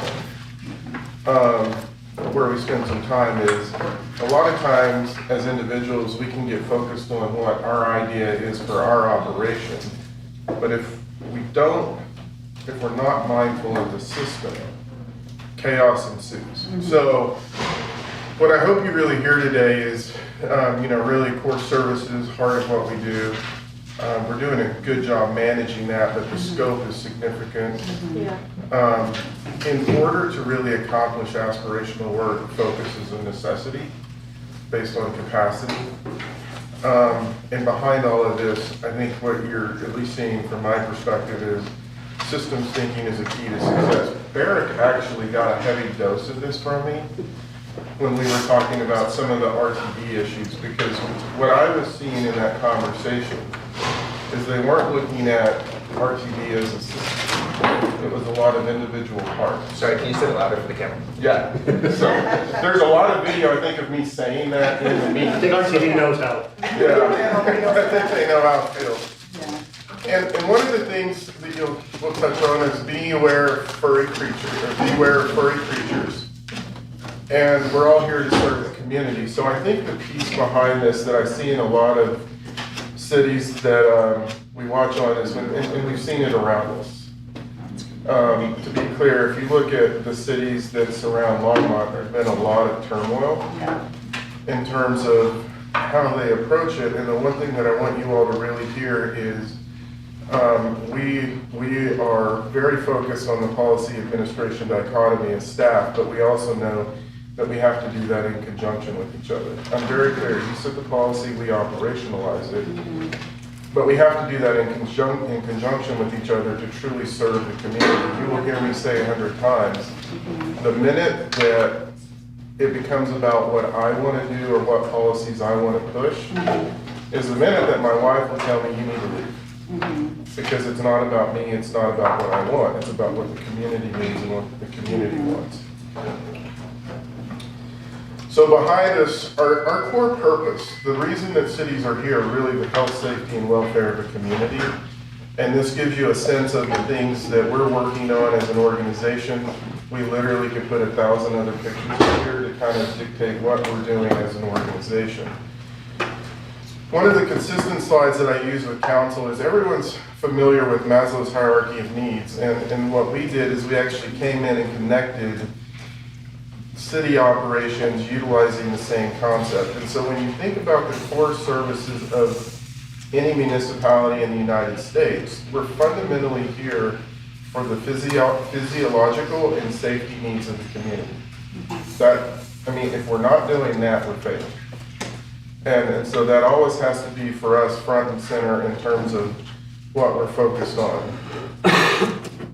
When we look at it and we start expanding that concept, you can start seeing where we're now layering in urgent and critical needs, community demand, and then aspirational. Here's the piece about aspirational. One of the things when I first got here, I think they did a study called Focus on Longmont. Was it Focus on Longmont? And one of the things in the interview process that caught my attention was there was a concept that said if we have all of our core services taken care of, what are we going to do? But what I saw was all of the attention was focused on everything else and not necessarily spending the time on the core services. And so where it shows itself is you just look at our buildings.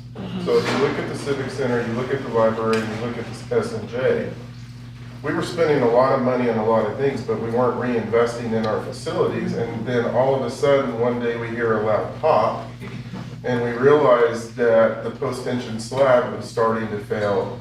And now, at the Civic Center. That was when I first got on council. Yes, Like that. which then we have to then go, okay, if it's doing it here, what are these other buildings that were built at the same time doing? And obviously, you now see the results of that. We spent in excess of $20 million. 20 million? Yeah. Repairing these facilities, of which we gained nothing out of it other than not getting red tagged in that conversation. If you look at what's happening in the world today, you can look at Flint, Michigan, you can look at Jackson, Mississippi, you can look at any city where they have major infrastructure issues. You can do everything that you want in the aspirational category, but the minute your core services fail, nobody remembers it. Oddly enough, we're starting to see that across the nation in terms of housing. because the housing conversation is so significant nationally that folks are starting to say, man, we should have made adjustments on the housing side decades ago. We are decades behind nationally where we need to be on the housing front. To give you a sense of what we do on a daily basis, and this is probably 15% of what we do as an organization, and you can get a sense of the type of numbers we're dealing with.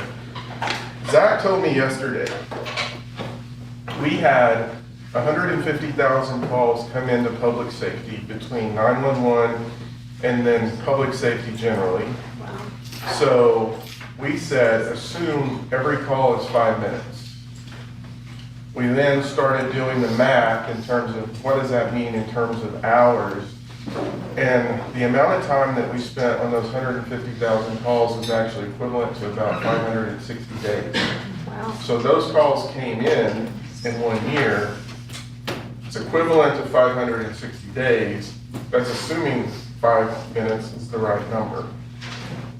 That's really something that we're seeing across the organization.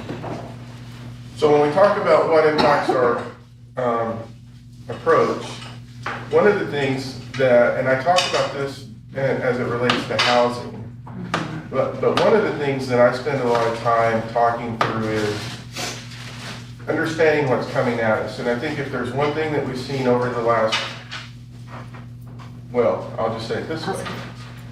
I have not been in a period of time in this organization where there's not a tremendous amount of uncertainty. When I say that, I was literally here a year and a half, and then we had the flood. So from the point out of the 14 years that I've been here, we have been in some type of disaster response, recovery response, COVID response, economic condition that we're dealing with that is completely changed.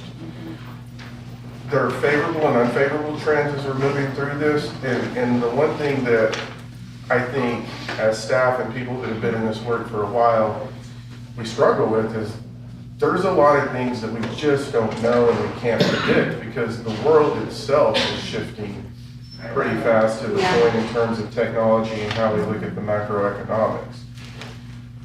One of the things that I think is hard for folks in this world to really grasp is there are things that we don't control and there are things that we do control. And in many cases, the things that we don't control when we think about systems thinking on their own are driving changes and adjustments that we're having to make real time. You know, one of the biggest issues when you think about the hot dog example that we just showed you is when you really think about international relations. The world is, you know, 20 years ago when I started in this profession, or 28 years ago, you could almost say, here's the international economy, here's the national economy, and here's the local economy. And there was some separation between that. What we've actually seen today is that we're all reacting to the international economy, not in months, not in weeks, but in days. And in some cases, hours. So when you think about that today, based on what's happening in the Middle East, we're having to pivot very quickly to understand what's the impact of the rising fuel costs and what does that mean to our operations, because, you know, not surprising anyone, we use a lot of fuel. And then that starts impacting budgets.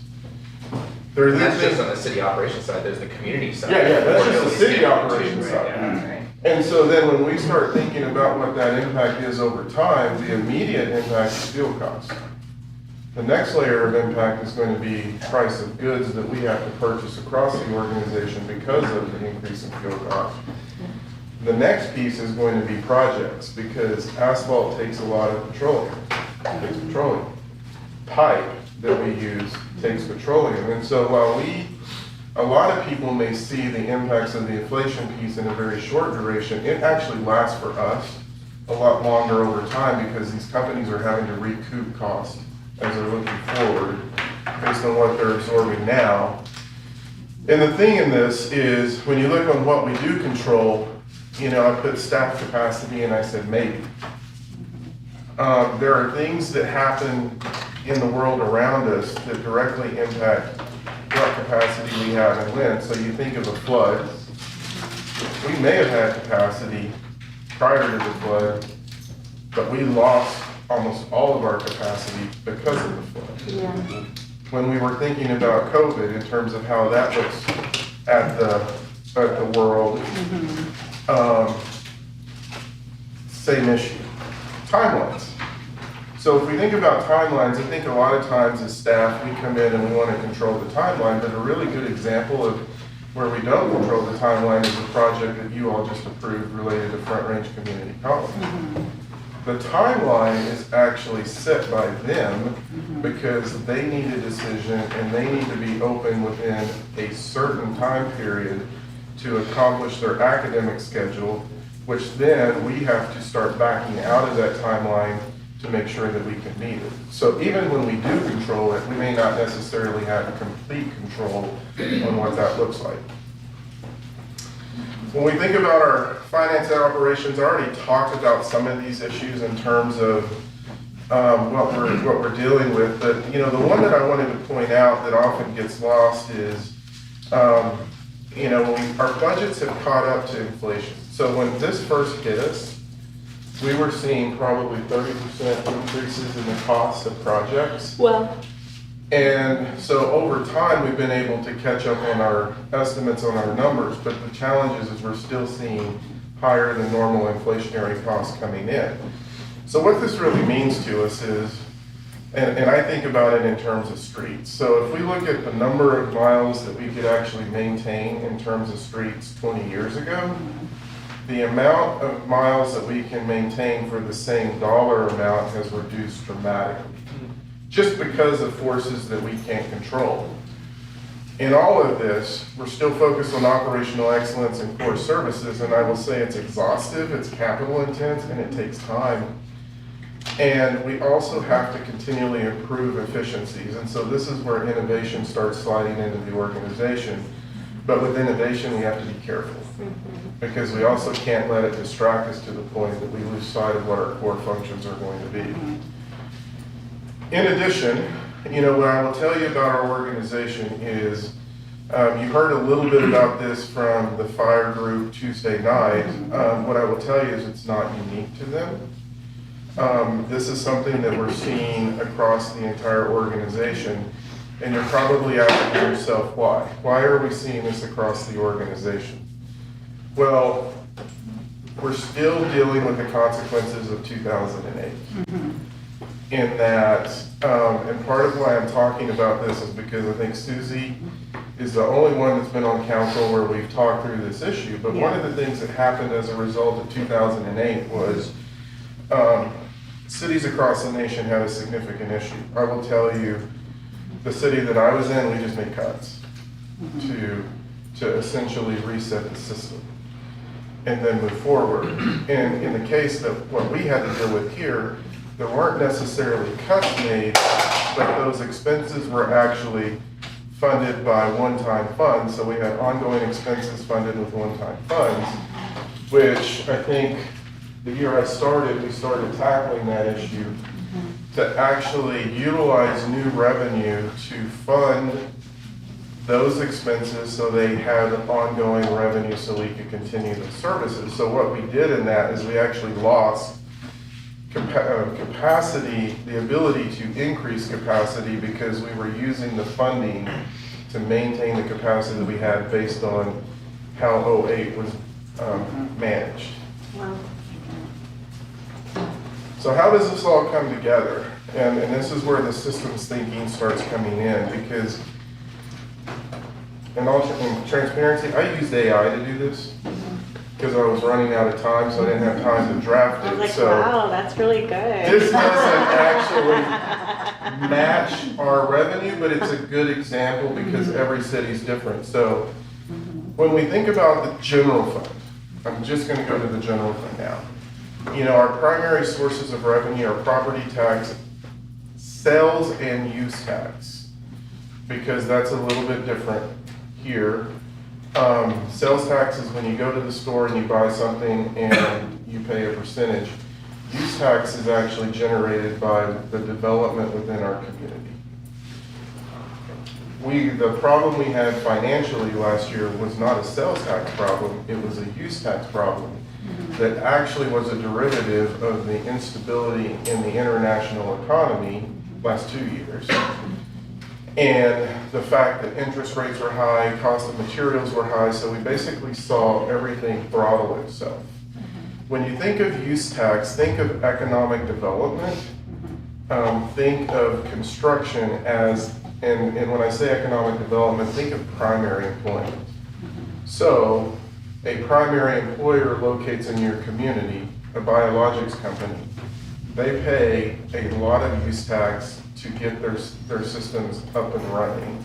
And then they pay use tax on a regular basis as they're updating their equipment. Property tax was another issue that we had to deal with because of the adjustments in the ratios. So we had kind of the perfect storm hit us over the last 2 years, where really our revenue was relatively flat and we were only able to fund the inflationary increases into our system. Then you have grants, user fees, that all then comes into the budget. You know, the user fees are really primarily on the enterprise systems. And so at the end of the day, what that means is we're talking about everything in the gray category in terms of what that means for our community. Now, the feedback loop is if we're doing this well, that actually generates additional revenue coming back into the system. So when you think about communities, and I think people react when I say this, cities are never static. And what I mean by they're never static is I have yet to see a city anywhere that can maintain itself and it's not either in a state of advancement or a state of decline. And what I mean by that, think about the Midwest in the 90s and the 2000s, and think about how all those communities deteriorated and what that meant, and then what they had to invest in their community to try to advance it. We're never this. We're either this or we're this. And that's pretty consistent nationally. I'm happy to hear you say that because I believe that's a choice, which way we're going. You know, how we deal with our business community and what have you makes a big difference. Yep. The other place this comes together in plans. And so we've used some different graphics in this.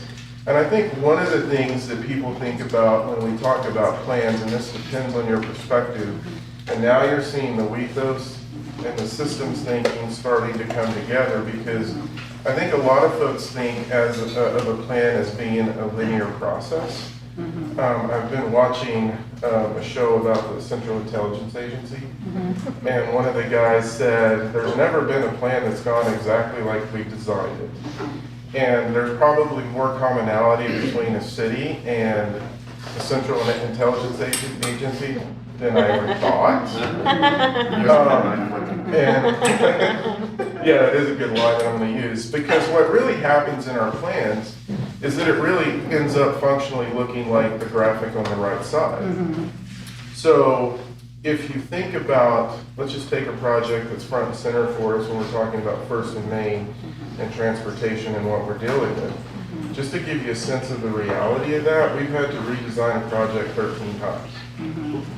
Well, why did we have to redesign a project 13 times? Because there may be a CDOT influence coming in, there may be a FRPR influence coming in, there may be our own codes coming in, and so as you're moving, it's iterative. Now, think about the work we're doing now, and now all of a sudden drop what happened to us a few years ago when we unfortunately had a couple of incidences in our community where we saw our gang violence starting to spike, and we unfortunately had 2 young individuals murdered. As a system, we then have to peel over and quickly utilize the capacity that we have to deal with that emergency and disruptors. And the disruptors can come in about 100 different ways in terms of what we're trying to manage. And now think about it where we haven't been able to recover from our capacity standpoint, pre-08. Now, it's not all doom and gloom. We can overcome these challenges. One of the things that we've talked about with previous councils is really following one course until we're successful. So that's where focus is something that allows us to do these things. You all, I said it earlier, you've seen me kind of say this where you're like, hey, can we do this? And my response is, don't give me a deadline and we can try to fix it in, but if you give me a deadline, it's going to disrupt the system and what we're trying to accomplish.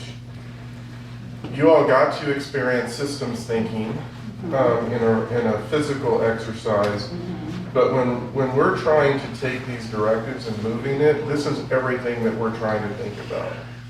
In terms of how does it start playing into all of these systems? What does it mean to Dawn? What does it mean to purchasing? What does it mean to transportation? And making sure that we're not breaking something in the process that ultimately leads to a really negative outcome. We then take systems thinking, and one of the things that we've now implemented is, we did this a few years ago, and this is the Center of Excellence. Now, in full transparency, and I've said this to staff, the Center of Excellence, and this comes from the private sector, but the Center of Excellence model was just a tool for me to force people to start thinking systemically and not think as individual operating units and what's best for them. And so today, we have a mental health center of excellence. We have, obviously, a center of excellence around cameras. We have the neighborhood impact team. And to give you a sense of what that means, it really was the neighborhood impact team that was the genesis for this conversation and some of the challenges that we were seeing in our parks. What I found in that was that we had 10 different departments working on the same issue, but they weren't working collectively, so we were not seeing any changes. We created a center of excellence to then bring those departments together, and the results were astonishing. Within the first 6 months, they were handling issues within about a 4-month time frame.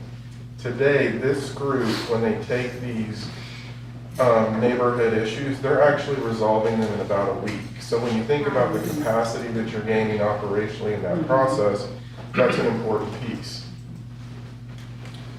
The third piece is kind of protecting capacity for transformational projects, because when you look at this, and these are all things that we all know we're working on. Now, the one at the bottom was really interesting, because what I would say is when we think about the YMCA project, that was a bit of a disruptor. Yeah. Were we having conversations on it? Yes, but the minute that they did what they did, it started eating all of your time, it started eating all of our time. So as we're working on these other issues, now what you can start seeing is that the capacity starts becoming a challenge in terms of how we're moving these other projects forward. What I'm going to do now is give you a sense of, if you just take the First and Main Transit Station, Front Range Passenger Rail, and Front Range Community College, I'm going to break that down for you so you get a sense of what it actually looks like in terms of how we're managing this. So this is the 30,000 foot view of these two projects and how we're structuring it in terms of who's involved in it. Now, I'll clearly tell you, every one of my direct reports is touching this. And then you can see how we're breaking that process down. Now, the next slide, I'm not expecting you to read it. So before you say I can't read it. Oh, I can't read it. You can't read it. This is all of the people that we have involved in that project. Wow. Now, Not even everyone. and not even everyone. Now, what I will tell you is you will see the same names in different sections, so not everyone is doing everything, but there is a core group of us that are involved in multiple pieces of this. So when we talk about that capacity piece and the systems thinking, what I'm really wanting everyone to see is these aspirational projects take a lot of work, and about 90% of our staffing level is really based on core services. So when we think about it, there's about a 10% capacity that we have as we're doing this. Generally speaking, we may have more capacity in one area, less capacity in another. But when you look at transformational projects, when I say what do you control, what do you not control, we can't control the time. If we think about all of the first two projects, if we don't take advantage of what's in front of us, that does not mean that that project will come back around to us in the future. A great example of that is actually the redevelopment of the Twin Peaks Mall. In full, you know, we hear from the community, we hear things, well, it's a food court, it's this, why don't we have more retail? Well, when it was first contemplated, when everyone was leaving, what happened when the Twin Peaks Mall was still its old structure? What happened during that time period? Anybody? It went vacant, blighted. What happened around us? We were losing stores? Yeah. What happened around us is we were losing stores. Digitization. Yeah. Digitization, internet sales came into play. We were losing stores. They then built the Flatirons Mall, they then built the Orchards, and they then built Centerra. And so then those businesses, because it wasn't the world that they desired to be in, they left. Yeah. Once they leave, it's almost impossible to bring them back. And so by not moving on it, the business is left, and that's part of it. That's also connected to the G word, because now businesses, because of how uncertain it is in terms of what that really looks like from internet sales and those types of issues. You know, I'll tell you, with Costco, they were concerned about rooftops, they were concerned about traffic counts, and they were concerned about disposable income. Each business has their own profile, so no matter how bad you want them, if you don't meet their profile, they're gonna make their business decision in terms of where they go. So now you're seeing systems thinking. What's the G word? Yeah. Growth? Growth. Growth. Yeah. So Gene, Because that's the interconnection of all of these things in terms of what it means. When we think about it from a budgetary standpoint, it's also the same things that limits how much we increase our rates, because for decades, what's been managing rates is actually growth.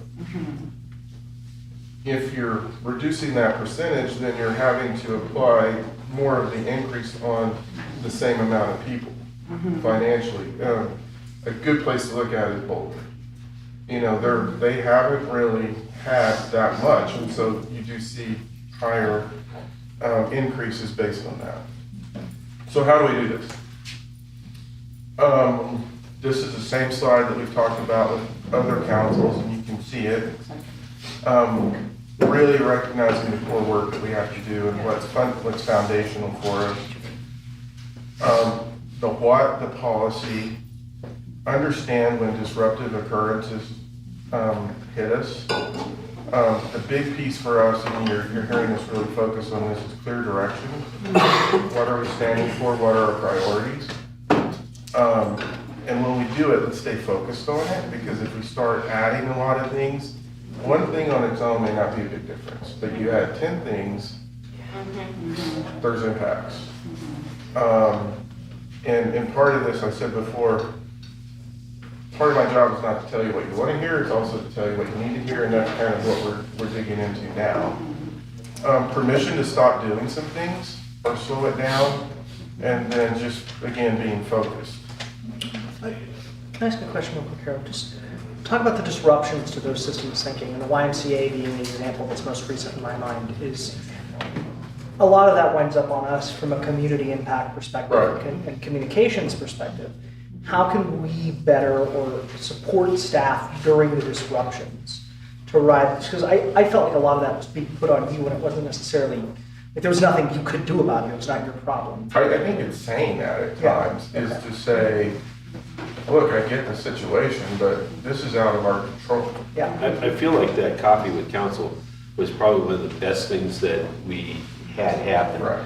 Because it set a whole cascade of folks that had been emailing us and calling us and reaching out to us straight on this. And then they were like, oh. And they started focusing back on the YMCA directorship. And you could have gone a different way with that. You could have said, as council, oh yeah, we're gonna do it, and, you know. Yeah, you did help, it. right? You did help. And that was extremely supportive, because you were able to hear what the staff side was, and it's not a no, it's just we gotta take a look at it. But certainly, sometimes people just say, oh yes, we're gonna fix the problem. And instead, you were able to understand the issue and understand the city. And often I think as elected officials, I mean, that's the inclination that I think a lot of, I know I have, is I want to be able to tell residents, we're going to fix that for you, right? We're going to solve that problem, when the truth is. But this wasn't a pothole. This wasn't a code enforcement issue. It was a fallen tree or whatever. It was something that not one of us, including Harold and staff, could really fix. It hadn't really come from the ownership. Not in the time frame that we wanted. Right. You know, again, I said, if you give us time, we can maybe figure our way through it, but figuring it out in the time frame that I think people wanted, it was. Which was to keep the wide open. To keep it wide open is impossible. In terms of what we were trying to figure out. Because we had, what, 2 months, 3 months notice tops on this was happening? Like a month, like basically. It was a month, right? I think it was. Because I think we got. When we heard it was going to close, it was less, it was a month. It was 2 weeks between the time that the public got the email and when the closure. Yeah, so we had. And now I understand the world, right? But I think then how much clarity are we getting when we're talking and those types of issues, and we'll be coming back. I just use that as an example. Yeah. The more traditional example is a flood, is, you know, a couple of significant police events. So you have traditional, you have untraditional, and the one that, when I talked about it earlier related to the international economy, is right when we start seeing the world of inflation and interest rates starting to make sense, and we were starting to see some release in private capital to bring projects forward. I literally, I think it was on a Saturday morning, my wife said, because she gets up earlier on a Saturday than I do, or whatever day it was, she said, you need to go look at the news, we're bombing Iran. Oh my God, yeah. And I walk out, and my immediate reaction to that was, this is going to be a financial problem. Yeah. Yeah. You know, I didn't go to, eventually I went to where everyone was. I'm like, oh, this is going to impact us. How is it going to impact us? Yeah. Our commitment to you is to continue to focus to be more efficient. And that's when I talk about innovation. We have to be very mindful internally to be focused on what innovation is going to generate the biggest results and is going to look at capacity. For example, Eugene came to me and said, hey, I want LexisNexis AI because it dramatically reduces the amount of time that we're spending as attorneys looking at case law. I'm like, how much time? And he said, on an issue, probably 3 hours, 3 or 4 hours. Wow. I'm like, that's a no-brainer. Let's do it because that's capacity that we're gaining. There's other things that may not generate it that we're less likely to move forward. You can see based on what we've talked about, data-driven decisions is really important for us, and in that, and greater accountability. So we're making changes now in terms of how we're working on our capital projects. So when people submit something in, we've created, so they're building a dashboard in terms of, are we finishing it on time? Are we budgeting it correctly? And I've said to staff, don't add a new project until you finish what you're starting. Yep. Because we were adding projects and not finishing projects. I then started seeing issues where we were in the budget process and something would come forward and I'm like, did you talk to this group?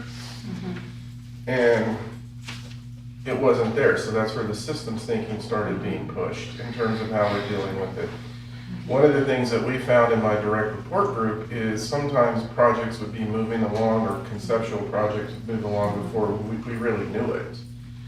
So now we've created a process in our CRP program to where it's pretty prescriptive and they have to send it in terms of ensuring that they're talking to other departments. But we've added another piece that if you're conceptually thinking about a project, it needs to hit your ACM before we even move forward on any work on it, because we have to assess our capacity as staff to be able to do that. Assistant city manager.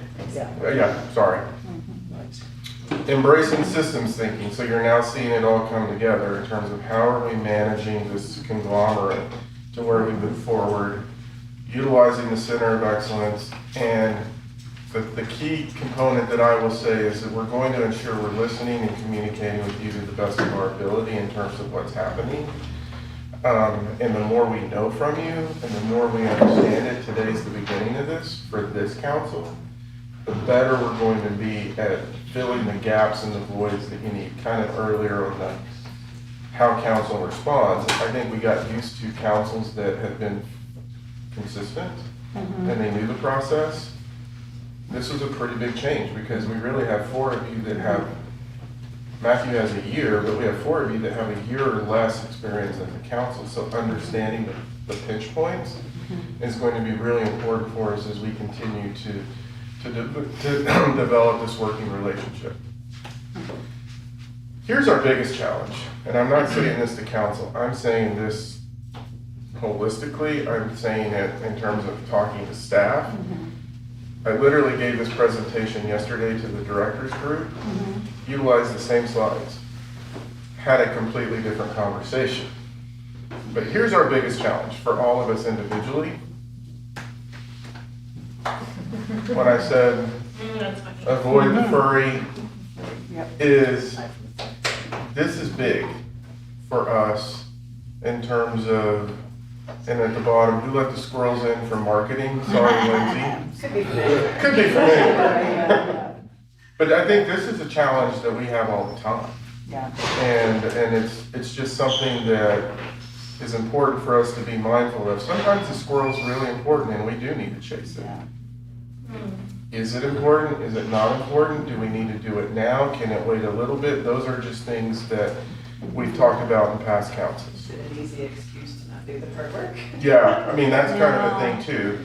And behind this is, you know, what I deal with sometimes is, I have a saying, have to, need to, want to. So there's been many occasions where I've internally, when folks say, we're too busy, I'll say, tell me what you want to stop. What do you think I get when I ask that question? We don't have to stop anything. They actually put have to things in terms of what they want to stop, and the want to things show up in terms of the want to don't show up. And so, and we're all guilty of this. I can be guilty of it too, trust me. It's just, that's something that we need to be mindful of, especially when we think about what's in front of us. You all are in the midst of some of the most transformational work this community's probably ever seen. Do we want to spend our time and focus on that, make sure we do it well? Or do we want to add things where we're probably not doing our best work on the things that are truly transforming the community in the future? How do we Any help you? questions? How do we help you, Harold? Instead of loading onto staff, there must be something that we can energize in the community, in the business community, to help make some of these things happen without putting more on staff. And I don't mean your work, I just mean, you know, to. Well, I think the hard part of this, and we're gonna bring a group in and we're gonna talk a little bit about this, in terms of clarity, what we need to do. Unfortunately, there's so many things that we do that require, so like if I told you what is the most overwhelmed group right now, I would say it's probably in the planning engineering world. Just because everything that we're doing is fully centered into that and now the finance world. There's just no way to, no one has a monopoly, I'd say this a lot, no one has a monopoly on being overwhelmed and busy, but it just happens that those projects are centered in that world. 2 years ago, it was public safety when they were dealing with all of the issues that were happening in our community. Is there a way to train the public better so that they can interface more effectively with those departments? So that they're not as overwhelmed? Yeah, I mean, we can look at that. I don't know that that's the driver, to be honest with you. I think that's daily work that we do that we're built to do. I think it's these special projects or things that aren't in Things the that we want to queue. bring up in future agenda items. Oh, do this, oh, that. To be frank, that's what presses us at Yeah. times. But yeah, the daily work, we're good at. I would argue Can we we're. have some kind of safe word? When you say that word, we know. You actually saw, you actually, Okay, it's an override. you actually saw it earlier when I said I had a lot of anxiety about, you know, boards adding, and this is why I said, can we wait a little bit? Because that's where I kind of jumped in and said, I'm anxious about this because you add that to this, and I'll tell you, we're cooked. Yeah, so if you add some safe word before that, we all go, oh, okay. Anxiety. I can't use timeout for other reasons in that conversation. But I just think it's as you're thinking about it, as you're contemplating it, is really, let's have the conversation ahead of time so I can say, okay, here's what I'm thinking about, here's how I propose it. Some of you all do that, and I'm like, I look for facial expressions. Like if I see Eugene's eyebrows kind of go up. well, I work on no facial expression. I know, Carefully crafted neutral expression during the most. I used to be good, not anymore. I just assume you're not paying attention. I don't know, he's carefully crafted, trust me. Because I've sometimes seen you kind of carefully crafted and look at the speaker. I think it's just ask the question. I do have a question because so much of those things that like we bring up come to us, right? From public, or they're things that maybe we talked about as candidates, or they're priorities that we hear from the community that don't fit within the system's thinking. So helping us understand, at least, or helping me, I must be really understand how to integrate those pieces without them becoming disruptions to the system. Can I ask you a question on that? Yeah, I'm thinking of one specifically. Are they things that don't fit into the system's thinking, or that don't fit into the current priorities? It depends on what it is. So the example I'm thinking of is the language change, the multifamily change, the townhomes. Definition of family? Yeah, no, the motion that I brought in that conversation. It's like a code change issue, right? Or yeah. But I think that's one where you did talk to me. Well, I did communicate, right? And I did say, don't give us a hard deadline. Yeah. I knew that Grant was working on that with the planning commission. Yeah. And so it's when you say I need it, and I need it in 2 months. Yeah. Or I need it in 9 months, or I need it in a year. Yeah. Those are the things that lets us manage capacity. So it's just about communicating with staff and doing their jobs effectively. Right. And also communicating with the community, saying, hey, this is how, like, where it fits in the priority list. That's the trick, because we're already hearing on that specific one, hey, you're not moving fast enough. Right. Yeah. Pace, yeah, right? yeah. Like he was a. We haven't done anything. Well, and I think that's why the council, that's why you see the council visioning board there. Yeah. The council actually wanted that in place, and this is why this conversation. Yeah. They wanted that board so that as council was, and again, previous council, not this one, they wanted the board there to basically,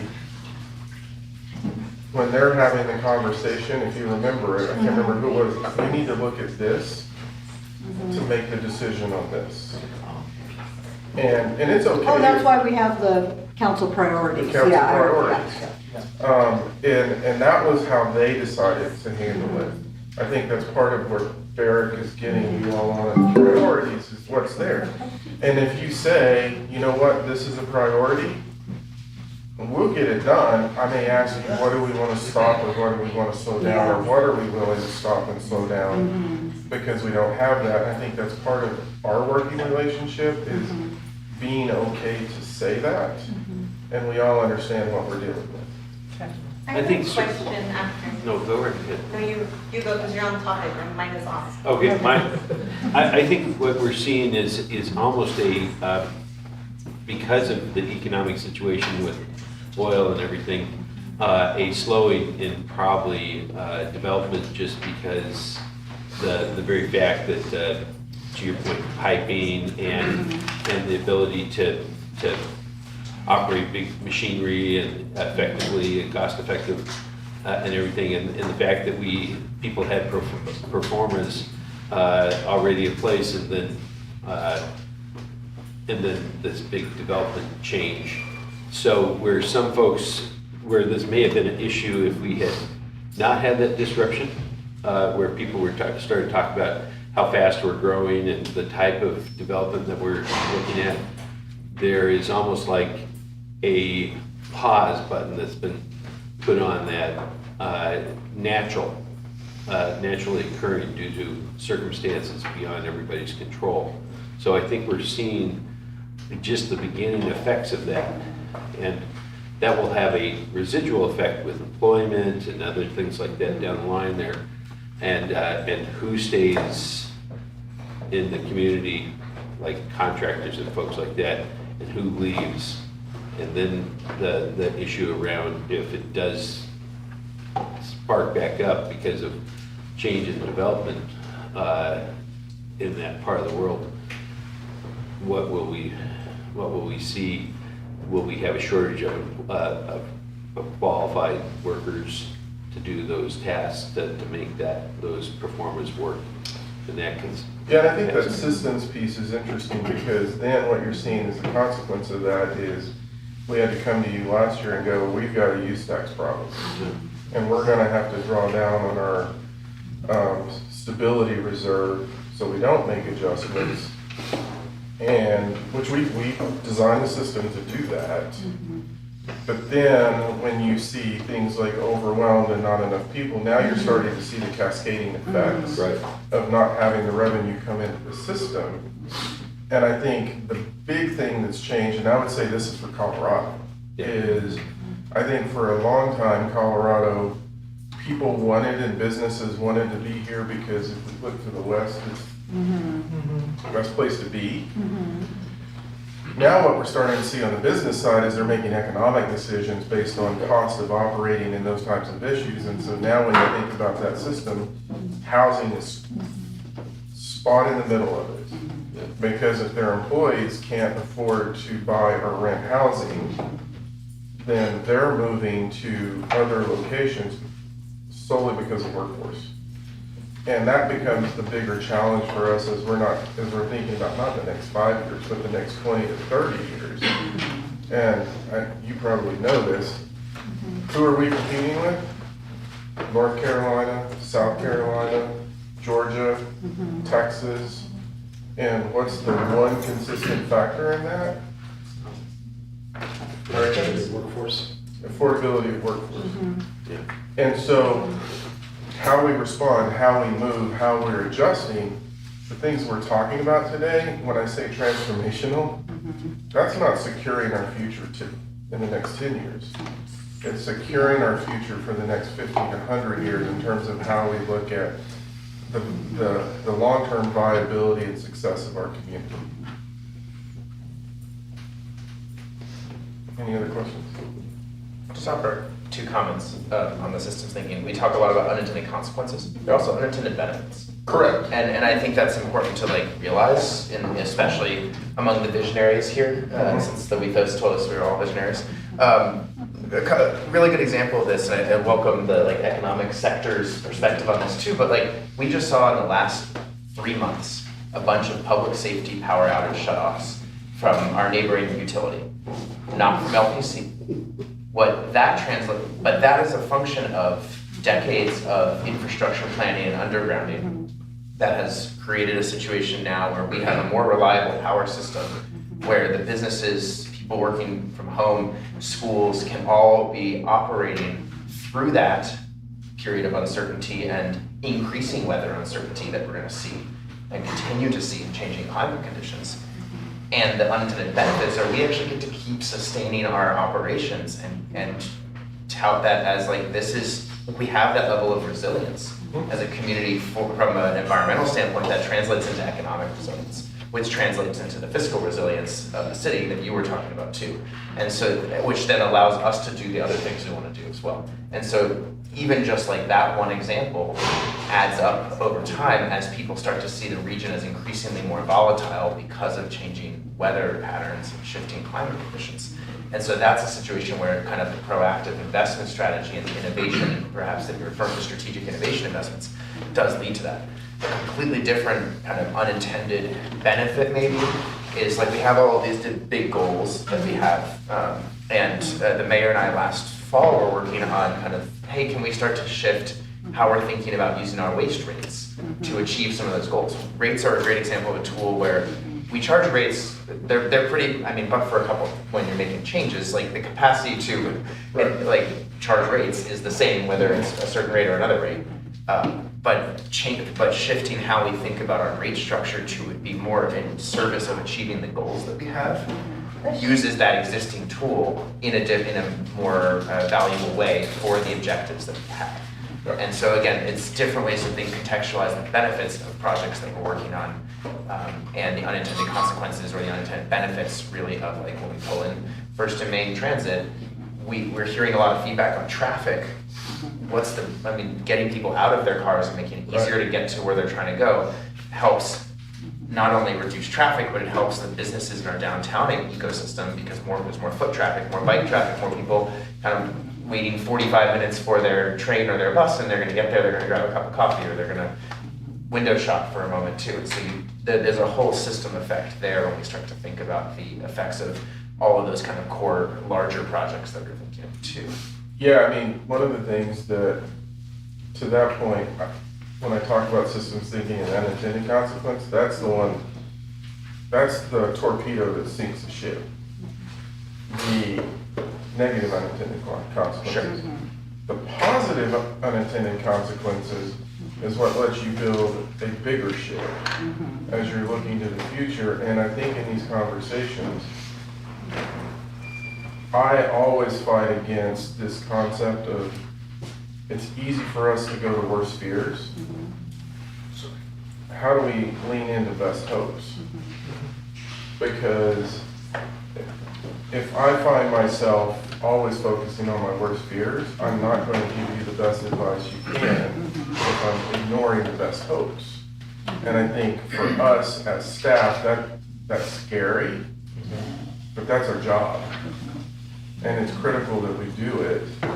And if there's one thing I want you to take away, and I think we all know this, I look at Alex, who's in a different kind of world, and I've seen it just because he's been in our office and had to take a call.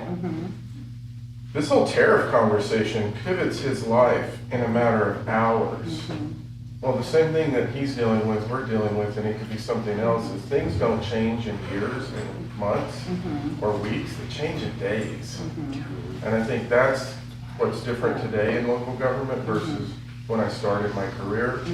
And don't even get me started on just the narrative generally that we're seeing across government at all levels. One segue though, you were just talking about the infrastructure and some of the big pieces. I wanted Lindsay to be able to chime in about the large projects open house before we take a quick break. Yeah, just a reminder, you would have seen an invitation come quite a few weeks ago at this point to the council calendar. So April 22nd from 4 to 7 p.m. at the Senior Center is going to be Connect Longmont, which is our citywide open house. A lot of work is pouring in from across the city. We're going to have about 20 to 25 booths covering all of the city's projects, services, and programs. We are currently promoting that council will also be there. So before we promote in earnest, we want to make sure that you all are RSVPing to that event on your calendar. Yeah. The mayor's calendar. The Northwest Mayors and Commissioners Coalition will be in DC. So if you could RSVP to that event on your calendar, just so we don't promote an event that you won't. But we certainly hope that you'll be able to be there because we are anticipating between 200 and 250 residents. We'll be promoting heavily in earnest between now and that event. There will be live wire demonstrations from LBC, so we're having some child-friendly activities happening. There will be food, so we'll be feeding folks because it will occur over dinner time. But you will get to see all of our big capital improvement projects, all of our services and programs throughout the city highlighted for the community to come to an event and learn more about all the things that are happening in the city, ask questions of all of us. So I hope that you will all, or many of you, will be able to join us. And if you have any questions, please let me know. Did you say 4 to 7? 4 to 7 on April 22nd.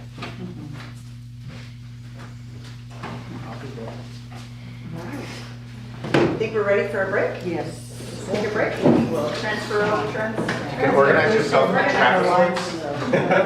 What? Traffic lights.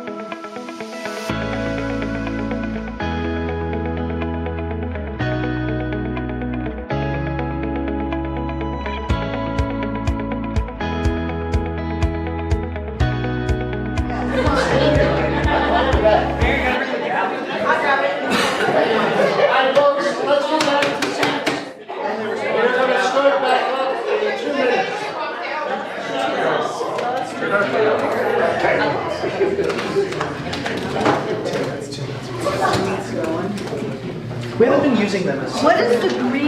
Green means we're engaged and enjoying the conversation. Blue means, let's start wrapping it up. Red means. Blue's what, wrap it up? Blue's like a yellow light. Like, yeah, All right, folks, let's all get back to our seats. We're gonna shift gears a bit here.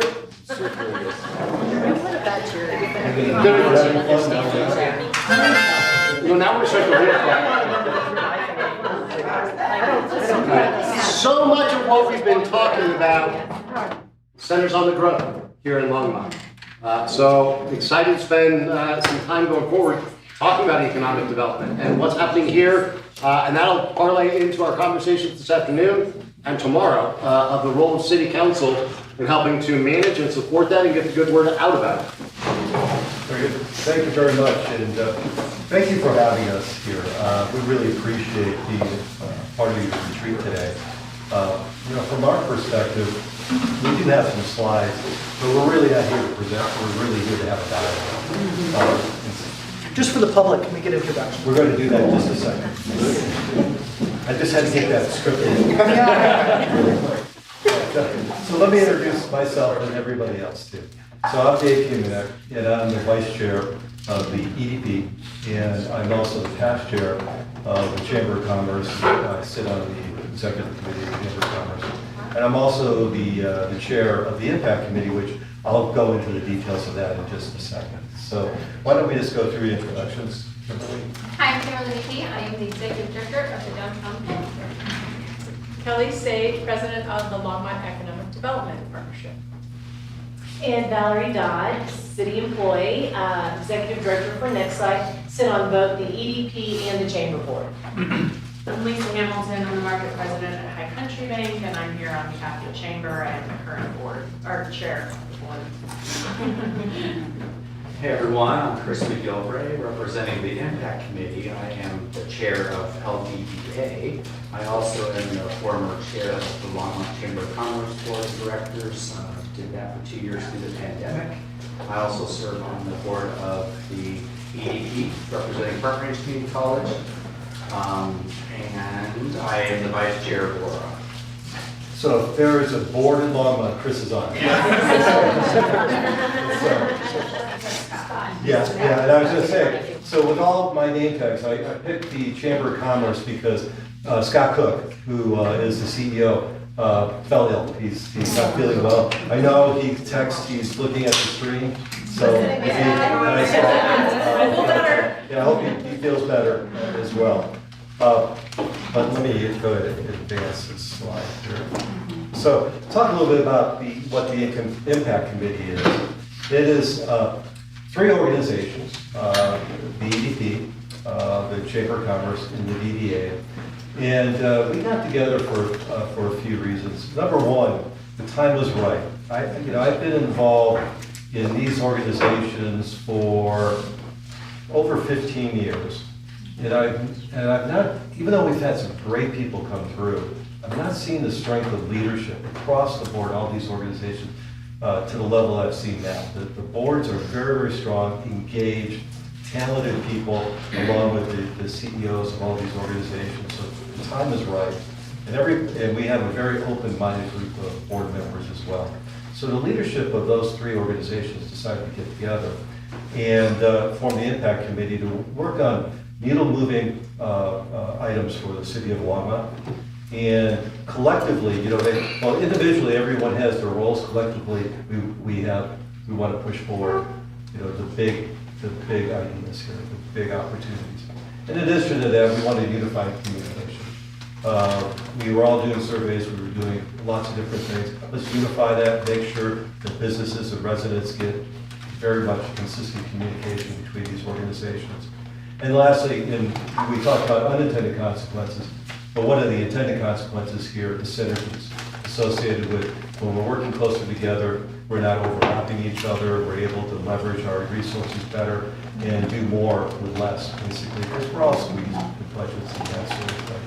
And so in terms of the Impact Committee itself, we meet monthly, but the city, Harold and Jen, join us every quarter as well.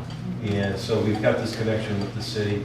And we've been doing this for a couple of years, and we're really gaining some momentum right now. And today we really want to talk about what we're thinking about, and we really want to hear what you guys are thinking as well. So we're here to listen and learn. And as I mentioned, the value today is the dialogue. And by the way, I want to thank you for all filling out the survey. You know, I watched the stream this morning before I got here on the first session you had in terms of the different ways that you guys communicate, you take in information and all that. And I wouldn't have guessed the uniformity that came out of that, and I see the diversity in your result, in the results of the survey. There's lots of different points of view coming together in that survey regarding economic development and business. And given the time that we have, we may not be able to touch on all of them. We did our best to kind of consolidate them to use for talking points. But if there's something that we missed, consider this as an introduction. If you don't know this group, we come in and come back, and we'd like to have a dialogue with you to make sure that all the issues that you guys are seeing are getting addressed in some way. Our hope, if we do a good job today, is that we have this discussion, and we have a general idea of priorities. We basically try to prioritize where our focus should be. Because ultimately what we're trying to do is to, well, let me just say, we are starting the journey of renewing the advanced Longmont. And part of any journey like this is listening to it. And I would argue this is probably the most important step, listening to it. And so this is a really good opportunity as we're just starting that journey to set a foundation, a focus going forward for this particular council. And so I think there's a real opportunity here with the Advanced Longmont. Is anybody familiar with the Advanced Longmont plan? Yeah. So we did 1.0, which was transformational. We're in 2.0 right now, and we're considering 3.0. So that's good. And so with that in mind, as a baseline, Kelly's going to talk a little bit about economic development and the impact it has on communities, and specifically the way we see that in Longmont. Well, again, thanks for being here, or having us here, sorry. I used to sit through all the as a staff member, Loveland retreats every year, and I know, I love watching this interaction because it was not like that in Loveland, and so I really appreciate the work you're putting in to collaborate and be aligned. It's noted, it's very diverse from what I've seen. So I know I give this at a lot of presentations, and I think it's worth, we felt it was important as a group to start with this, and maybe at the end we keep this up as our dialogue goes on. But I'm not here, I don't have a pointer, but if you can, I want to start with the primary employment in the upper left-hand corner. It's really important for everyone in your roles to understand how the importance of a primary employer in this community. A primary employer is a firm that exports out 51% or more of their services or goods. So those are the organizations in your community that that create dollars to flow into the community from the outside every single day. Outside of tourism, that's it for us. I mean, this is the base of every economy. You have to have new dollars coming in from the outside every day. So they're really important. I'll ground you in some data. There's only a couple of slides of data, but ahead you'll see there's 3,770 businesses in Longmont of all sizes. 10% of those are primary in nature. Okay? So when a primary employer is in your community, they of course attract talent like all the employers. They usually pay above an average wage, so they're higher discretionary income in those. But when talent arrives to your community, this residential housing, buy houses, and residential housing is lifted in the market. And beyond that, then once you're in your house, you have to buy services, right? Then you go to movies and go to restaurants and spend locally.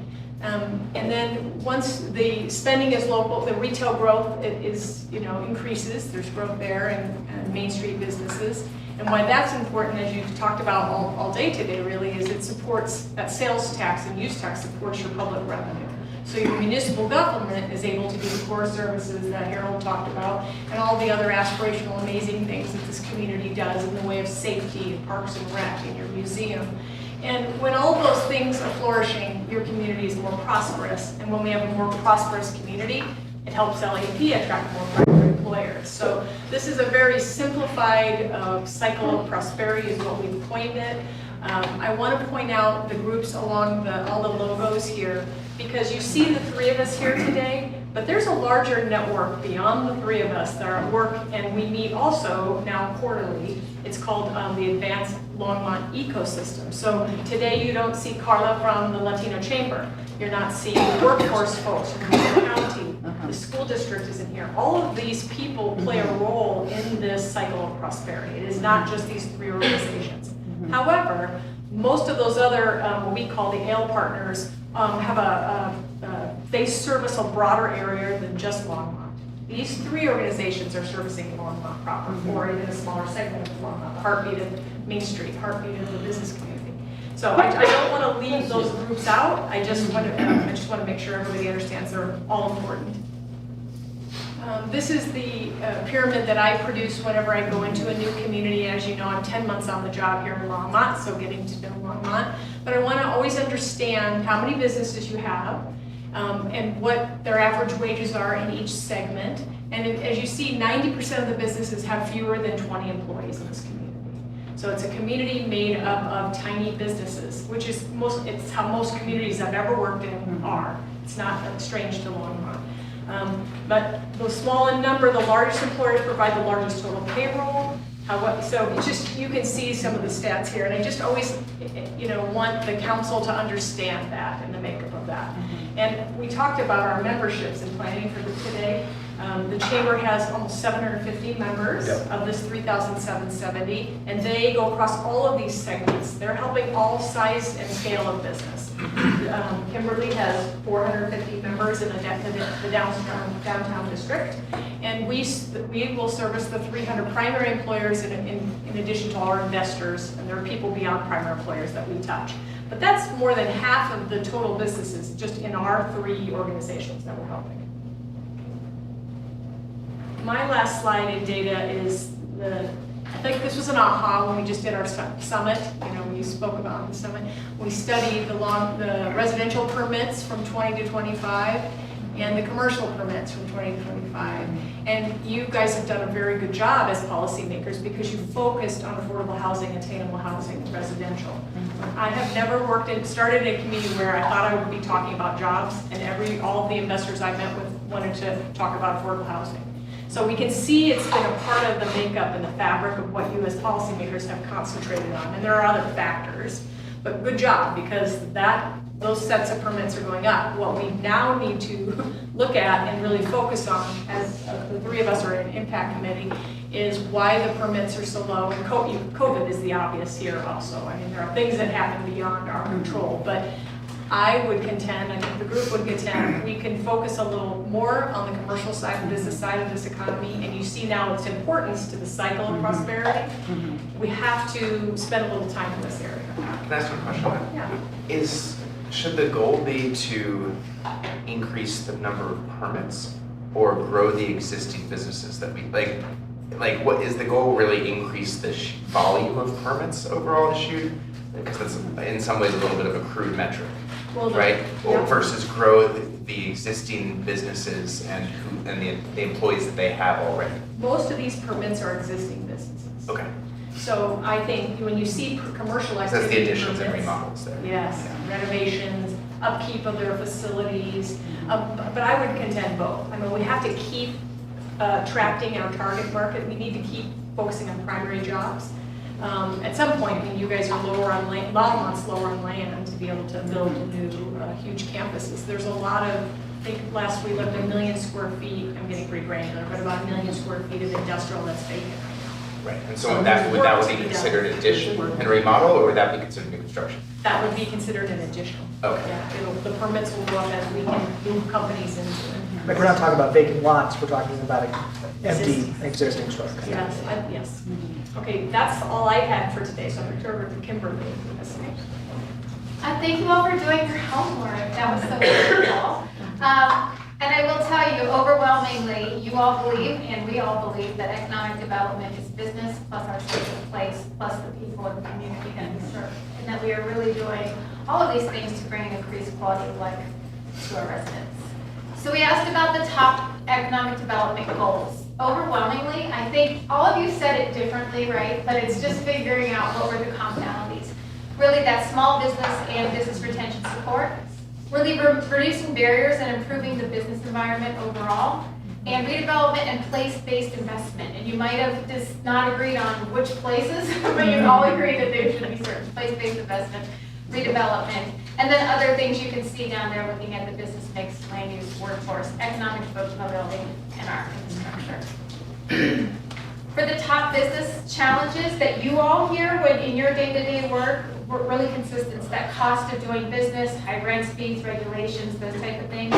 Permitting and processing, that it's lengthy or inconsistent, complex. And that business environment, how about like kind of the safety, the cleanliness, maybe the impacts of homelessness and those types of things on businesses. And then really looking at some uneven investment across areas and some economic uncertainty, which I think we're all hearing. When we asked if there were gaps in our ecosystem, it really felt like there was maybe gaps in alignment, but not really in the effort. That you all believe that people are working hard to support these, but maybe some additional alignment and clarity on what goals are and how we, when we reach them, our connections to the community, and making sure that economic development is inclusive, has common representation. So really just being a little more aligned. When we asked how can we support you on policies and things like that, you really wanted some clear impact data. You really wanted to know those things. You wanted to know how many other communities had dealt with this, and we have robust networks throughout the state of colleagues like ours, and they may have done it before. So, if we have enough time and we understand what you're going to be looking at, we can really reach out. Early engagement and partnering with us to really stay informed early, as opposed to a policy is coming to you, you have to vote on it, and then we show up and say, no, no, no. We don't want to do that. You don't want us to do that. We want to be in that conversation early on. So really the three big things that we saw overall is that we need some economic development alignment, these shared goals, and metrics. That we really need to look at this business experience, try to reduce friction, improve things to make us the town that everybody wants to invest in, and that community connection. And really, how do we help you, and how do we really tie what we're doing to community outcomes, strengthen those relationships, and know that we're really doing this to increase the quality of life, bring in more dollars to our community for all of our residents. The one thing that I think was a little across the board, so I didn't do a slide, is preferred formats of how we engage with you, and we certainly do want to engage with you, and so I think we can talk about that a little bit later.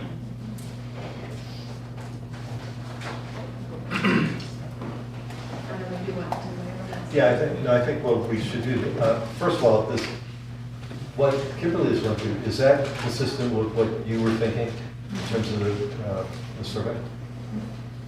Any questions? What questions would you specifically want answered out of that? Maybe we'll go back to the first. I have a comment that's, I don't know if it's a suggestion, but I didn't really get the ecosystem question until now. Oh, okay. And so something that I would add is just that kind of that collaboration amongst other organizations who are doing the same work, like economic empowerment, the chamber, the Latino chamber,